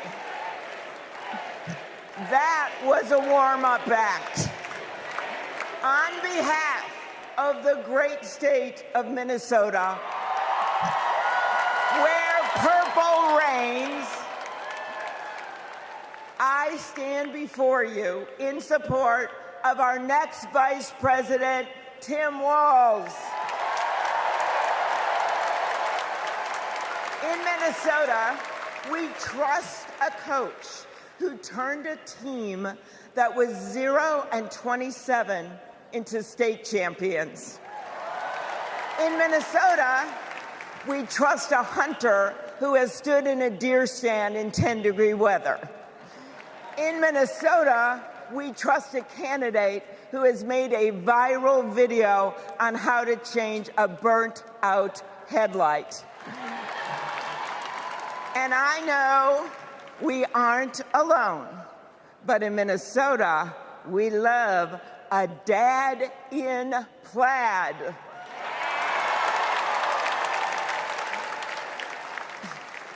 So Tim and I go way back. He taught high school right down the road from where my husband John grew up. My mother-in-law even brought him and Gwen a Parmesan chicken dinner when their son was born. That's what we do in America. We look out for our neighbors. Tim has been doing that his whole life, on the farm and in the factory, with his students and his fellow service members. And the truth is, that matters. Who better to take on the price of gas than a guy who could pull over to help change your tire? Who better to serve our nation than a guy who has served in uniform?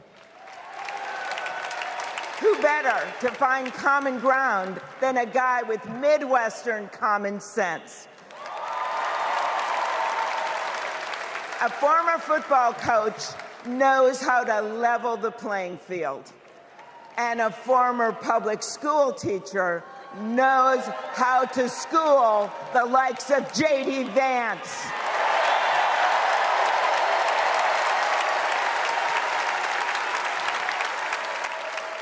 What you've done with your life matters, and what you do with power matters too. Tim has delivered paid leave, school lunches, and the biggest tax cut in Minnesota history. A Democrat from a red district in a purple state, Tim has brought Minnesota together. And together with Vice President Kamala Harris, I know he will do the same for our nation. America, there is so much that we share, so much that connects us. Way up north in Minnesota, out of Lake Itasca, flows the Mississippi River. It starts small and it grows wider. It flows down to Wisconsin and to Iowa. It goes down to Illinois and to Missouri. It goes to Kentucky and Tennessee. It goes to Arkansas then it goes way down to Mississippi. And then it goes all the way down to New Orleans, Louisiana, where the spirit of our nation's resilience abounds. So let us commit here and now to cross the river of our divides to get to a higher ground. And let us join together to elect Kamala Harris and Tim Walz.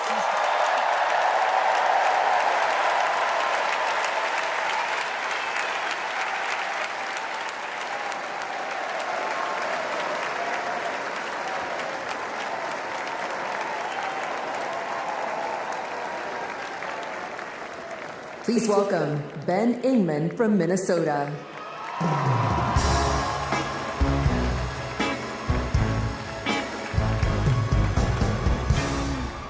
Tim Walz is the kind of guy you can count on to push you out of a snowbank. I know this because Tim Walz has pushed me out of a snowbank. I grew up next door to the Walzes in Mankato. Mr. Walz was also my geography teacher and my coach. Not for high school football, but for 7th grade basketball and track. So what was a high school football coach doing, coaching 7th grade basketball and track? Well, there was a kid in the high school who couldn't afford to pay for lunch, and he ran up a lot of debt. And Tim and Gwen decided they'd help pay it off. They started calling around the district to see if there were any positions they could fill to make a little extra money, and that's how he wound up coaching us 7th graders. That's right. Coach Walz got us excited about what we might achieve together. He believed in us, and he helped us believe in each other. And his leadership stuck. That track team went on to win a state title, just like the football team. That's right. Speaking of which, come on out, Scarlets. Yeah.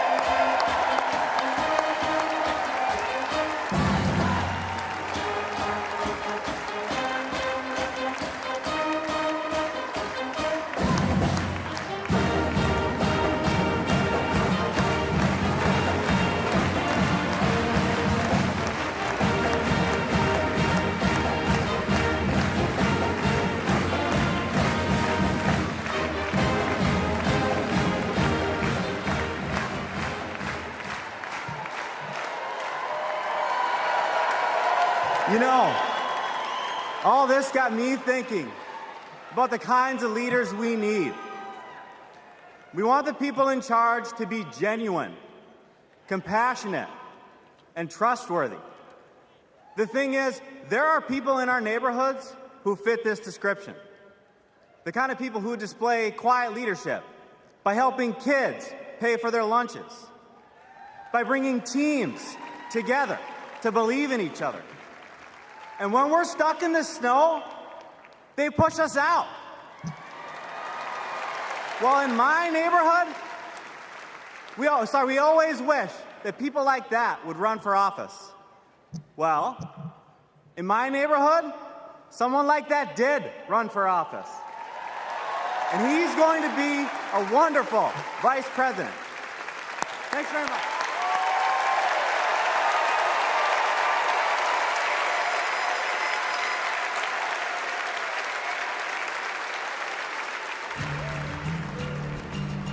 Out here in the wide open spaces, we are reminded of the values we share, a commitment to community, country, and standing up for what's right. Tim Walz grew up in a small town in Nebraska where he spent summers working the family farm. There were just 24 students in his graduating class. His dad served during the Korean War, and that meant a lot to Tim. So he enlisted right after his 17th birthday and served 24 years in the National Guard, rising to Command Sergeant Major. Tim went to college on the GI Bill and became a social studies teacher. That's where Tim and I met. We shared a classroom with a divider right down the middle. His classroom was a lot louder than mine, but I could hear how engaged his students were. Tim taught for over 15 years, and he coached football, helping lead the team to a state championship after 0 wins just a few years before. Tim taught them how to believe in themselves and that we're all in this together. When one of our students started the school's Gay-Straight Alliance, Tim agreed to serve as faculty advisor because he knew how impactful it would be to have a football coach involved. He inspired his students, and he changed lives. He is just so joyful in everything that he does, but I think also standing up for, what he believes to be right, stands up to bullies. Then, Tim's students inspired him to run for Congress in southern Minnesota. Tim spent a lot of time working with Republicans, fighting to help farmers and expanding veterans' benefits. Whether it was in Congress or as governor, his focus has always been helping working people like those he grew up with. That's why he fought for the largest tax cut in Minnesota state history. But Tim Walz was there for small businesses like ours. With the urging of Governor Walz, we were able to pass the Alex Smith Insulin Affordability Act, and it has saved lives in Minnesota. With Tim as governor, Minnesota is one of the best places to raise a family and one of the best states for business. Tim's a lifelong hunter and gun owner.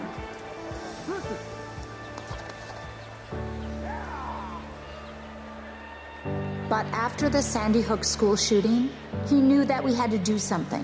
So he's fought for background checks and red flag laws. But of all the things he's done, Tim loves being a dad. We struggled to have kids, and fertility treatments made it possible. There's a reason our daughter is named Hope. Hope and Gus mean the world to us. Governor Walz making good on a promise to his son and family yesterday by getting them a puppy. Then we're going to go get some food, corn dog. I'm vegetarian. Turkey then. And Turkey's meat. Not in Minnesota, turkey special. He's as at home on a farm, a fishing boat, a football field, or a factory floor as he is on the floor of Congress. Tim's commitment to service all comes back to the values we grew up with. Love your country, help your neighbor, and fight for what's right. Because that's what America is all about. 2 middle-class kids. One, a daughter of Oakland, California. The other, a son of the Nebraska Plains, only in America.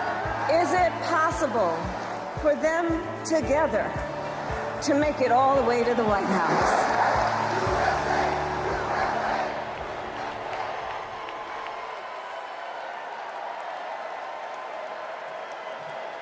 Please welcome the Democratic nominee for Vice President, Governor Tim Walz.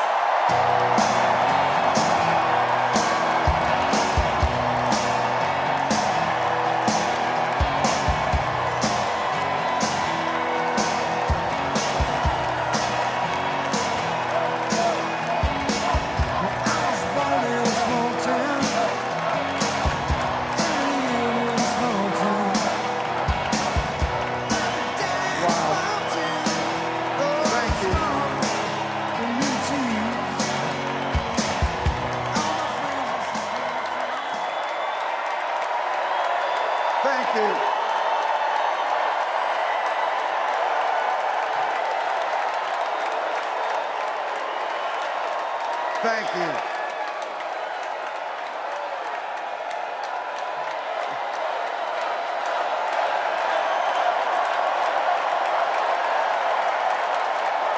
Wow. Well, thank you. Thank you, first of all, to Vice President Harris. Thanks for putting your trust in me and for inviting me to be part of this incredible campaign. And a thank you to President Joe Biden for 4 years of strong, historic leadership.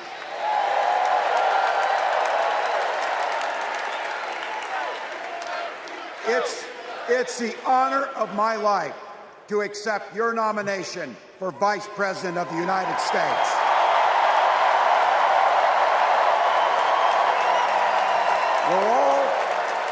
We're all here tonight for one beautiful, simple reason.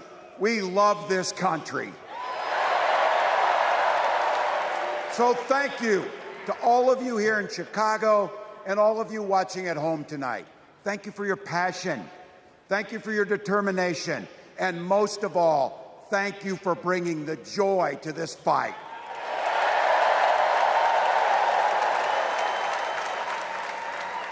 Now, I grew up in Butte, Nebraska, a town of 400 people. I had 24 kids in my high school class, and none of them went to Yale. But I'll tell you what, growing up in a small town like that, you learn how to take care of each other. That family down the road, they may not think like you do. They may not pray like you do. They may not love like you do, but they're your neighbors. And you look out for them, and they look out for you. Everybody belongs, and everybody has a responsibility to contribute. For me, it was serving in the Army National Guard. I joined up 2 days after my 17th birthday, and I proudly wore our nation's uniform for 24 years. My dad, a Korean War era Army veteran, died of lung cancer a couple years later.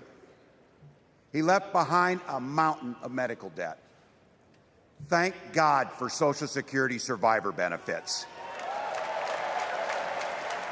And thank God for the GI Bill that allowed my dad and me to go to college, and millions of other Americans. Eventually, like the rest of my family, I fell in love with teaching. Three out of 4 of us married teachers. I wound up teaching social studies and coaching football at Mankato West High School. Go Scarlets! We ran a 44 defense.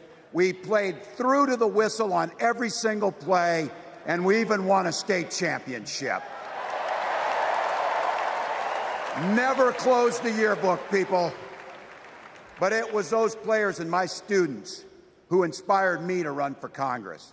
They saw in me what I had hoped to instill in them, a commitment to the common good, an understanding that we're all in this together, and the belief that a single person can make a real difference for their neighbors. So there I was, a 40-something high school teacher with little kids, 0 political experience, and no money, running in a deep red district. But you know what? Never underestimate a public school teacher. Never.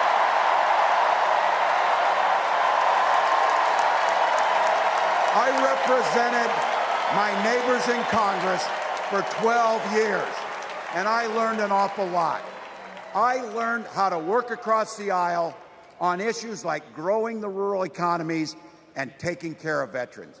And I learned how to compromise without compromising my values.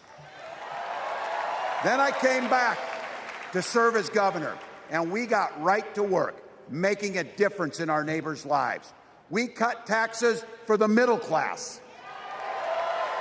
We passed paid family and medical leave. We invested in fighting crime and affordable housing. We cut the cost of prescription drugs and helped people escape the kind of medical debt that nearly sank my family. And we made sure that every kid in our state gets breakfast and lunch every day.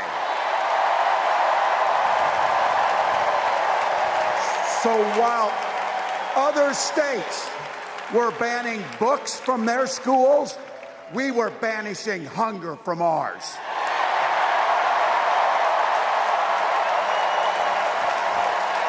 We also protected reproductive freedom because in Minnesota, we respect our neighbors and the personal choices they make.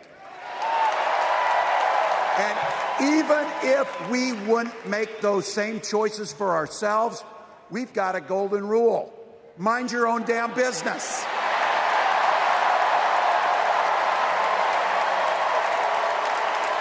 And that includes IVF and fertility treatments. And this is personal for Gwen and I. If you've never experienced the hell that is infertility, I guarantee you, you know somebody who has. And I can remember praying each night for a phone call. The pit in your stomach when the phone had rang, and the absolute agony when we heard the treatments hadn't worked. It took Gwen and I years, but we had access to fertility treatments. And when our daughter was born, we named her Hope. Hope, Gus, and Gwen, you are my entire world, and I love you.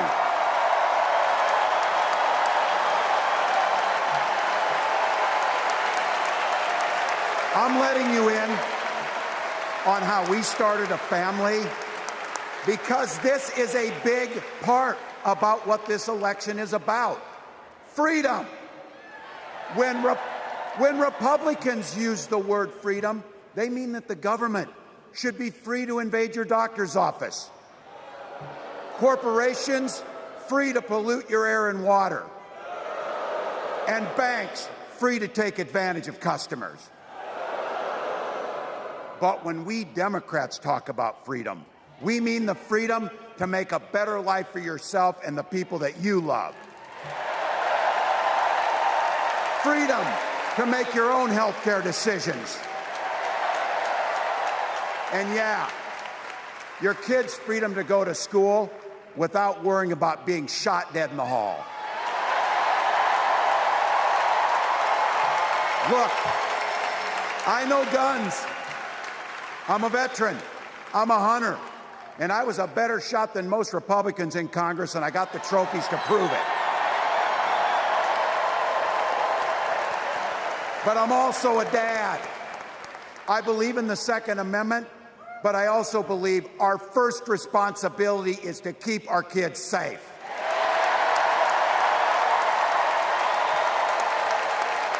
That's what this is all about. The responsibility we have to our kids, to each other, and to the future that we're building together, in which everyone is free to build the kind of life they want. But not everyone has that same sense of responsibility. Some folks just don't understand what it takes to be a good neighbor. Take Donald Trump and J.D. Vance. Their Project 2025 will make things much, much harder for people who are just trying to live their lives. They spent a lot of time pretending they know nothing about this. But look, I coached high school football long enough to know, and trust me on this, when somebody takes the time to draw up a playbook, they're going to use it.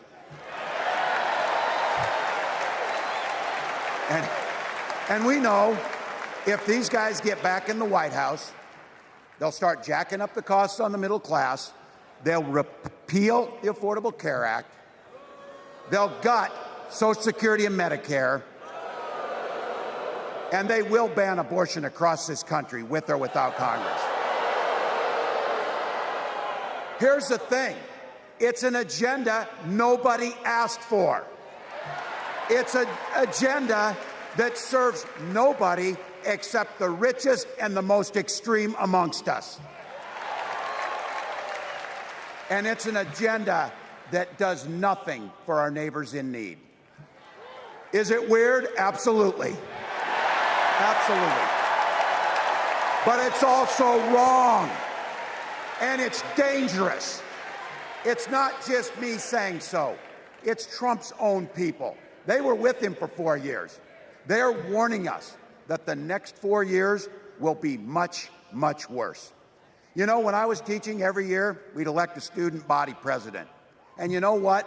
Those teenagers could teach Donald Trump a hell of a lot about what a leader is. Leaders don't spend all day insulting people and blaming others. Leaders do the work. So I don't know about you, I'm ready to turn the page on these guys. So go ahead, say it with me. We're not going back.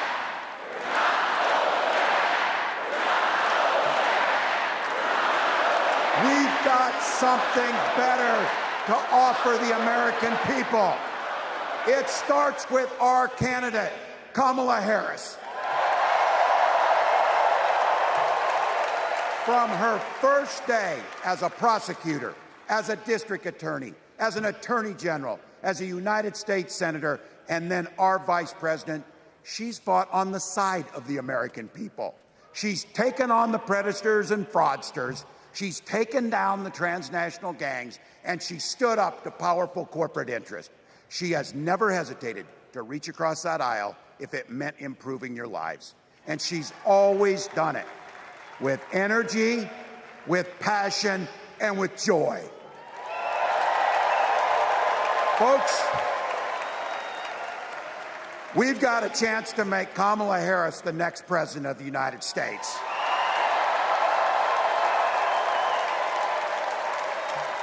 But I think we owe it to the American people to tell them exactly what she'd do as president before we ask them for their votes. So here, this is the part, clip and save it and send it to your undecided relatives so they know. If you're a middle-class family or a family trying to get into the middle class, Kamala Harris is going to cut your taxes. If you're getting squeezed by prescription drug prices, Kamala Harris is going to take on Big Pharma. If you're hoping to buy a home, Kamala Harris is going to help make it more affordable. And no matter who you are, Kamala Harris is going to stand up and fight for your freedom to live the life that you want to lead. Because that's what we want for ourselves, and it's what we want for our neighbors. You know, you might not know it, but I haven't given a lot of big speeches like this. But I have given a lot of pep talks. So let me finish with this, team. It's the fourth quarter. We're down a field goal, but we're on offense and we've got the ball. We're driving down the field.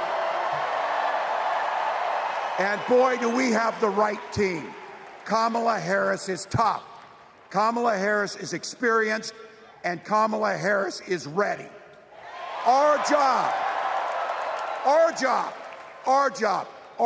for everyone watching is to get in the trenches and do the blocking and tackling.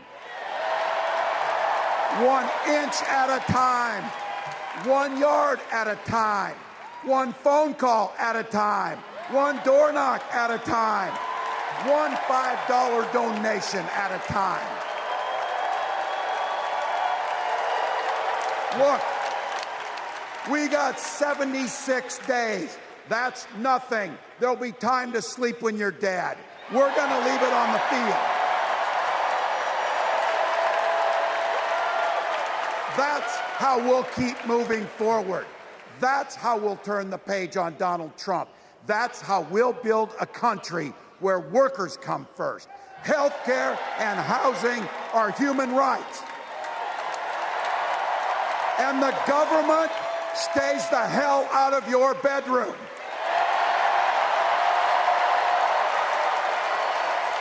That's how we make America a place where no child is left hungry, where no community is left behind, where nobody gets told they don't belong. That's how we're going to fight. And as the next president of the United States always says, when we fight, when we fight, when we fight, thank you. God bless.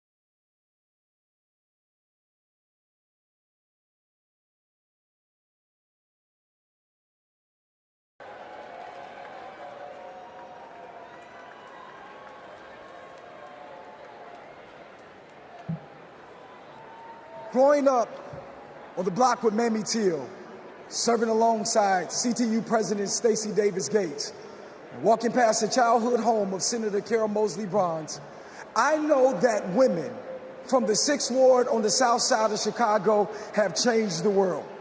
On the eve of the first black woman receiving nomination for the President of the United States, God, we are ready to fight for freedoms. Division is the tool of the insecure. Hatred is the misunderstanding of love. Help us to come together and paint a brighter future, the one that Shirley Chisholm dreamed of, Maya Angelou spoke of.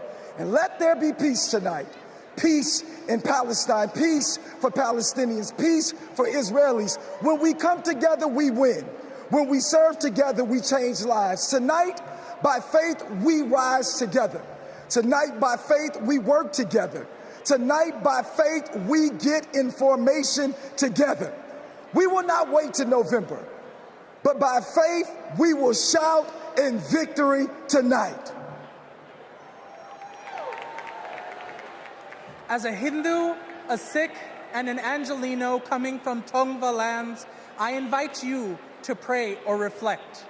In Sikhi, Vaheguru is Nirbhau and Nirvaid, the one without fear and without hatred. If the divine possesses these qualities with making the universe, then we are responsible to achieve equity with those same values. As a Hindu, I'm reminded that divisiveness is a choice because our dharam, our duty, is towards all of humanity and nature. We are working towards righting the wrongs of our past and preventing a future harm, paving a path for restoration we deserve. May justice and peace evolve from their status as empty words to become calls to action against the status quo of oppression. Om Shanti Shanti Shanti Nanak Naam Chardi Kala Tere Pane Sarpatata Pala.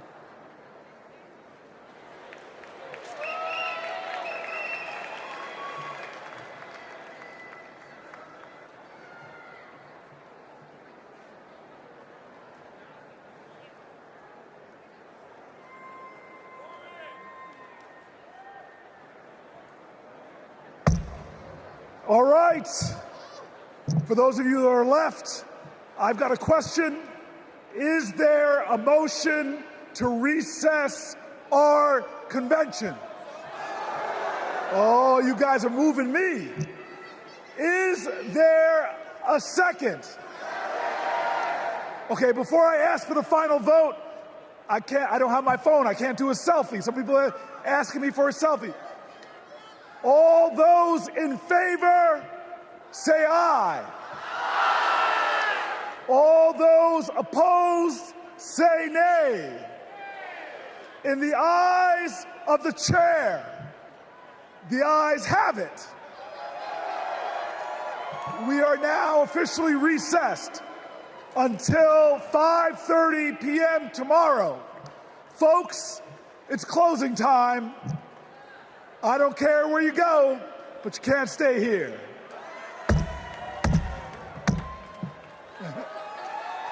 I love you.